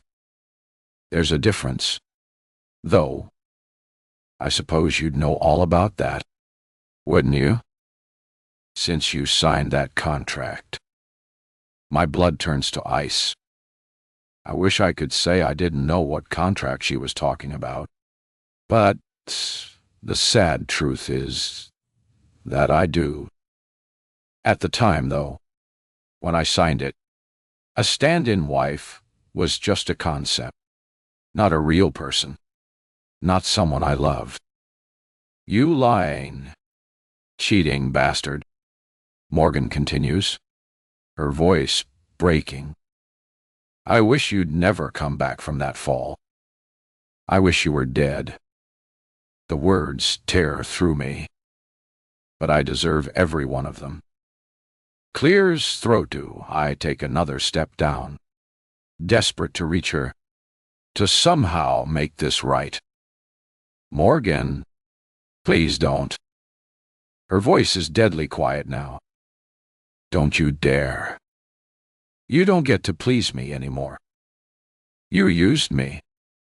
You made me fall in love with you while planning to throw me away the whole time. That's not I didn't mean to. Don't lie to me. You made me feel like I was special, like I was chosen, when all along you were hiding not one Clear's throat wife, but two. I tried to picture where she is in this darkness, moving slowly toward the sound of her voice. The basement feels small but cold, the stone walls seeming to press in around us. Don't come any closer, she warns. But I take one careful step forward, then another, until I think I'm close enough to reach out. My fingers brush against what feels like her shoulder, and she jerks away. I breathe a sigh of relief. It's one thing to hear her voice. It's another to touch her. I'm going to get you out of here, I tell her. I don't want your help. I don't want anything from you. I pull my hands back, settling back on my heels in the dark. Even without being able to see her face, I can feel the hatred radiating from her. I can't just leave you here. Why not? You think I'll tell everyone about Eden? About how you plan to throw away my life like it meant nothing? The blood drains from my face. Something like that would not only have a significant impact on the businesses in my portfolio, but would put us both seriously at risk. And after coming so close to dying, I know I'm not ready to go yet. She scoffs at my silence. Something about it sets me on edge, and for the first time, I raise my voice. Will you stop being so difficult? She goes quiet. I care about you. Damn it. A beat passes. Then her voice comes in a soft tone. You lied to me. I'm prepared to spend the rest of my life making it up to you. I'll never forgive you, she says, but her voice wavers. Then I'll spend every day happily trying, even if it's in vain. Another beat passes. Then she whispers, just get me out of here. I breathe a sigh of relief and rush forward, my hands feeling in and around the tied ropes. At first, I think it's going to be an easy job, but then I feel how expertly they're tied. And then I feel the cold touch of a metal lock. My face falls as I realize that this isn't just tied rope. Somehow, Elena's got it all running through a lock. A lock that she has the key to. For a moment, my heart lifts as I scramble for the keys in my pocket. I fumble through them, fitting each one to the lock. But slowly, the hope I felt begins to die as each key fails. What's taking so long? She asks. I growl to myself. She's got a lock fitted to it, and I don't have the key. Morgan curses, and I can only agree wholeheartedly with the sentiment. This isn't ideal, but it's not a big deal. I'll simply go upstairs, wake Elena, and demand that she give me the right key. We're not savages. We're not going to keep a woman imprisoned in the basement. Even if I'm sure that Elena had good intentions after seeing how Morgan was about to murder me. I'll be back, I say, stuffing the keys back into my pocket. I'm going to get you out of here. Why? The question comes out broken, vulnerable. Why are you doing this when a whole family is waiting for you? I wish I could see her face. Wish I could show her how much I mean what I'm about to say. Because somewhere between the lies and the manipulation and the therapeutic, I say, my voice rough with emotion, I fell in love with you. Really in love. Not because you reminded me of someone else, or because you were convenient, or because you were part of the program, but because you're you, Morgan.D. Because you're real. For a moment, there's only silence in the darkness. Then I hear her breath catch, and I know my words have reached her, even if she won't admit it. Go screw yourself, she whispers. But I can hear the tears in her voice. I get to my feet, my legs screaming in protestablished. I love you, I say, finally speaking the words I've whispered every time I stared in the mirror, practicing what I would say to her. I'm in love with you. I hate you, she responds, but her voice wavers. I turn to go, but as I reach the stairs, I hear something else. Her voice so quiet I almost miss it. God, I hate that I love you, too. The words hit me square in the chest, filling me with equal parts hope and despair. Because now I know that some part of her still loves me, and that upstairs, another woman and a child love me, too. That makes what I have to do next infinitely harder. 22. Pagba al Kunpi 2. Henry. The basement door clicks shut behind me. I leaned my head against it, trying to settle into the thought that I had been that man. The one who had a family. The one who finally came home to them only to reveal that he was leaving them for another woman. But I have no choice. It's not my fault that I forgot them. Clear's throat too. It's not my fault that I fell in love with her. Morgan is everything, and life is too short to do myself a disservice by spending it with a wife and child that I don't even know. That might make me an awful person, but it's something I'll have to live with because at least I'll be happy. With my hand trailing along the wall for support, I walk through the hall to the base of the stairs. I stare up the long ascent into darkness, where I know that I'll wake a woman and destroy every hope she's carried in her heart for the last. I don't even know how long it's been since I left them. Either way, what I'm about to do will absolutely kill her. Her and Sophia, my little girl. I draw another shaking breath, and suddenly decide that now's the perfect time for a cigarette. I limp toward the door, quietly, step outside, and lower myself onto the first step. Reaching inside my pocket, I withdraw a cigarette and light it. Within moments, I feel the sweet relief of nicotine flooding my system. I close my eyes and revel in the taste of my Camel smokes and the smell of smoke wafting through the air. I breathe out, watching a cloud of it drift upward toward the stars, out toward the vast expanse of ocean in the far distance, all of it visible by moonlight. I'm not sure how long I sit there staring out over the distance. The only measure of time I have are the small butts of cigarettes sitting on the ground beneath me. My eyes drift forward, looking over the yard until I see my cane lying in the grass. I grunt happily and stumble forward, pick up my cane, and finish off my last cigarette, deciding that it's time. With a heavy heart, I turn back toward the front door. It opens easily, the dark foyer swallowing me. I step inside.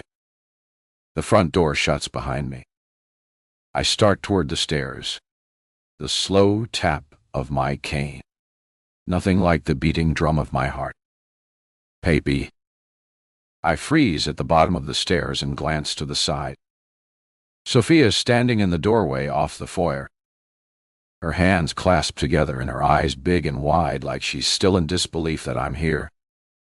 My hand tightens on the cane, unsure of what to say. It doesn't seem right that I break her heart first before I've broken her mother's. Hey, kid, I say, wincing even as the words spill from my mouth. Kid Dottie. I'm already playing the part of an unloving father when that's not even the truth.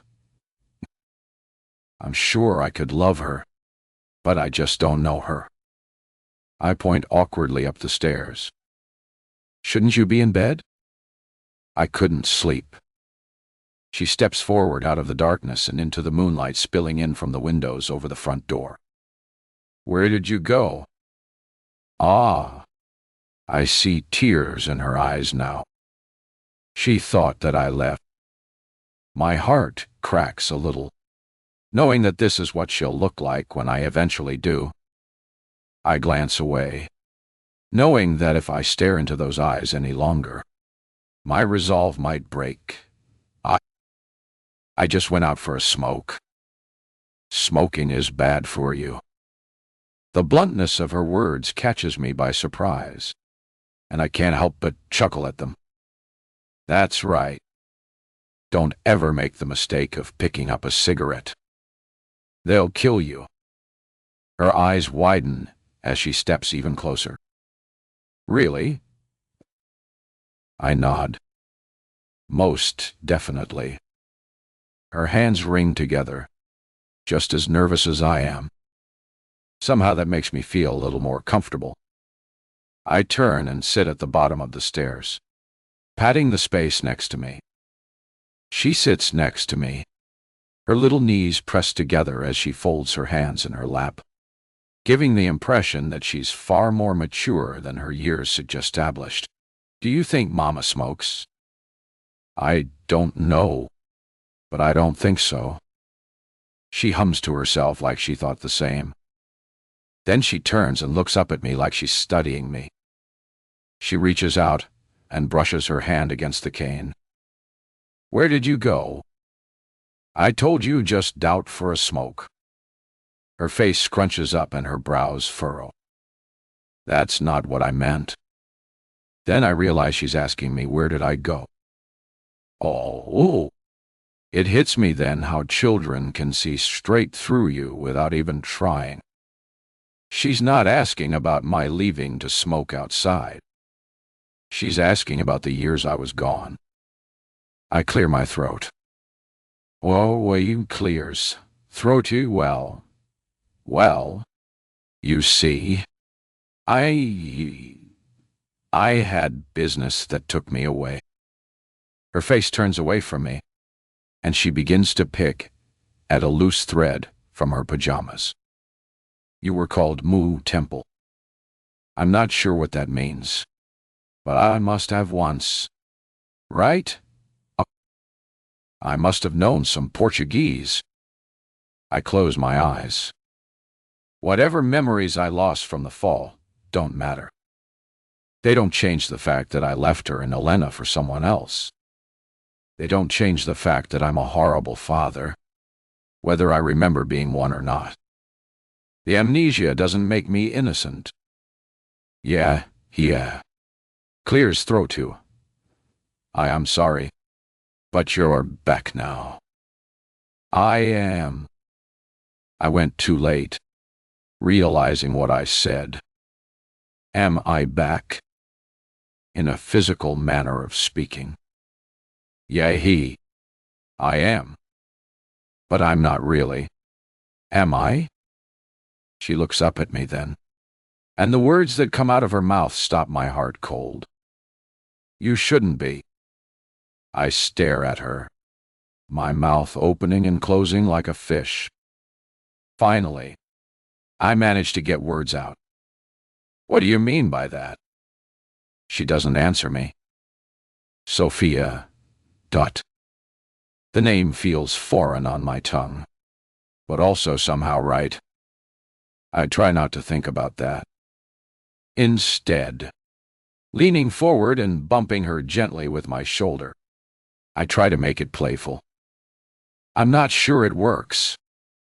Should I go ask your mother about that? That gets her attention. Her gaze snaps to mine wide and panic. She shakes her head frantically. No, don't do that. Why not? I smile now despite myself, and I begin to wonder then if maybe I'm making a mistake. Not in choosing Morgan over everything else. That could never be a mistake. But in the idea of just abandoning Sophia. Too. Maybe I could work out some sort of shared custody arrangement with Elena. After all, Sophia is supposed to be my daughter. Right? Shouldn't I at least try to be a good father? Don't wake Mama at night. She gets angry. I laugh then, despite myself. My voice echoes across the foyer, and she quickly puts her hand over my mouth. Somehow that only makes it funnier. But I get the message. Stay quiet. Don't wake Mama. I nod, but she doesn't let go of my mouth until I reach up and gently pull her hand away. I give her a smile. I get it, I say quietly. Don't wanna wake Mama Bear. Never wake, Mama, she says with such intensity that it stops me cold. She leans in closer. Promise. My smile falters. There's something in her voice. I mean it. Okay, I promise. She audibly breathes a sigh of relief, her shoulders slumping as the tension leaves her body.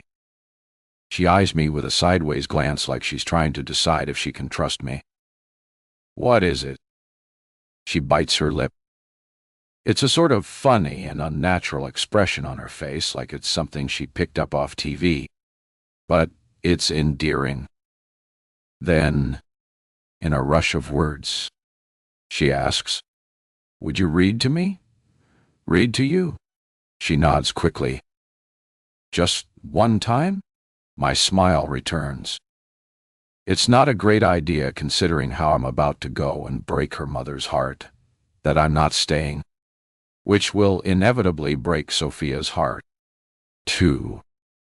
But there's something about the way she asks, hopeful but prepared for rejection, that gets me.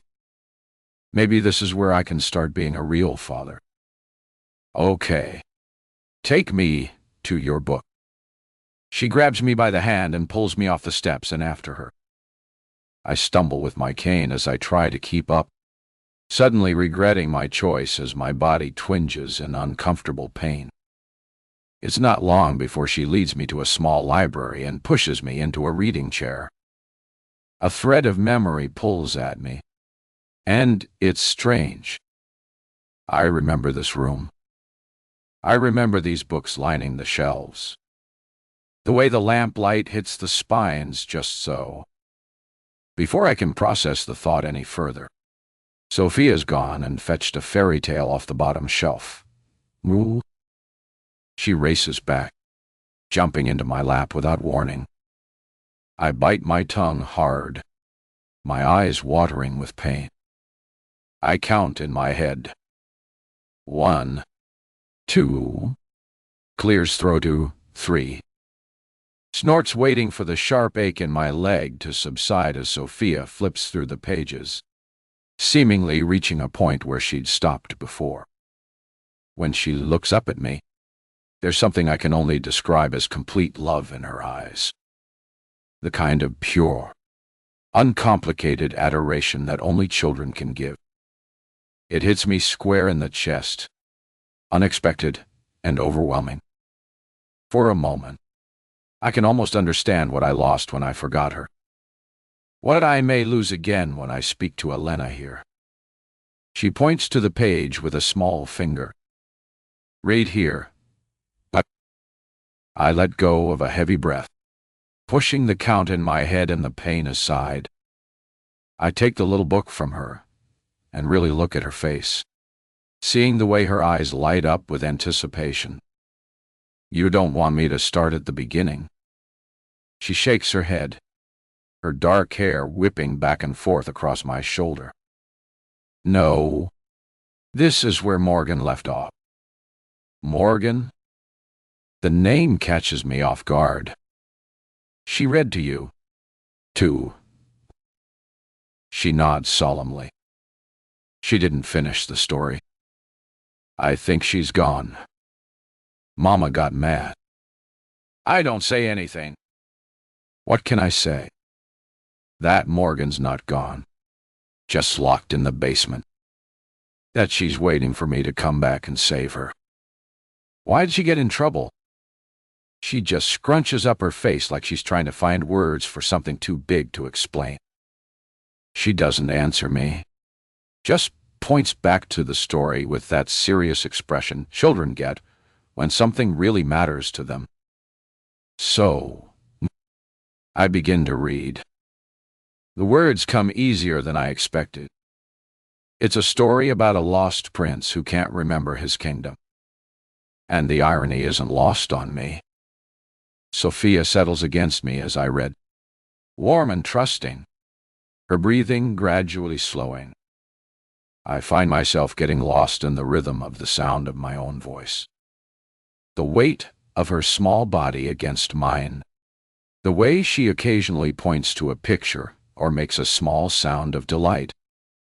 This must be what I forgot. This quiet intimacy. This simple love. When I finally close the book, she's drowsy, but still awake, blinking up at me with heavy eyes. "Did you like the ending?" I ask. She nods sleepily. The prince remembered. Yeah, the prince remembered. I lift her carefully, surprised by how light she is, holding her to me with one arm while gripping my cane with the other. I leave the book on the side table and carry her toward the stairs.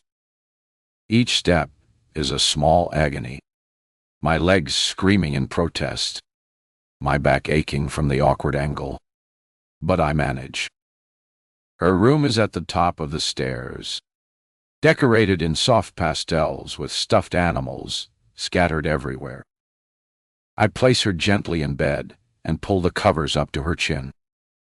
She's already half asleep, but she reaches out and catches my hand before I can leave.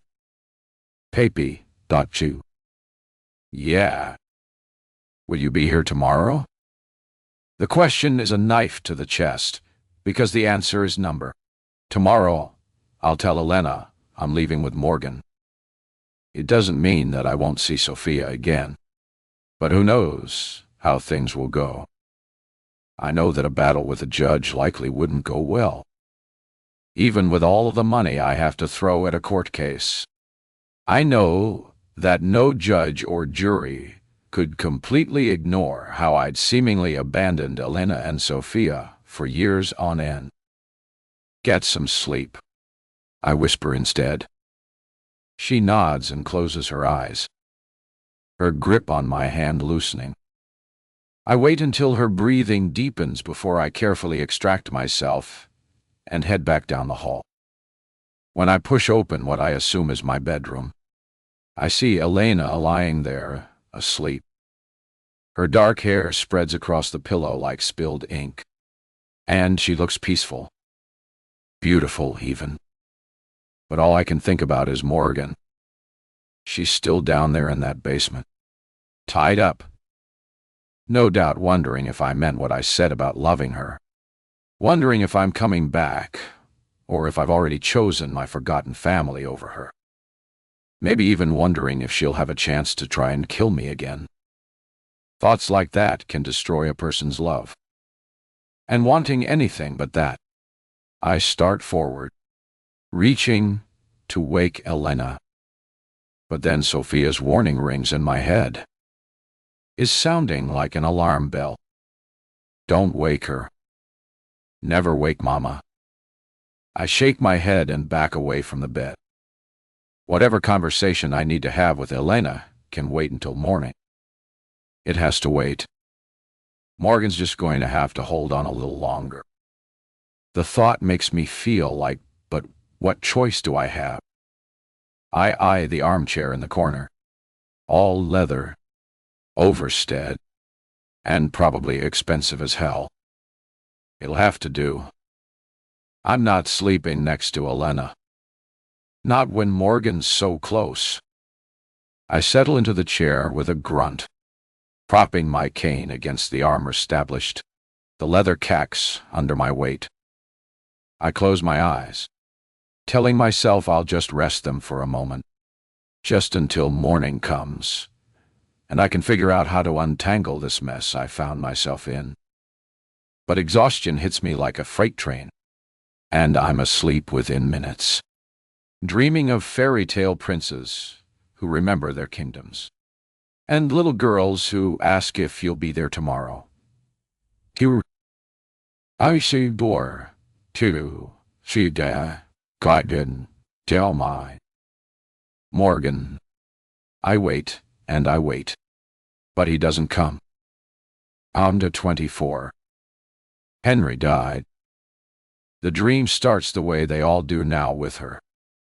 Morgan straddles my hips, her weight settling against me like she belongs there. Her hair falls around us, blocking out everything else, so that it's me and her in this eternal moment. "I've been waiting," she whispers. Her hands trace down my chest over my stomach.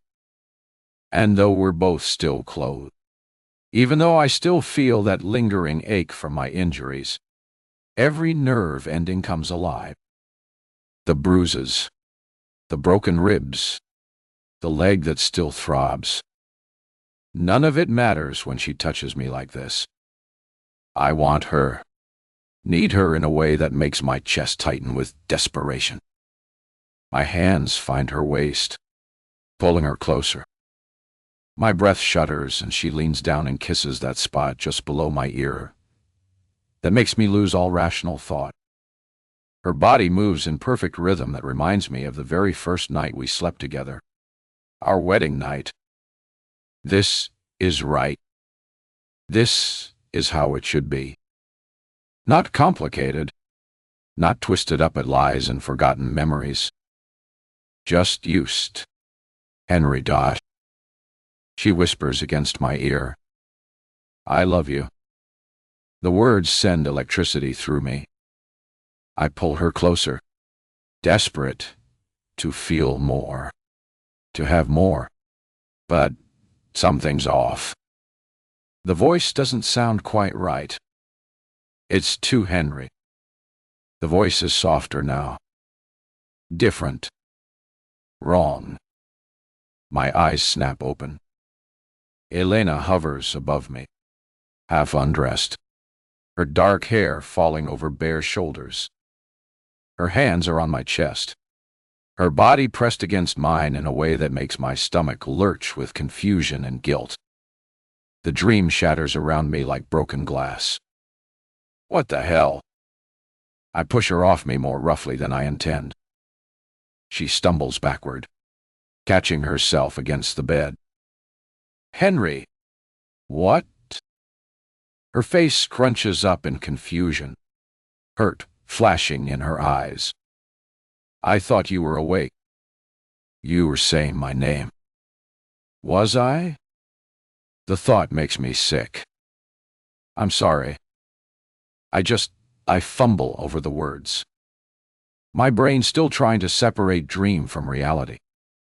My body is still responding to what I thought was Morgan's touch. And the shame of it burns through me. "You startled me." "My injuries." There's still I gesture vaguely at my legs, my ribs, anywhere that might explain why I just shoved her away from me. Her expression immediately softens, the hurt replaced by sympathy. She fixes her clothing and moves toward me carefully like I'm a wounded animal that might bolt, and presses a gentle kiss to my cheek. The gesture is tender, loving, and it makes the guilt worse. "I'm sorry," she murmurs. "I should have been more careful. I just missed you so much." The tenderness in her voice makes my chest tight. She smooths down her hair with practiced movements. "I've made food," she says, her tone deliberately light. "Your favorite?" "My favorite." I have no idea what that might be, but I suppose she would know. It hits me then that Morgan is still tied up in that basement, waiting for me to come back, waiting for me to prove that I chose her. With a grimace, I fix my shirt and adjust myself before following Elena downstairs, my cane tapping against each step. The sound echoes through the quiet house, marking time like a countdown. Each tap reminds me of my weakness, my dependence. My eyes drift to the basement door as we pass. How long has it been? The sunlight streaming through the window is bright and harsh, suggesting it's nearly midday. Morgan's been down there all night, tied up in the dark, thinking I broke my promise. Elena leads me to the kitchen, where the smell of something delicious fills the air. It's familiar, and I know I've had it before. But what is it? Elena sets a plate at the bar, smiles, and says, "Bacalao brash. Just the way you like it. Darmontium, butters, kaidi, now, 30 dear." I take a seat and look skeptically at the dish. I'm hesitant, but when I take a bite, the flavors explode across my tongue. It's incredible. Absolutely incredible. I remember having it, but I don't remember. No, I've sat at this bar before. The image is fuzzy, but warm. I can remember Elena's voice now, just distantly. And there's life in the home.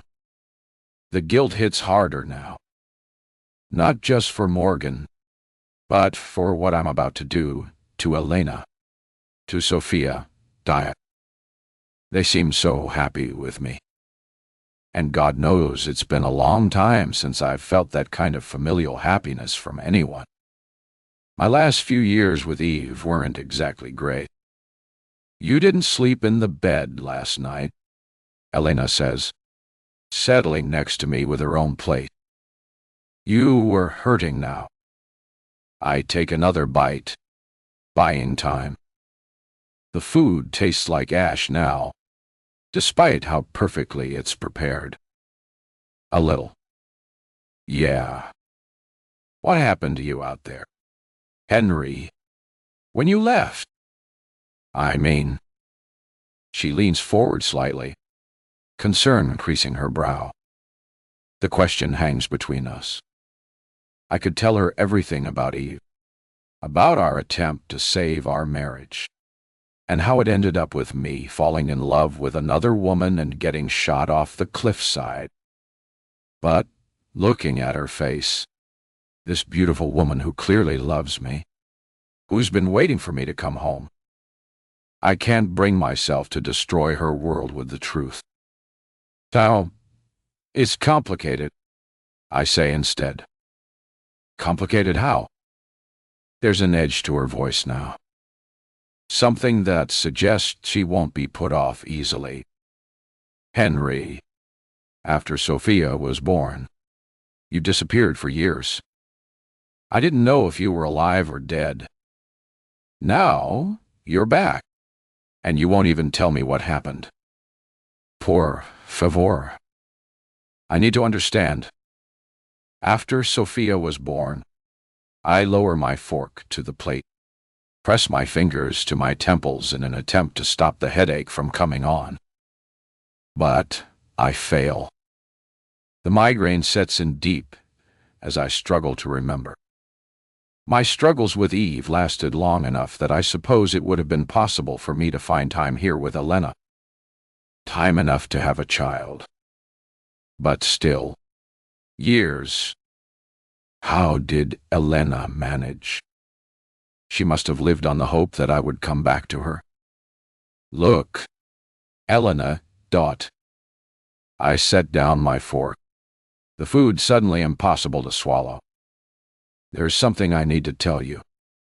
She goes still, fork halfway to her mouth.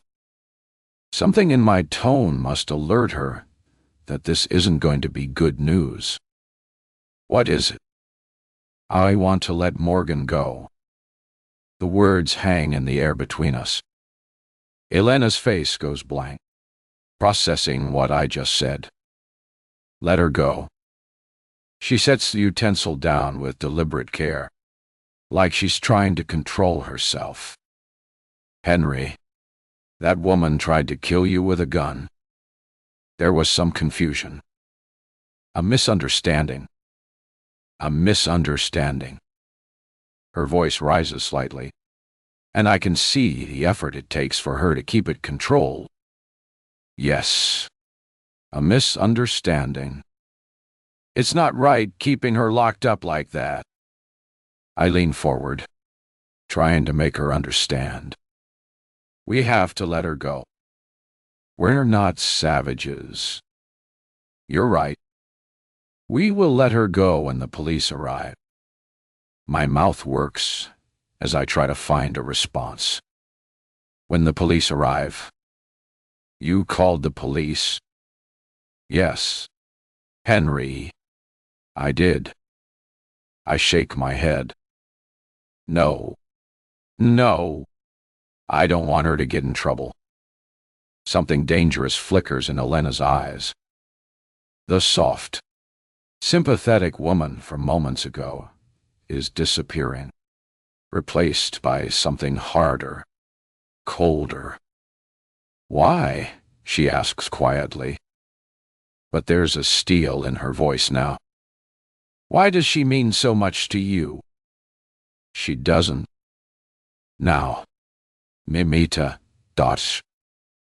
Her voice cuts through my protest like a knife. You were supposed to be friend, right? That's what you told me when I asked about her. So, why are you so desperate to save her? I can feel the situation spiraling. Can see the trap closing around me, but I don't know how to stop it. The Elena sitting across from me now isn't the gentle, loving wife who made me bacalawa brash. This is someone else entirely. Someone who's managed to raise Sophia on her own for years without a husband to help.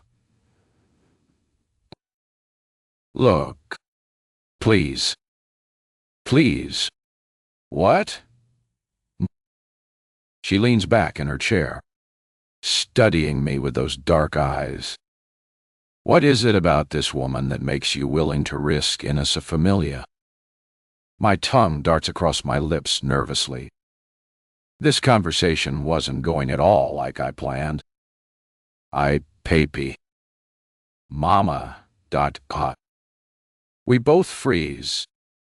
Sophia stands in the doorway, rubbing her eyes with one small fist. Her pajamas are wrinkled, her dark hair sticking up at odd angles. She looks between Elena and me. Those gray eyes. My eyes. Picking up on the tension even in her sleepy state. Ella, Dotto. As this music-quiet moment unfolds, let the soft music guide your thoughts into a calmer space.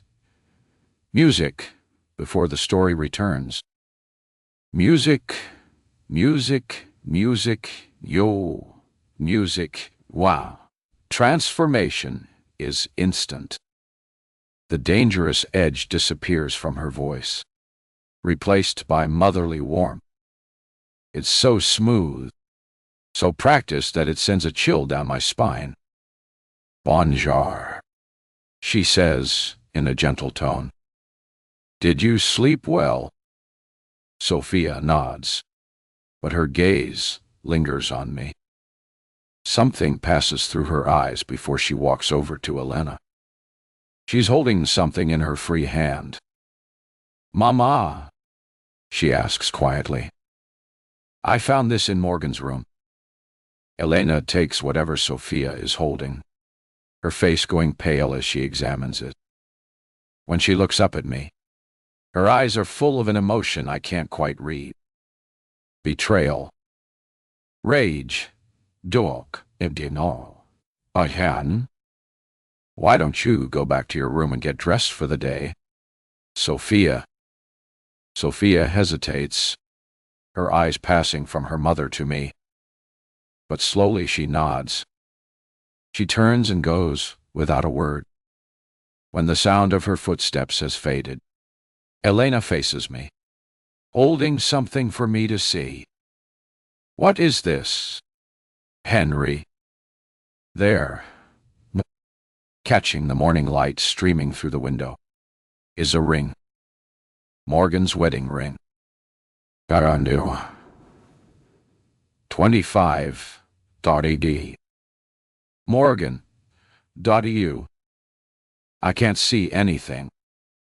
Down here in the dark, it's impossible to know how much time has passed. The darkness swallows everything. Time out. Hope. Ah. The sound of my own voice when I scream Henry's name, till my voice gives out completely. Now when I try to yell, nothing comes out but this horrible rasping sound, like an animal dying. He's not coming. Ha! My head hangs in exhaustion.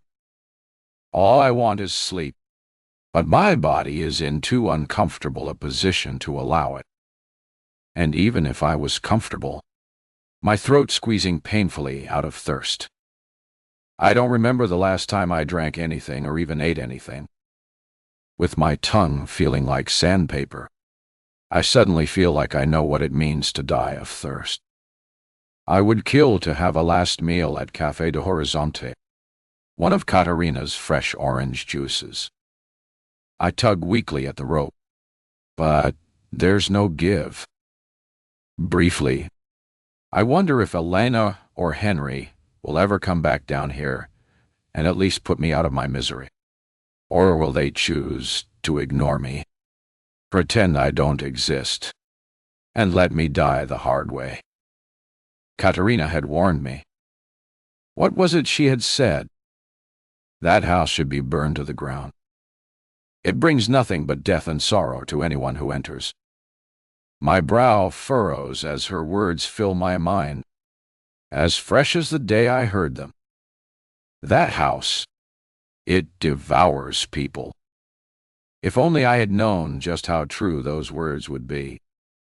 My train of thought is disturbed by the sound of footsteps above me.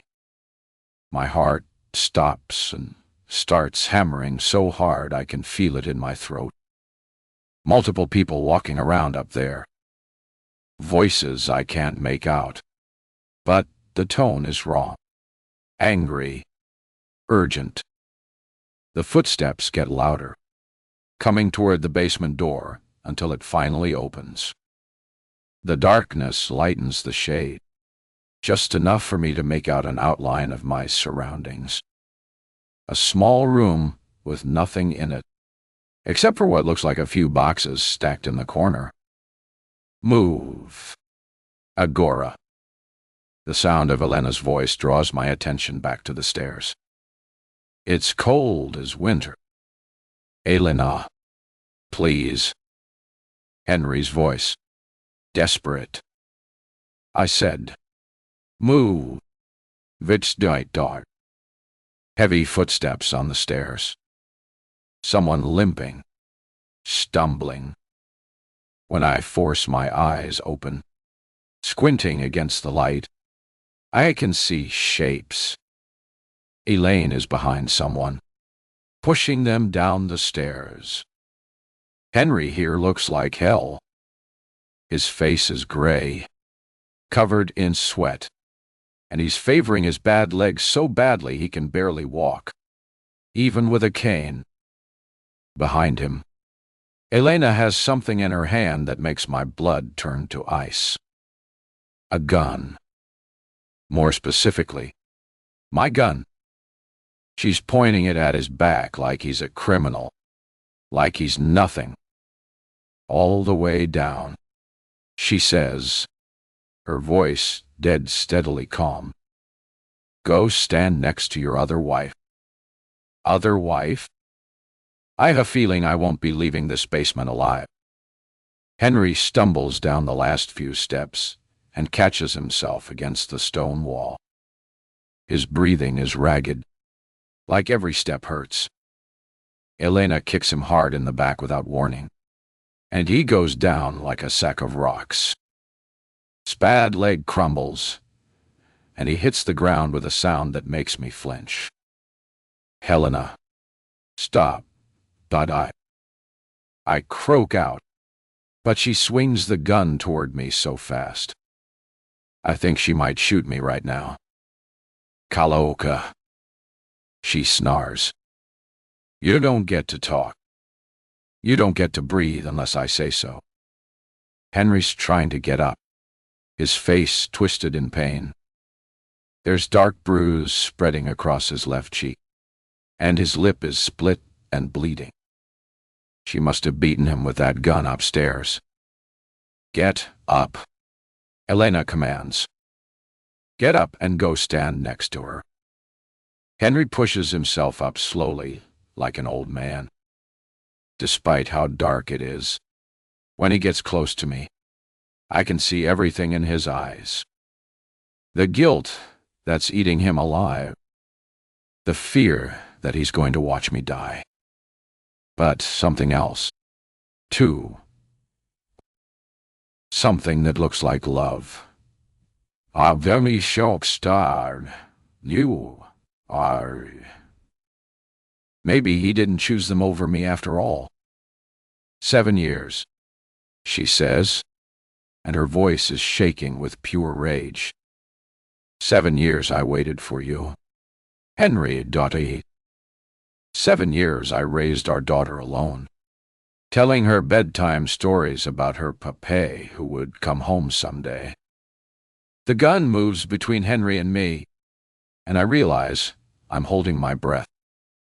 And you were off sleeping with the likes of her. She spits the words like poison. Helena, please. Henry starts. She pistol whips him, silencing him with a heavy grunt. She turns the gun back to me, and I'm staring down the barrel. It's bigger than I thought it would be. You want to know what really angers me? Elena's voice is conversational now, which somehow makes it 1,000 times worse. It's not even that you left us. Men leave all the time. I could have handled that. But you replaced me. I didn't know, Henry says desperately. You didn't know. Elena throws back her head and laughs. But it's the kind of laugh that makes her skin crawl. You didn't know you had a family waiting for you. You didn't know you had a daughter who cried herself to sleep some nights, wondering if her papa was ever coming home. The accident. Oh, the accident. Elena's voice drips with venom. You truly are pathetic, Henry. I should have seen it right from the start. But do not worry. A little time down here might sit you right. Remind me to appreciate what matters. I can see Henry's jaw working as he struggles for words that might save us. The gun hasn't moved from my face. I know how you feel. I breathe out slowly, trying to steady myself as my gaze lifts from the barrel to meet Elena's eyes. I went as I dry swallow, trying to get my voice to work. But I don't have a choice. I forced the words out. I thought I was the only one married to Henry, but I wasn't. There was Genevieve. The reaction is immediate and terrifying. She jabs the barrel into my forehead hard enough to draw a gasp of pain from me. And she holds it there. There is no Eve. There's only me. I'm Henry's wife. She screams, spit flying from her lips. The pure hatred in her voice makes my bladder want to let go. But all I can think is the fact that she called her Eve. She knows her. She presses the gun against my temple hard enough to hurt. The metal is so cold, it burns. This is it. This is really it.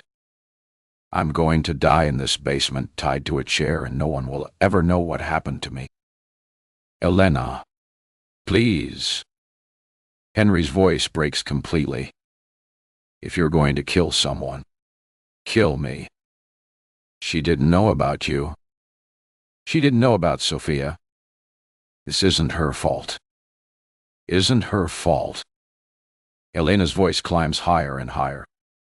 She tried to break up my perfect family. The gun is shaking against my head now. I close my eyes and think about all the books I'll never read, all of the places I'll never see, all the chances I'll never get. All because I was stupid enough to fall in love. Heavy knocking echoes from upstairs. Elena freezes. My heart pounds even harder than before, nearly exploding from hope. Don't make a sound, Elena says, her voice dropping to barely above a whisper. Either of you. One noise, one whisper, one breath too loud, and I swear in my daughter's life, I'll put a bullet in both of your heads. She pulls the gun away from my head, and I sag forward so hard the ropes cut deeper into my wrists. Blood drips down my hands. But I don't care. I'm alive for now. She disappears up the stairs. The basement door closes behind her, but I can tell it's not shut all the way. The darkness isn't nearly as deep as it was before. In the sudden silence, I can hear everything. Henry's ragged breathing, my own heartbeat pounding in my ears, the sound of Elena's footsteps above us, walking toward the front door. "What did you do?" I whispered. "Henry, do it." My voice barely a breath. "She found your wedding ring." He groans, and I can hear the pain in every word. I stare at him through the dim light. My wedding ring. It had been hidden carefully away in my bag. I thought, why was Elena going through my stuff? But before he can answer, a voice drifts down from above. "Apologies for disturbing you, but we received a call about the women who've been caught with a gun." "Oh, would you know anything about that?" Elena answers, her voice as sweet as honey. Like butter wouldn't melt in her mouth. "Officers, I'm so terribly sorry. It was my daughter. She was playing with the phone when I wasn't looking." It sounds so delusional. There's no way the officers will believe it. At the very least, they would investigate the premises, right? See that Henry and I are being held captive down here.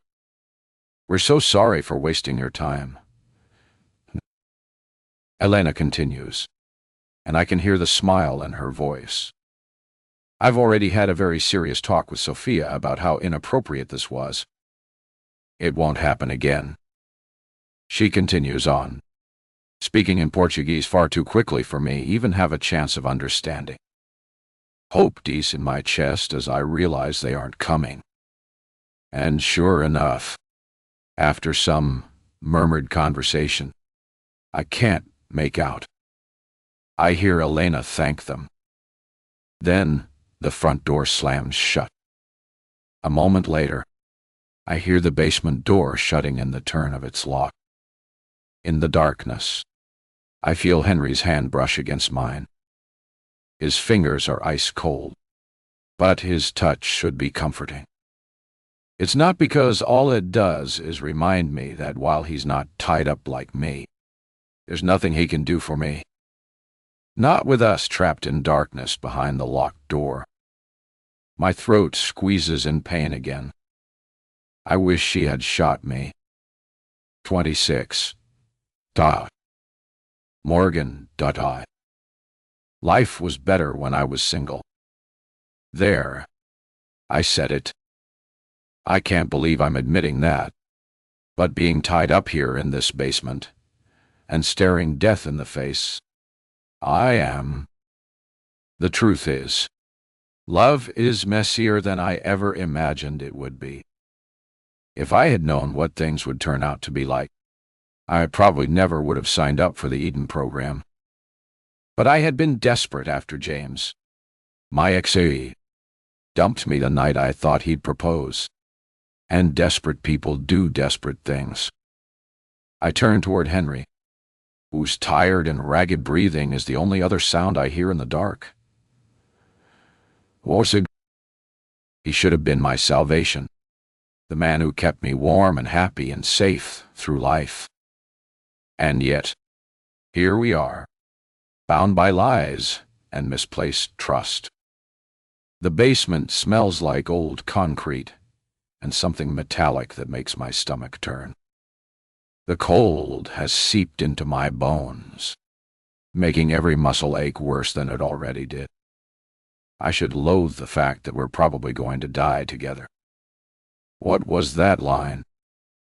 The officiant said, "Until death do us part." I wonder if this is what he meant.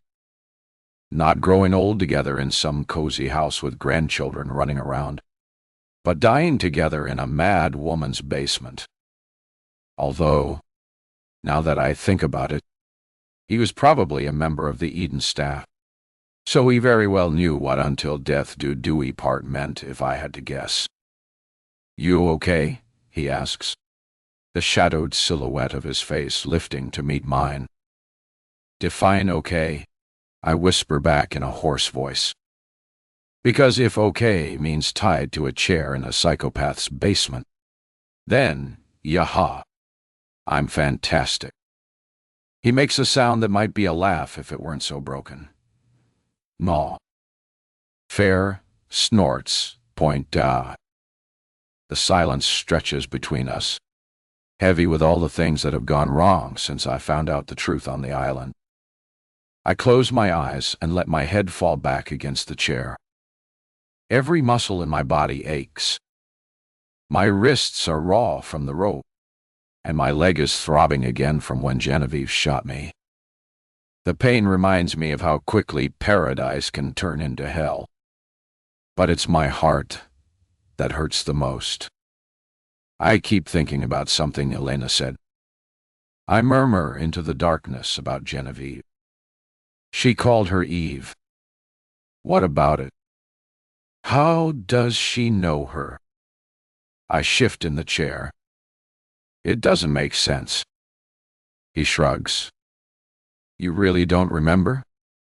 He's quiet for a long moment. I can hear him breathing. Almost feel him straining his mind for some memory that would help us figure out what the hell's going on. But maybe the fall from the cliffside really did damage him more than we know. Because a few minutes later, his shoulders slump in defeat. He remembers nothing. I should have known. I mutter as I look away from him.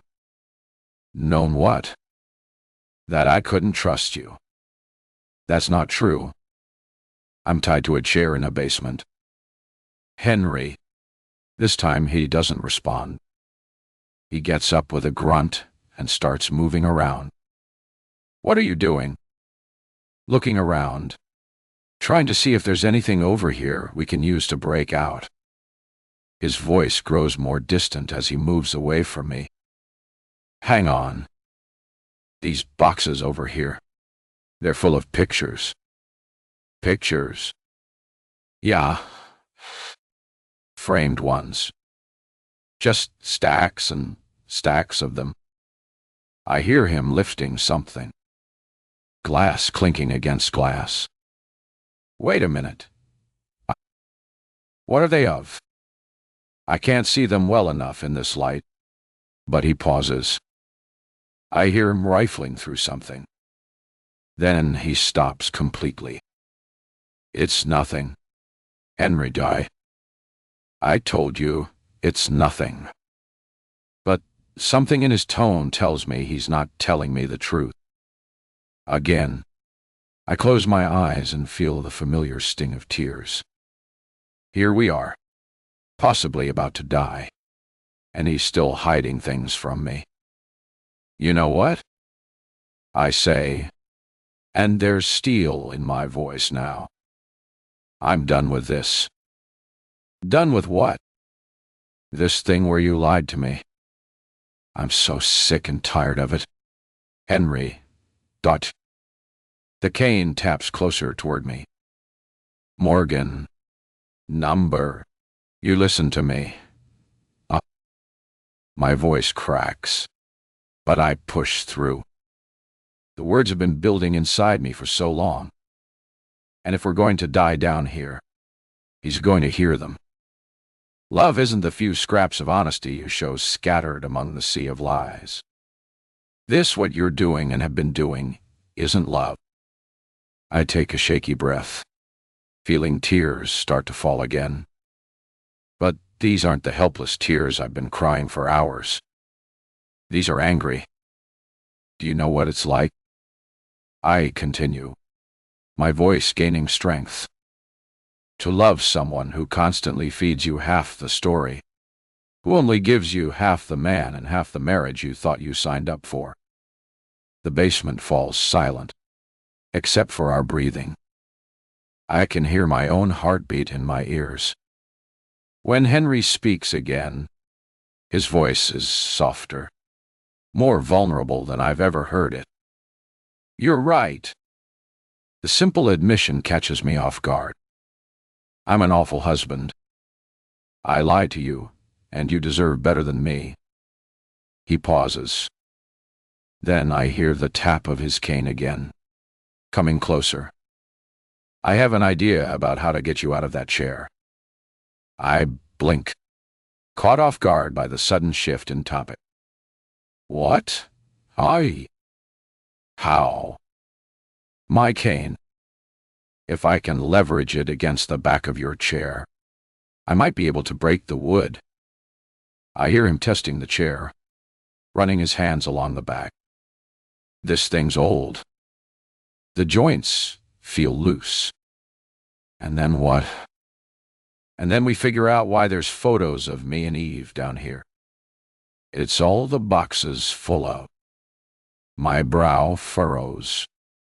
Why would Elena be keeping boxes of their photos down here? Henry misinterprets my expression because his face falls. Morgan, look. I'll do better. I'll even try therapy. Laughter bubbles up from somewhere deep inside me, starting as a tremor in my chest, before exploding out in a sound that surprises us both. The idea of going through therapy with Henry, after everything we've endured with the Eden program, it's absurd. When the laughter finally subsides, I ask, I don't need therapy with you. I need partnership, honesty, respect. I understand. I haven't done a good job of giving you that, but I promise I'm going to do that. The promise does something to my chestablish, loosens something that's been tight for a while. It's not everything. We still have so much to work through, but it's a start.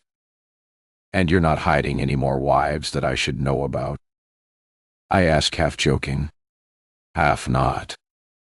I hope not. He grumbles. I didn't even know about Elena. Okay, but if you are, then nothing Genevieve or Elena's done will even compare to what I'll do to you. I feel his hand over mine.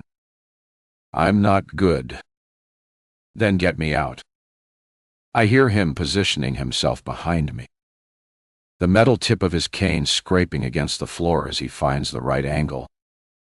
His hands brush against my shoulders as he works. And even in this horrible situation, his touch is comforting.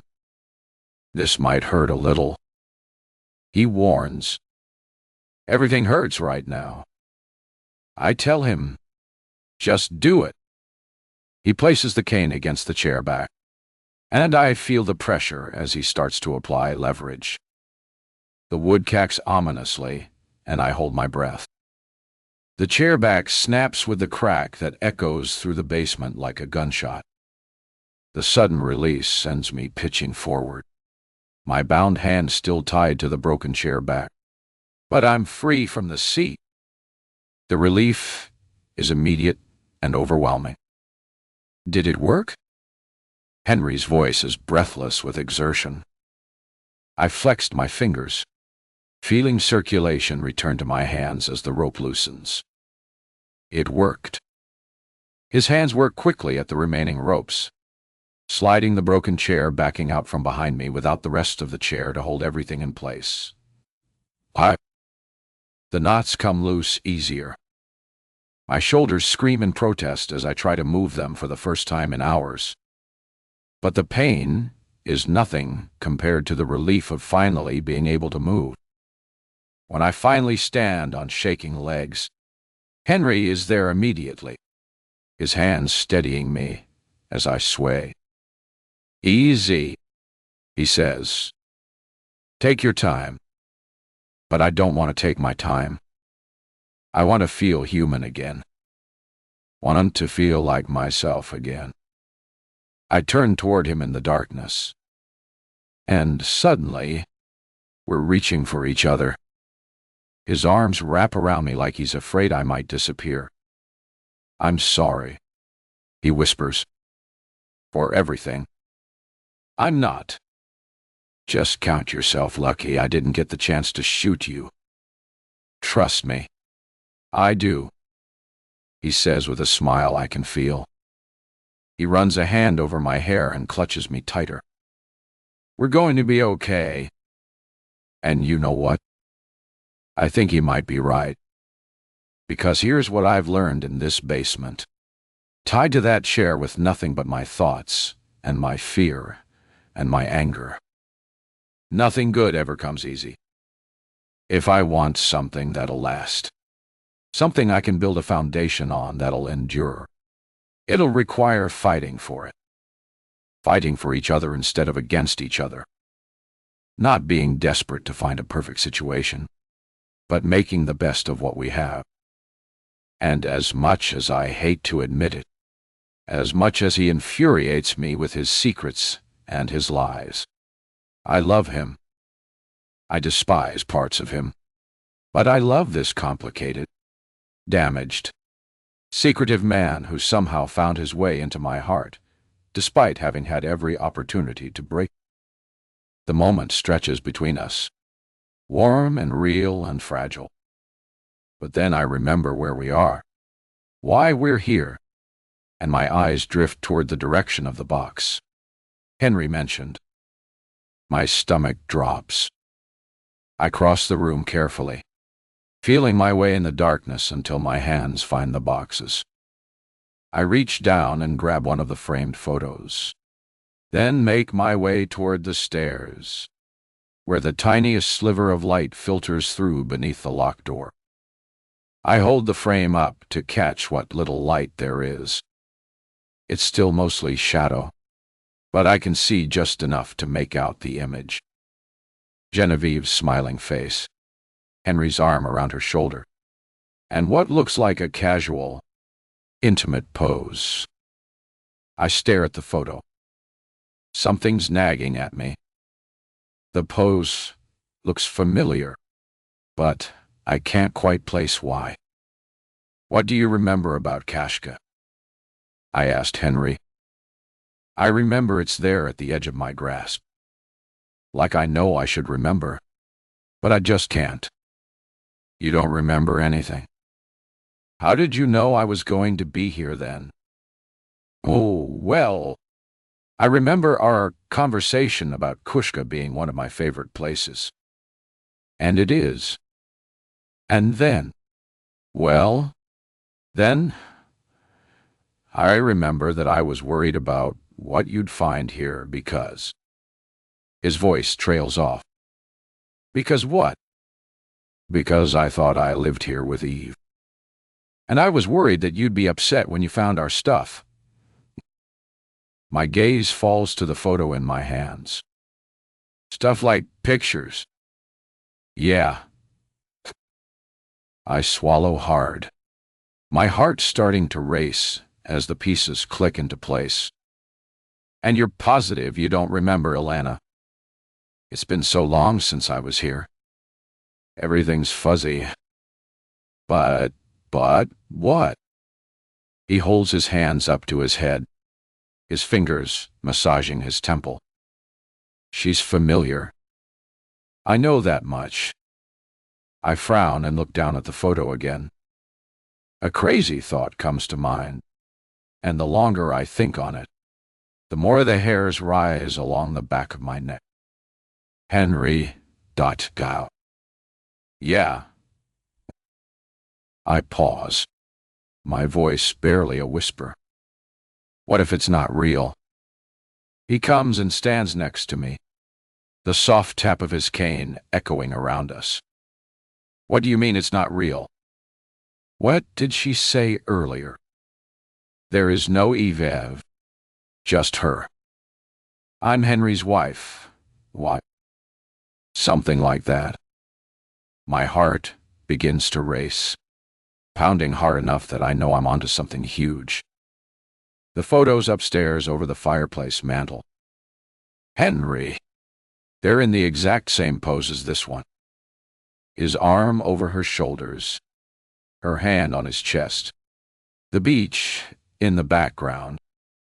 I don't get it. I hold up the frame, my hand trembling. These photos are the same as the ones upstairs, except instead of you and Genevieve, it's Elena. What are you saying? I'm saying that none of this is real. 27 Morgan. All. That can't be true. Henry's pacing back and forth, tapping his cane nervously against the ground. He's shaking his head, struggling to come to terms with what I'm saying. It has to be. It's the only thing that makes sense. Except for one thing. Morgan.T. Sophia. I hesitate, realizing he's right. Sophia seems to be the spitting image of Henry. Maybe not her face or anything like that, but certainly in her eyes. I lower the photograph. Was it possible that Henry cheated on Genevieve while he was here, met Elena on one night out on the town, and left her pregnant and obsessed with him? I suppose so. It explains Sophia's existence. I opened my mouth to ask him if it was something he would have done, only for my breath to catch in my throat at the sound of footsteps above. They're lighter, softer, but they're approaching the door. Quick! Take this. Henry hisses. A broken chair leg is shoved into my hands, and I grip it, my knuckles white as I brace myself to fight for my life.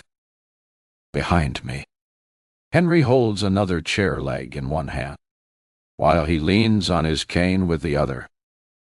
He's in rough shape after how Elena booted him down the steps and pistol-whipped him. He knows that of the two of us, I stand the better chance in a fight, but I'm under no delusions that a fight wouldn't last long if Elena had the gun with her. My thoughts are interrupted by the sound of the lock turning. It clicks, and a second later, the door cracks open. I draw the chair leg back, ready to swing it. A bead of sweat drips down my brow. I lick my lips nervously, and I wait. Then a shadow passes into the light, spilling through the opening. It's Sophia. The tension leaves my body like air from a punctured balloon. I lower the makeshift weapon, my shoulders sagging with relief. Sophia stands at the top of the stairs, her small silhouette framed by the light from the hallway above. Her gray eyes are wide with something that looks like fear as she takes in the sight of us. Henry leaning heavily on his cane, both of us clutching broken chair legs like clubs. The splintered remains of my chair scattered across the basement floor. "Are you okay?" she whispers in her careful English. Henry and I exchange a glance. I nod first. Then he does the same, though I can see the pain etched in the lines around his eyes. "We're okay?" I say, trying to keep my voice gentle despite everything. "Are you?" She nods quickly, then glances over her shoulder toward the hallway behind her. "Come with me," she says, her voice urgent. Mama is gone, but not for long. I don't need to be told twice. Henry and I make our way up the stairs as quickly as we can. Sophia waits for us at the top. Ben closes the basement door quietly behind us. My gaze immediately falls on the photos by the front door. They look different now that I suspect the truth. I see how they're too perfect. From the smiles to the lighting, even the fact that there's not a single blemish on Elena's skin. I turn my attention back to Sophia and crouch down to her level. Where did she go? I don't know. She looks between Henry and me with those serious gray eyes. She said she would be back soon. Henry limps over to the landline phone on the kitchen counter and picks up the receiver. He holds it to his ear for a moment, then shakes his head. Line's dead. Of course it is. Elena wouldn't leave anything to chance if she left the house. Your cell phone? I say suddenly, turning to Henry. Do you still have it? Henry pats his pockets, then shakes his head. I don't. I turn back to Sophia, crouching down to her level. Sophia, do you know where Pape's phone is? Something flickers across Sophia's face.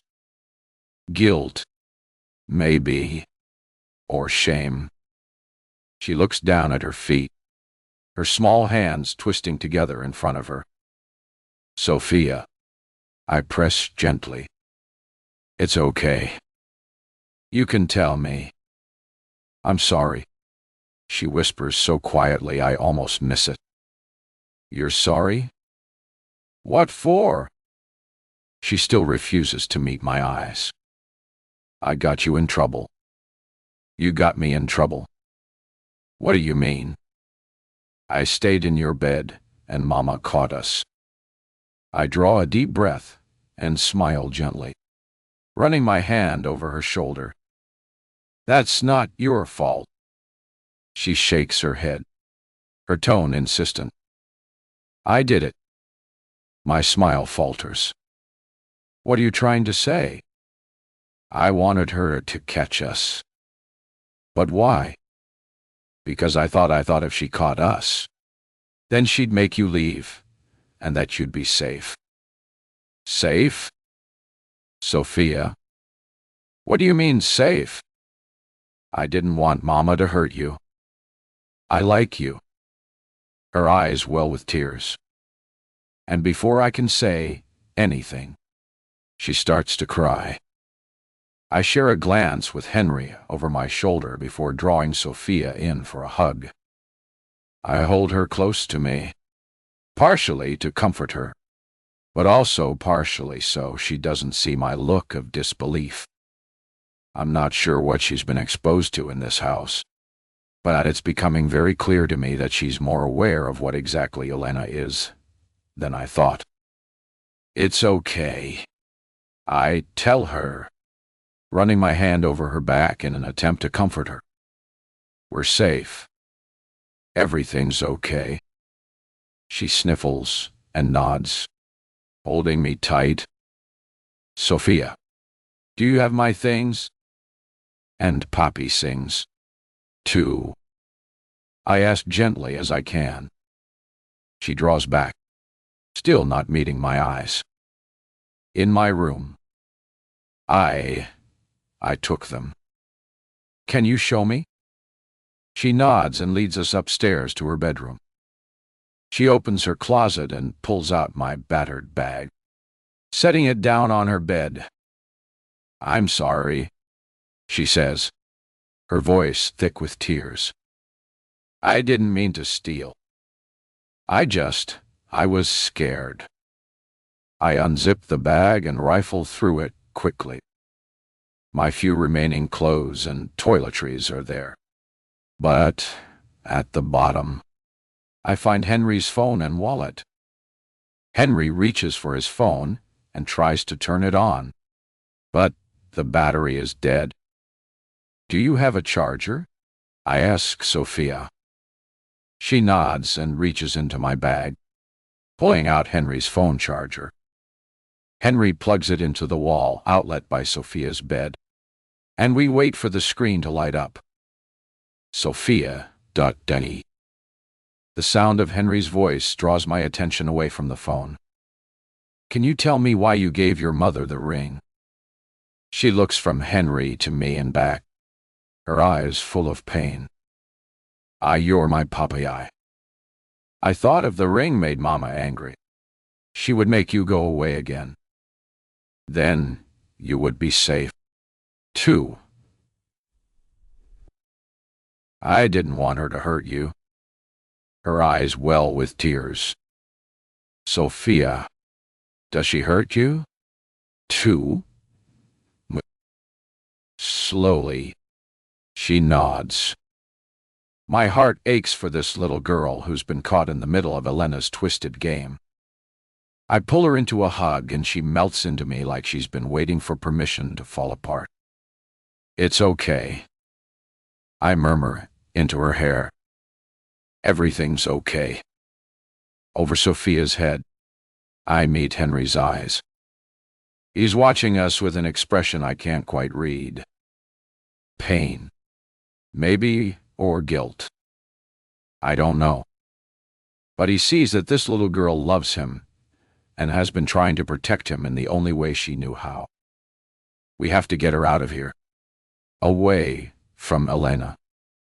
She sniffles over my shoulder. Her fingers clutching me like this might be the last time we ever hold each other. Are you and Pape in love? What? What? She drags a finger across her nose and wipes her tears. In the books, the princess always gets a ring from the prince. I smile at the reference and nod, looking at Henry again. That's right. I did get a ring. He's hardly a prince. More like a vampire for all the life that he and his troubles have sucked out of me.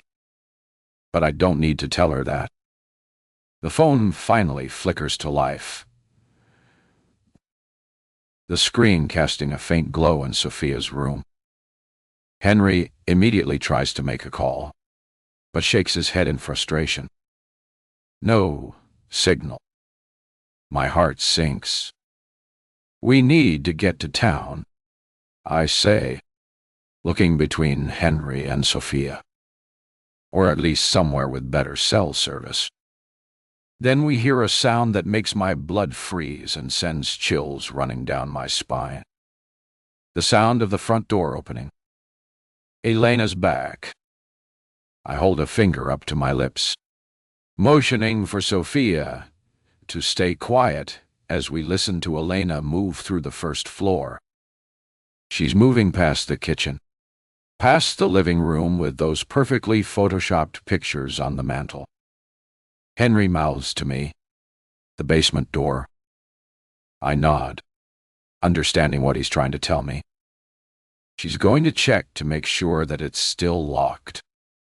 And when she discovers that it's not, her footsteps stop, and a moment of silence stretches through the house. Then Elena's voice cuts through the silence. Sophia. Sophia's small body goes rigid with terror. But there's something else in her gray eyes. Before either Henry or I can stop her, she's already wriggled free from my arms and dashed out the door. Where is she going? Henry hisses to me, his eyes wide with panic and worry. She's trying to distract her so we can escape. Sophia, come here. Agora. Elena's voice rings through the house, filled with none of the sweetness and love that I'm used to when she's calling for her daughter. Through the house, we hear Sophia's small footsteps on the stairs, hear her voice calling out innocently, Mama. What's wrong? My fingernails dig into my palms, and I bite it into my lip hard enough that I taste the metallic trickle of blood. The survivor in me says to take the opportunity and run, but I can't. It's wrong.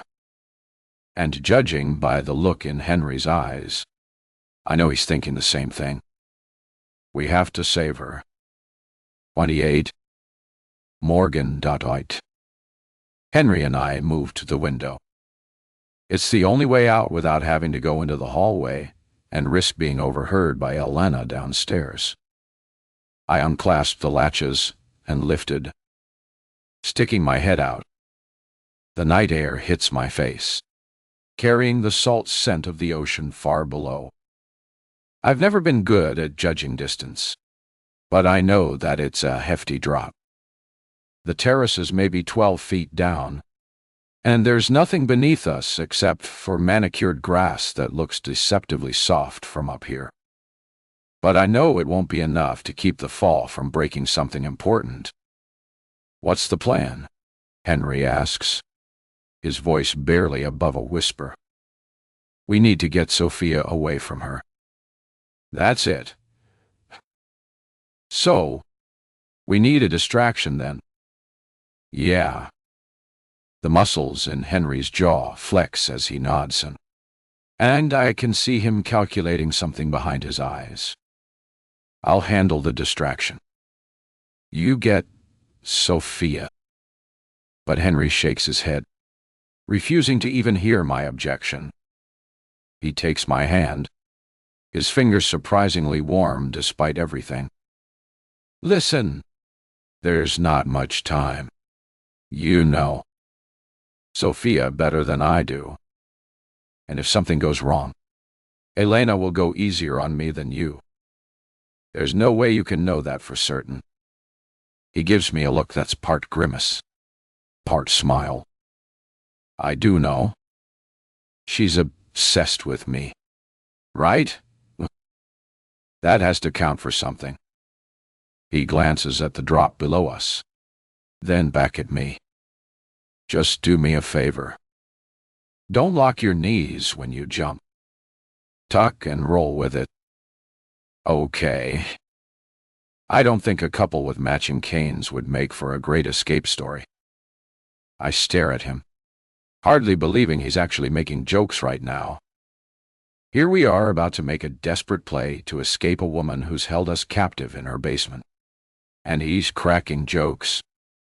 It's infuriating.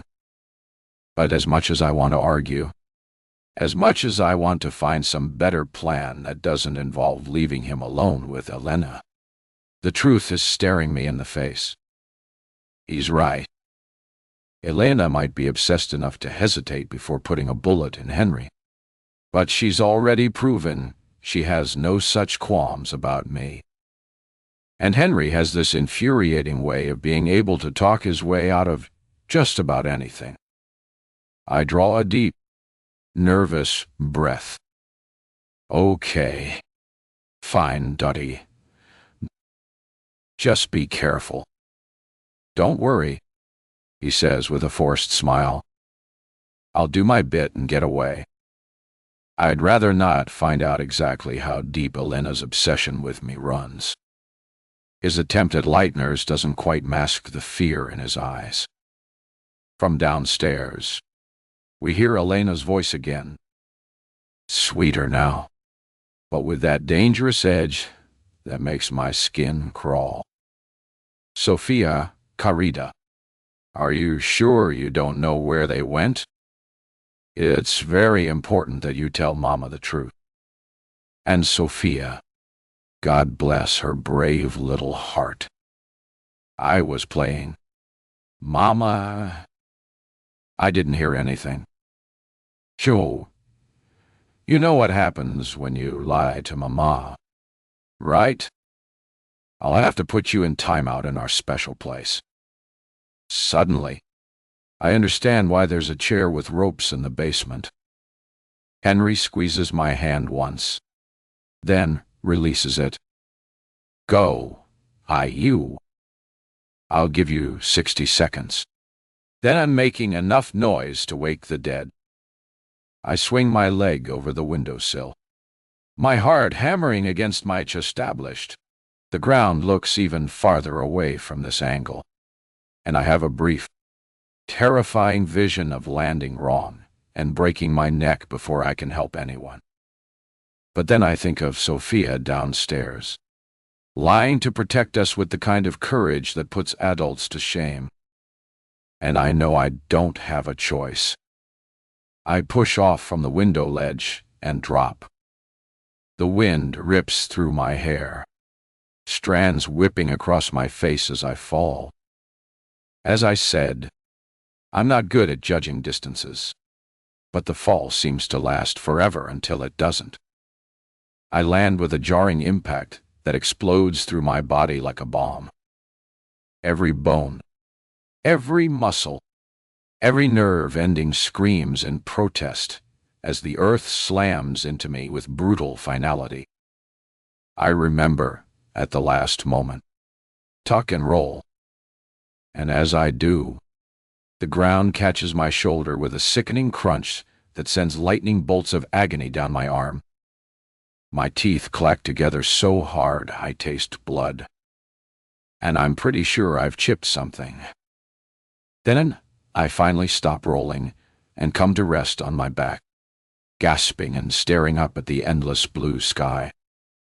The sun's warmth dances over my skin. It's a cloudless day. The sort of day where I'd love to find myself outside with a book in hand. Maybe lounging by that perfect infinity pool with nothing more pressing to worry about than whether I want iced tea or lemonade. Instead, here I am trying to survive once again. It's not lost on me that every time I find myself somewhere beautiful, whether it's Eden's Island paradise or this stunning Portuguese villa, something terrible ends up happening. It makes me long for the quiet, safe monotony of Des Moines, where the biggest excitement was old Mrs. Henderson arguing with my librarian colleagues about late fees.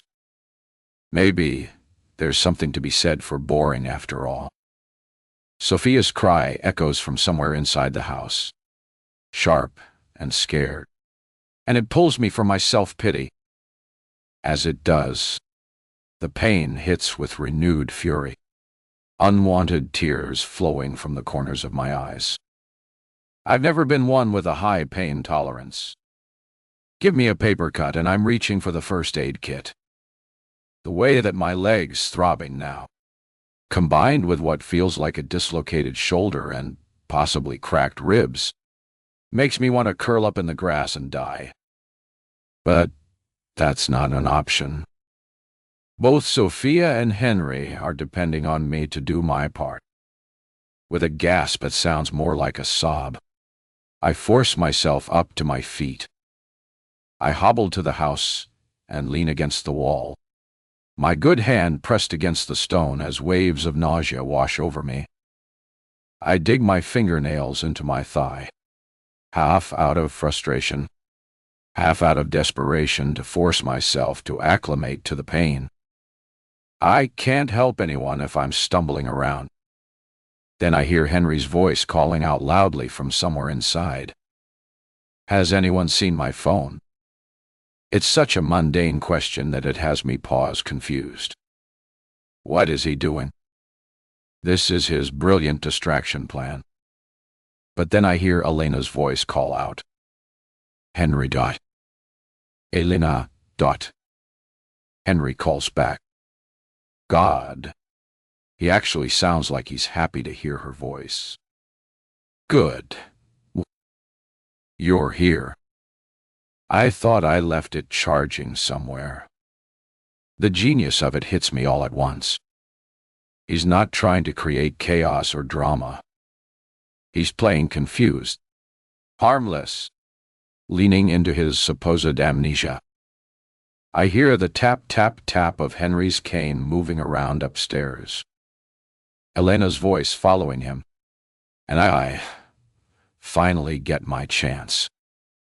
Moving as quietly as I can, despite the pain screaming through every step, I make my way to the front door. It's unlocked. I push it open carefully, wincing as it cacks slightly. Sophia is standing at the bottom of the grand staircase, her small face tilted up toward the sounds coming from above. She looks so tiny in this massive house, so vulnerable. I catch her attention and motion frantically for her to come to me. Her gray eyes go wide when she sees me, and she glances up the stairs once more toward where Henry's voice continues to drift down. "What's wrong? Why do you look so upset?" Sophia makes her decision. She runs to me on silent feet, and I grab her hand with my good arm. "We have to go," I whisper.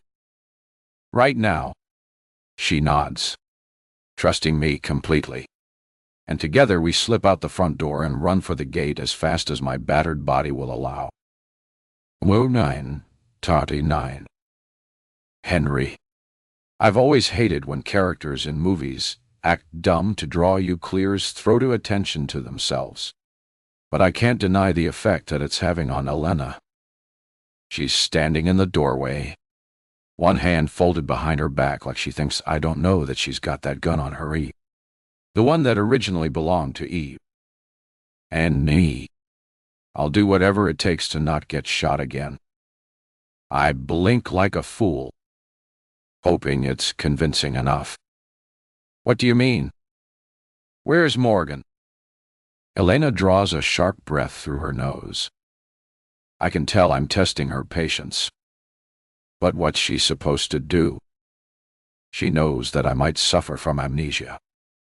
And well, she loves me, right? Let's just hope she loves me enough. "Henry, you and Morgan were locked in the basement. Where is she?" I shake my head and cross the room, pressing my hands against her shoulders. I understand the basement part, my love, but it's the Morgan part that has me confused. "What are you talking about?" Her eyes narrow. "Don't act stupid." Shoot, Dodo. I've got to lean into this. If I fail, well, like I said, I'll do anything to avoid getting shot again. I let slip some of my anger, furrowing my brows and standing over her. I grip my cane with white knuckles and clench my jaw. "What did you say?" Elena blinks, suddenly realizing that perhaps there is something wrong with me. She opens her mouth to speak, but I cut her off. I have the worst migraine you can possibly imagine. There's a lump the size of a baseball on the back of my head, and I don't even know how it got there. I press my free hand to my temple, which isn't entirely an act. My head is pounding. It's giving me a migraine so bad I can barely think straight. I can hardly remember what happened today, or what day it even is. All I want is to find my phone and call a doctor. And you're badgering me about some random lady named Morgan. I stuff my hands in my pockets, suddenly needing my cigarettes. My fingers find the crumpled pack of Camels, and I pull them out to discover they're completely destroyed, crushed beyond saving. That part actually does piss me off, and the frustration bleeds into my voice. And now, my cigarettes are ruined, too. Perfect. Just perfect. Elena stares at me, clearly conflicted. I can see the wheels turning behind her eyes, trying to reconcile the man she wanted to punish with this confused, irritable version standing in front of her. Her grip on whatever she's hiding behind her back loosens slightly. "Henry," she says softly, and there's genuine concern in her voice now. I can still see that she loves me, twisted as that love might be. "You really don't remember the woman who's been staying here? You'd given her a wedding ring." I shake my head, making sure to look genuinely bewildered. "A wedding ring? Elena, you are my wife. What are you talking about?" Something shifts in her expression. Relief mixed with worry. She runs a hand through her hair, clearly torn between suspicion and the desire to believe me. "Don't worry about Morgan," she says finally, her voice taking on that dangerous sweetness again. "I'll handle her myself. You need to lie back down. You look terrible." She reaches for my arm, trying to guide me toward what I assume is the bedroom. But I resist at first, playing up the confusion. I don't want to lie down. I want answers. I want my phone. I want to know why my head feels like someone took a baseball bat to it. "Henry, please." There's genuine pleading in her voice now. "You must have hit your head against something." Never have I felt like strangling someone as much as I did then. Hit my head against something. She pistol-whipped me. "Let me get you some medicine. Some proper painkillers. You'll feel better, and then we can talk about everything." I let her pull me slowly down the hallway, making sure to walk as slowly as possible, leaning heavily on my cane and stopping every few steps to touch my head or look around like I'm trying to orient myself. "I'm sorry," I say quietly as we move. "I'm sorry for yelling at you. I can barely remember what's going on. Everything feels wrong, and I clears throaty, can't figure out why." "It's okay," she murmurs, her free hand rubbing small circles on my back. "It's going to be okay. I'll take care of everything." Good. The longer I can keep her focused on me, the more time Morgan has to get Sophia out of here. And maybe, if I play this right, I can get that gun away from her and shut this whole nightmare down once and for all. But suddenly, she tenses. I glance up at her to see what's wrong, only to see her entire body go rigid. I follow her line of sight, and just barely visible through the massive window that overlooks the front entrance are Morgan and Sophia, sprinting across the manicured lawn toward freedom. "You liar," Elena seethes, whipping around to face me. Her eyes burn with pure hatred, all pretense of love and concern evaporating in an instant. She reaches for her gun, and I throw the whole of my weight against her, slamming her into the wall hard enough to rattle the framed photos of me, her, and little baby Sophia. You'd think that at my height and weight, I'd be able to easily overpower her. But she's surprisingly strong and vicious for someone who spent her entire life in the lap of luxury. Of course, it doesn't help that I'm still weakened from the time I'd spent in recovery with the doctor and from the beating I'd taken in the basement, or that she's fighting like a woman with everything to lose. We crash into the hallway wall, then ricochet off it as we grapple for control. She's clawing at my face with her free hand while trying to bring the gun around with the other. I grab her wrist, trying to keep the barrel pointed away from both of us. "You are supposed to love me," she screams, her voice raw and desperate. "You're supposed to come back to me." We stumble backward into the bedroom, still locked together, still fighting. My cane goes fly, clattering uselessly across the hardwood floor. Without it, my injured leg gives out, and we both go down hard, hitting the ground with a bone-jarring impact that drives the air from my lungs. The gun skitters across the bedroom floor, spinning away from both of us. We both scramble toward it at the same time, crawling desperately across the polished floor. Elena gets there first, her fingers closing around the grip, but I tackle her again before she can bring it to bear. We roll across the floor, knocking over a chair, sending picture frames crashing from the nightstand. All those perfect photos of our fake life together, scattered and broken on the floor. Elena brings her knee up hard into my ribs, and I grunt in pain. But don't let go. I can't let go. If she gets control of that gun, I'm dead. And Morgan, she'll end up in the ground right next to me. Let go. Elena shrieks, her eyes wide and unhinged. Let go.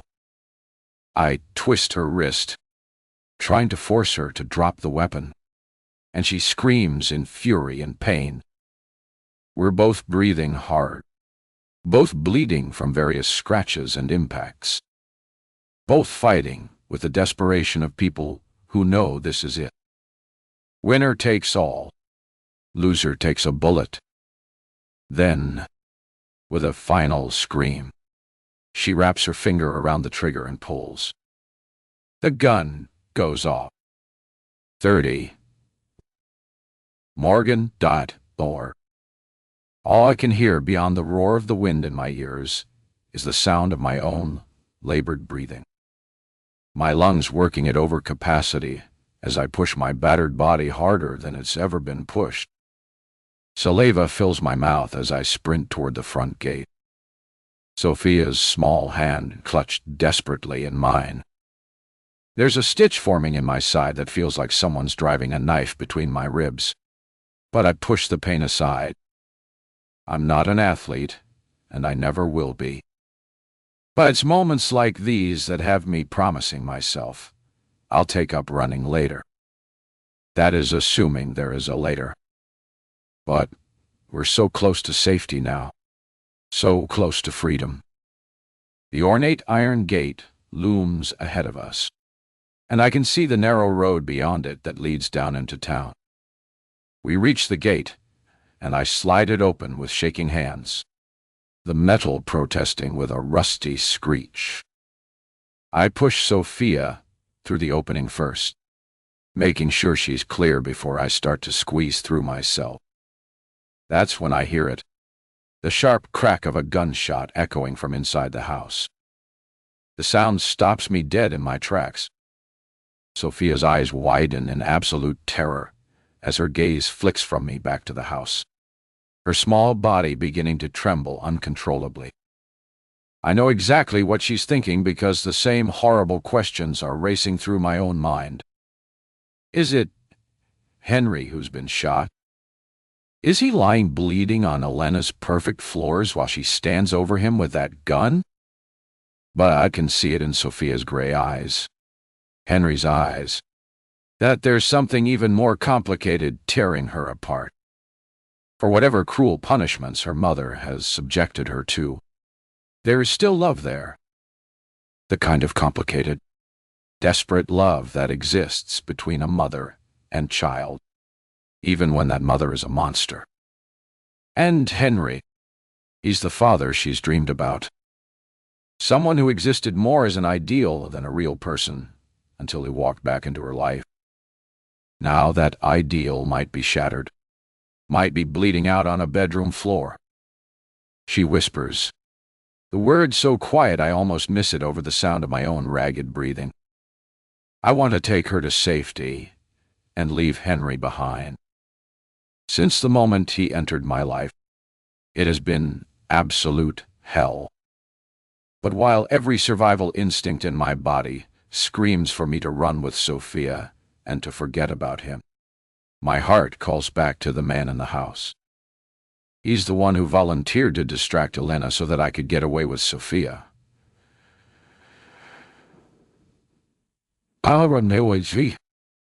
And now it's my turn to help. I kneel down in front of Sophia and take her hands in mine. Sophia. She's still staring at the house, her small face pale with terror. Sophia, I need you to listen to me. My words don't seem to reach her. Sophia. Finally, I break through to her. She meets my eyes, tears streaming down her cheeks. Is he okay? I'm sure he is. I lie. forcing my voice to stay steady. But you don't need to worry about him right now. Can you be a big girl and do something for me? She nods, her bottom lip trembling as she wrings her hands. Yes, Tamarin, I can. Good girl. I need you to run into town and get the police.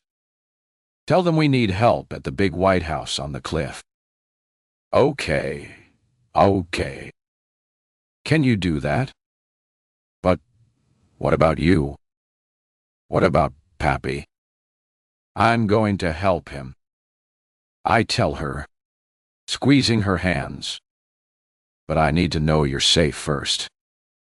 Run as fast as you can and don't look back. Can you promise me?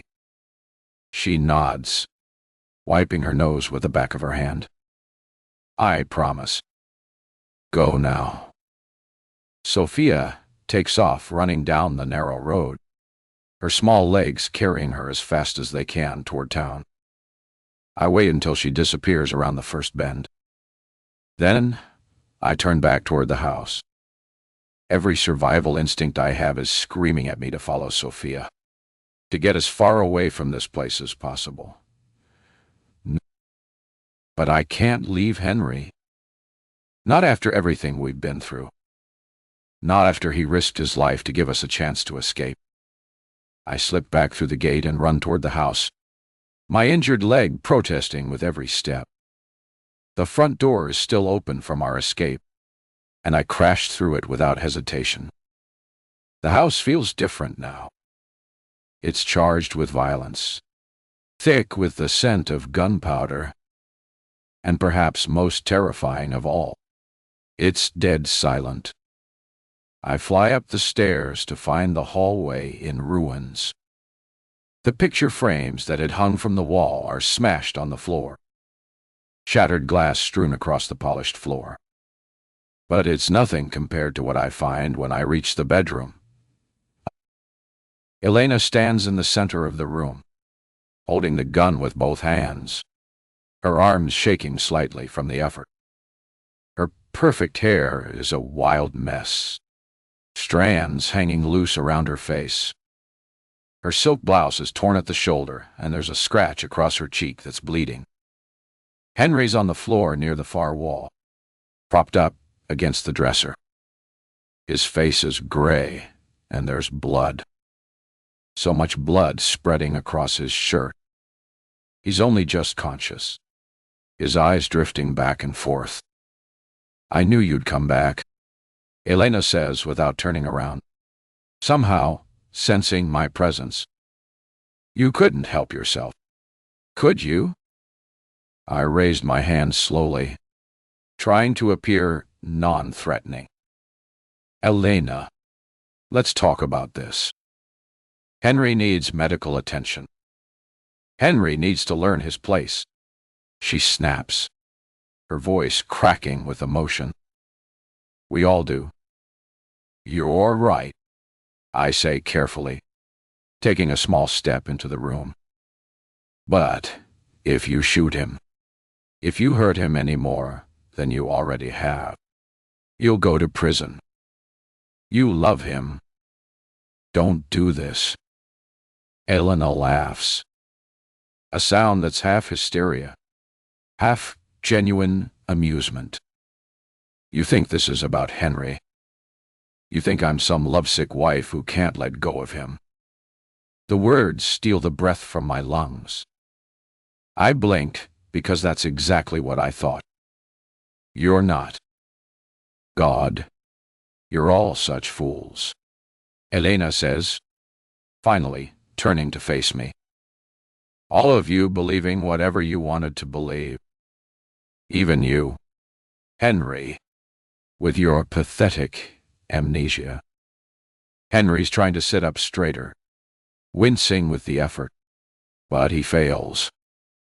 Instead, he slides a little further down, his shoulders slumping with exhaustion. Elena, what are you talking about? I asked, growing more worried about him by the moment. He was just one piece of a dream. No, that's not right, she says, her voice getting higher, more manic. The dream.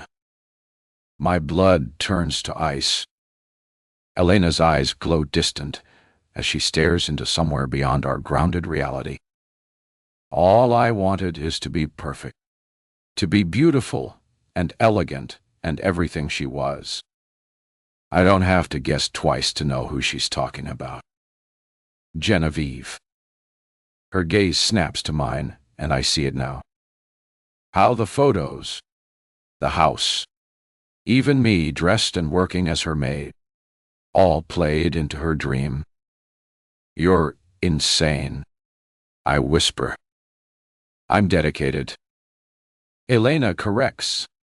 More dedicated than any of you could ever understand. Do you want to know the truth? The real truth? She's enjoying this. I realize. The reveal. The control. The power of holding all the secrets while we fumbled around in the dark. I studied her for years, Elena says, her voice dropping to almost a whisper. I watched how she walked, how she talked, what she wore, who she loved, all of it. To be the most perfect woman, to grace the sad patch of earth. She barks in laughter, the sudden sound startling me. She changed my life. The hairs along the back of my neck stand, because as disturbing as it is, I can see a part of myself in her. I felt that envy to match everything that Genevieve was. To have the world swoon over everything that I did. I felt that sad desperation to love and be loved and the anger that came with failing to achieve even that. No matter how much effort I put in another world, perhaps Elena and I could have been friends, twin souls as we are. Elena, Henry rasps. His breathing is worryingly shallow. I need to do something soon. I moved into her house. Elena continues, ignoring him. I took her husband. I created the perfect life she should have had. And then, you. She gestures at me with the gun. You ruined everything by showing up here, reminding me of his pathetic, fake marriage.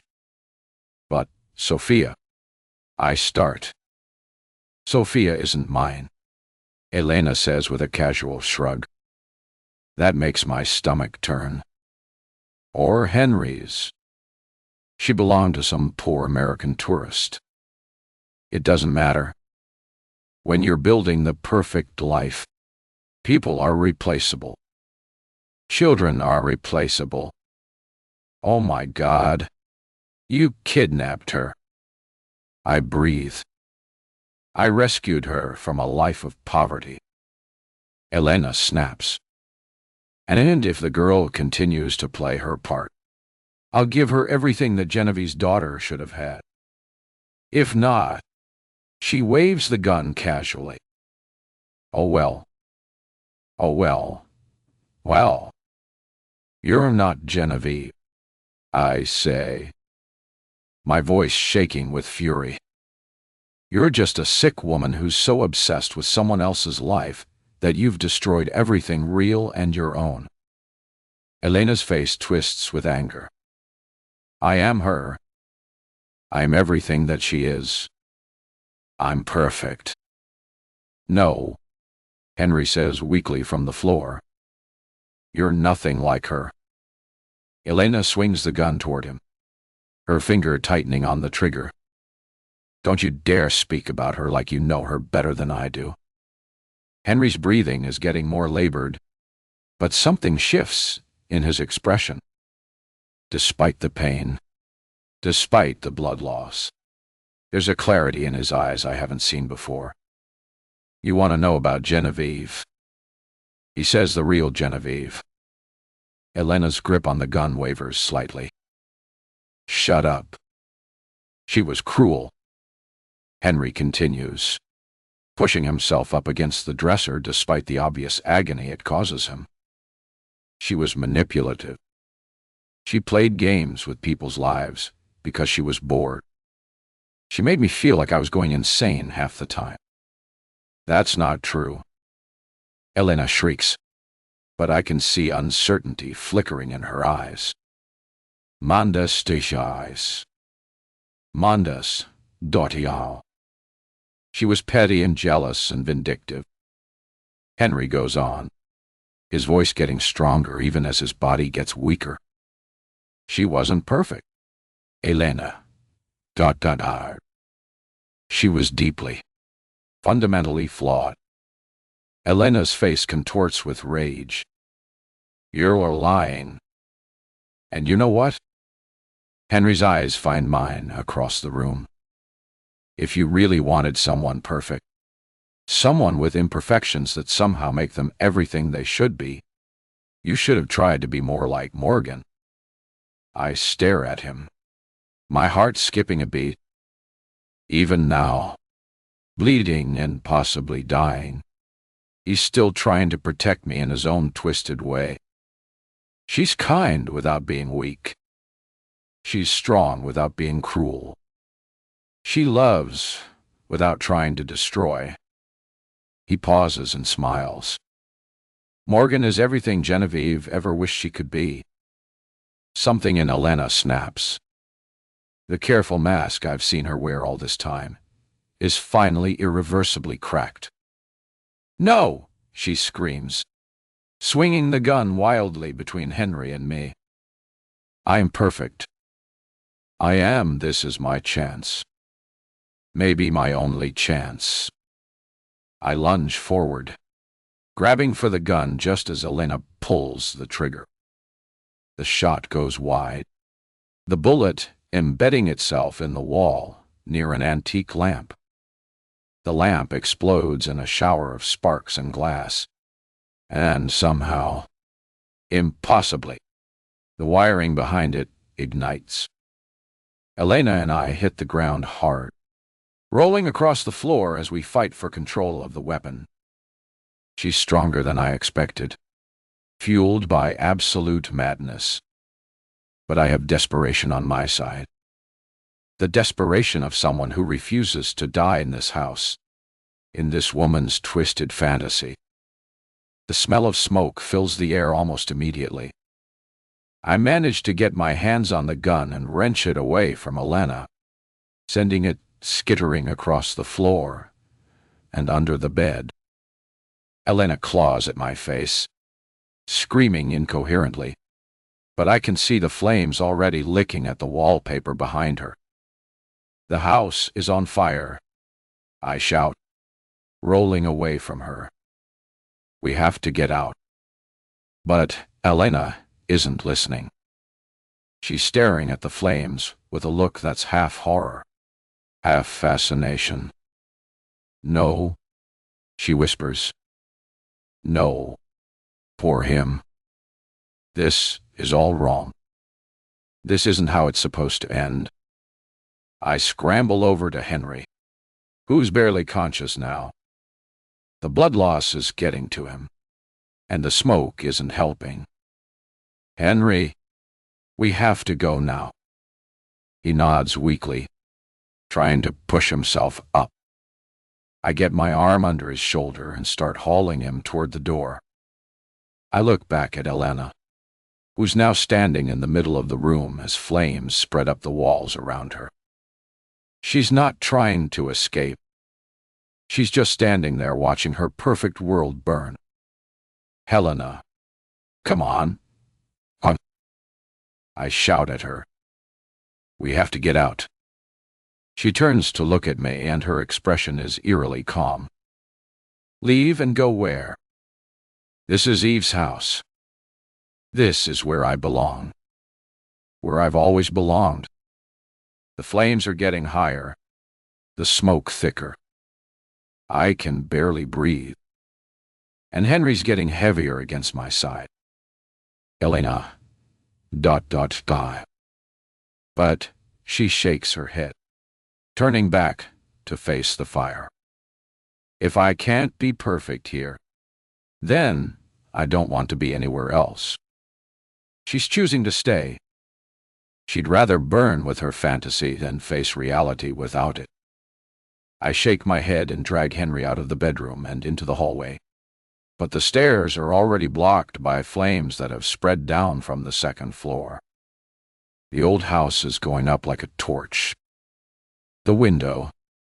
Henry gasps, pointing weakly toward the master bedroom's balcony. Pools right below. I look back at the bedroom, where Elena is still standing motionless as fire consumes everything around her.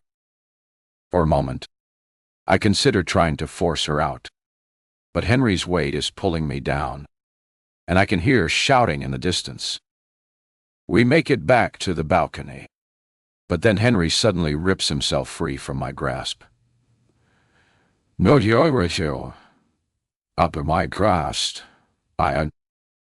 He drops to the floor just as a wave of heat roils out. I hold my hand up, held at bay for a moment by the unbearable heat. Henry! I scream, but he's crawling back into the fire. I grab a hold of his feet and pull him back, only for him to kick me off. What are you doing? He reaches for something underneath the bed, straining his arm and screaming as the flames lick across the side of his shoulder. Then, finally, he relents and calls for my help. I dash in and grab his arm, pulling him to his feet and rushing back out onto the balcony, smoke rising from the both of us. Hold on, I tell him as we climb over the balcony, railing together. The drop to the pool seems endless, and for a moment, I'm following through space with Henry's weight pulling us both down. Then we hit the water with a tremendous splash that drives the air from my lungs. When I surface, gasping and coughing, Henry is floating beside me, barely conscious, but alive. I hold him to me and swim to the pool's edge, dragging him out just as the entire second floor erupts in flames. That's when Elena's screams begin. They pierce the air, rising above the roar of the fire and the wail of the approaching sirens. It's a sound of pure anguish, the sound of someone watching their entire world, their entire identity burn to nothing. I don't think I'll ever forget that sound. Even now, as police cars and fire trucks come screaming up the other side of the house, as paramedics rush toward us, as Sophia comes running from the first police car with tears streaming down her face, Elena's screams fill the air, and then suddenly they stop. The silence that follows is somehow worse than the screaming. Henry's hand finds mine as the paramedics work on his wounds, as Sophia clings to me and police officers ask us questions we're not ready to answer yet. Behind us, the house where Elena tried to build her beautiful, perfect life burns against the sun. And somewhere in those flames is a woman who chose her delusions over reality right up until the very end. The police will have questions. There will be investigations, trials, explanations that will never fully capture the horror of what happened here. But, for now, we're alive. Somehow, impossibly, we're alive. And Elena's perfect world is nothing but ash and smoke on the wind. 31. Morgan.by. 3 months later. The backyard of our little house in Des Moines isn't much to look at. It's just a patch of grass surrounded by a chain-link fence with our neighbor's vegetable garden visible on one side, and the Johnsons' above-ground pool on the other, but with white folding chairs arranged in a small semicircle and string lights draped between the oak trees. Feels perfect. More than perfect. Actually, Henry had wanted to buy something grand. A mansion with sprawling grounds and a view of the river. But I'd insisted on this modest 2-bedroom in a normal neighborhood. After everything we'd been through, normal was exactly what I needed. I smoothed down the simple white dress I found at a thrift store downtown. Something that makes me feel more myself than I felt in a long while. My injured leg still aches when I stand too long. And then there's a scar in my shoulder from the fall that will probably never completely fade. But I'm alive. We're alive. And after everything we've been through, that feels like nothing short of a miracle. Of course, we'll never forget what happened in Coscay. Shortly after the fire, when we were at Café de Horizonte, celebrating the simple fact that we survived another psychopath, Henry finally remembered where he knew Elena from. She had been his and Genevieve's maid for all of 2 weeks. And just like me, she had worn that silly maid dress at Genevieve's request-established. "You ready for this?" Tiana asks, adjusting the small bouquet of wild flowers in my hands. She and Janet from the library drove over together, both of them still barely able to believe the whole story I told them about the island in Portugal. Well, the edited version anyway, which included nothing of Eden. Some truths are too dark for a wedding day. More than ready, I tell her. And I mean it. Henry stands at the makeshift altar. We've set up near the back fence, leaning slightly on his cane, but looking stronger than he has in months. The physical therapy has been grueling for both of us, but we're healing inside and out. The doctor said he'd always walk with a limp now, that the damage to his hip was too extensive to heal completely after repeated injuries, even with his access to state-of-the-art health care. But he's here, and he's mine, and that's all that matters.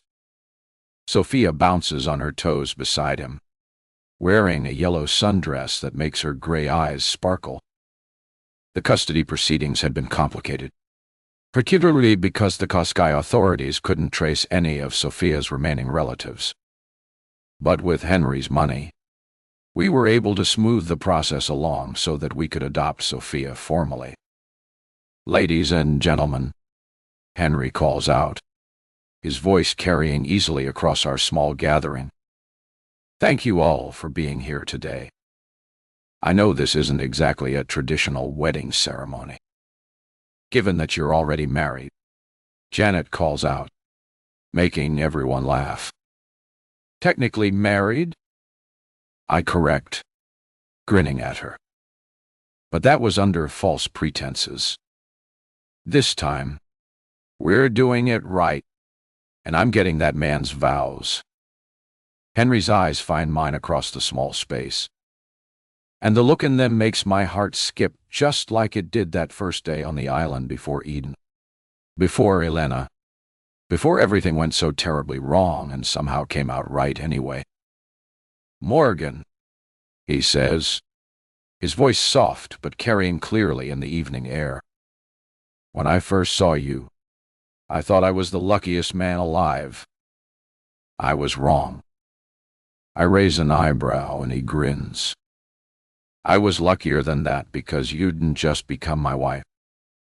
You became my partner in survival." At that, I laugh. It's a joke that goes over the heads of anyone else present. But that's okay. Some things are better kept between us. Tears blur my vision, but I don't look away from his face. He shifts from one foot to the other, leaning more heavily on his cane as he speaks. "Ah!" His voice grows rougher with emotion. "I know I put you through hell. I know there were times when loving me felt like the worst decision you'd ever made. But you stayed. You fought for us when I couldn't fight for myself. And now I get to spend the rest of my life trying to be worthy of that faith." "You already are," I whisper, But he shakes his head. No, but I will be. Every day for the rest of our lives, I will be. Sophia steps forward and carefully, carrying a small velvet box. She opens it with the seriousness of someone handling precious treasure. And my breath catches in my throat. It's my ring. The ring Henry gave me on the island. The one Elena took from me.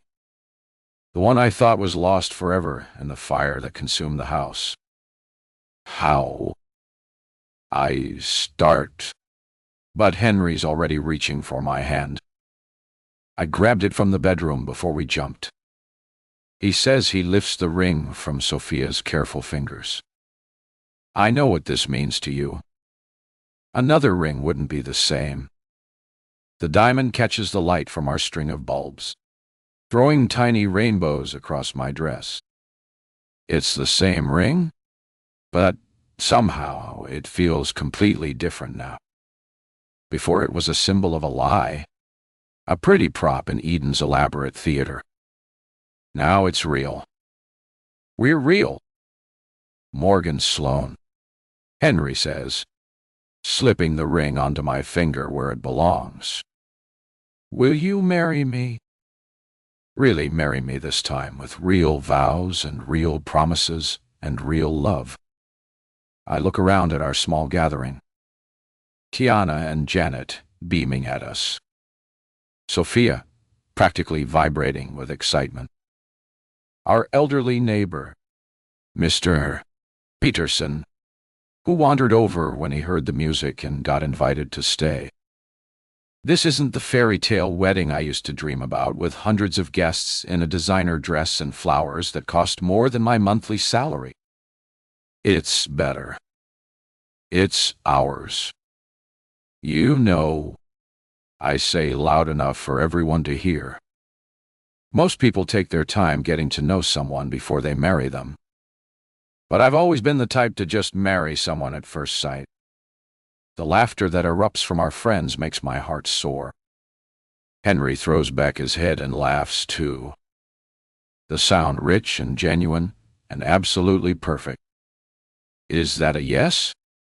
He asks when the laughter dies down. I reach up and cup his face in my hands, feeling the slight roughness of his five shadow, the warmth of his skin, the absolute reality of him. Sim, I say, always. Yes. When he kisses me. Sophia cheers and claps, and Tiana might be crying. And somewhere in the distance, I can hear our neighbor's dog barking at all the commotion. It's chaotic and absolutely nothing like the wedding I thought I wanted. It's everything I never knew I needed. As the sun sets over Des Moines and our friends drift toward the folding table, laden with catered Chinese, and a slightly lopsided cake Sophia helped me make yesterday, Henry pulls me close and whispers in my ear, ready to start our real life. Mrs. Langford? I lean into him, feeling the solid warmth of his chest against my cheek, hearing the steady beat of his heart that almost stopped beating in that Portuguese mansion. I've been ready since the moment I met you. I tell him, and no truer words have ever been spoken. Sophia runs up and wraps her arms around both of us. And for a moment, we just stand there in our little backyard in Iowa, holding each other as the fireflies start to blink on and off in a gathering dusk. This is home, and it feels just right.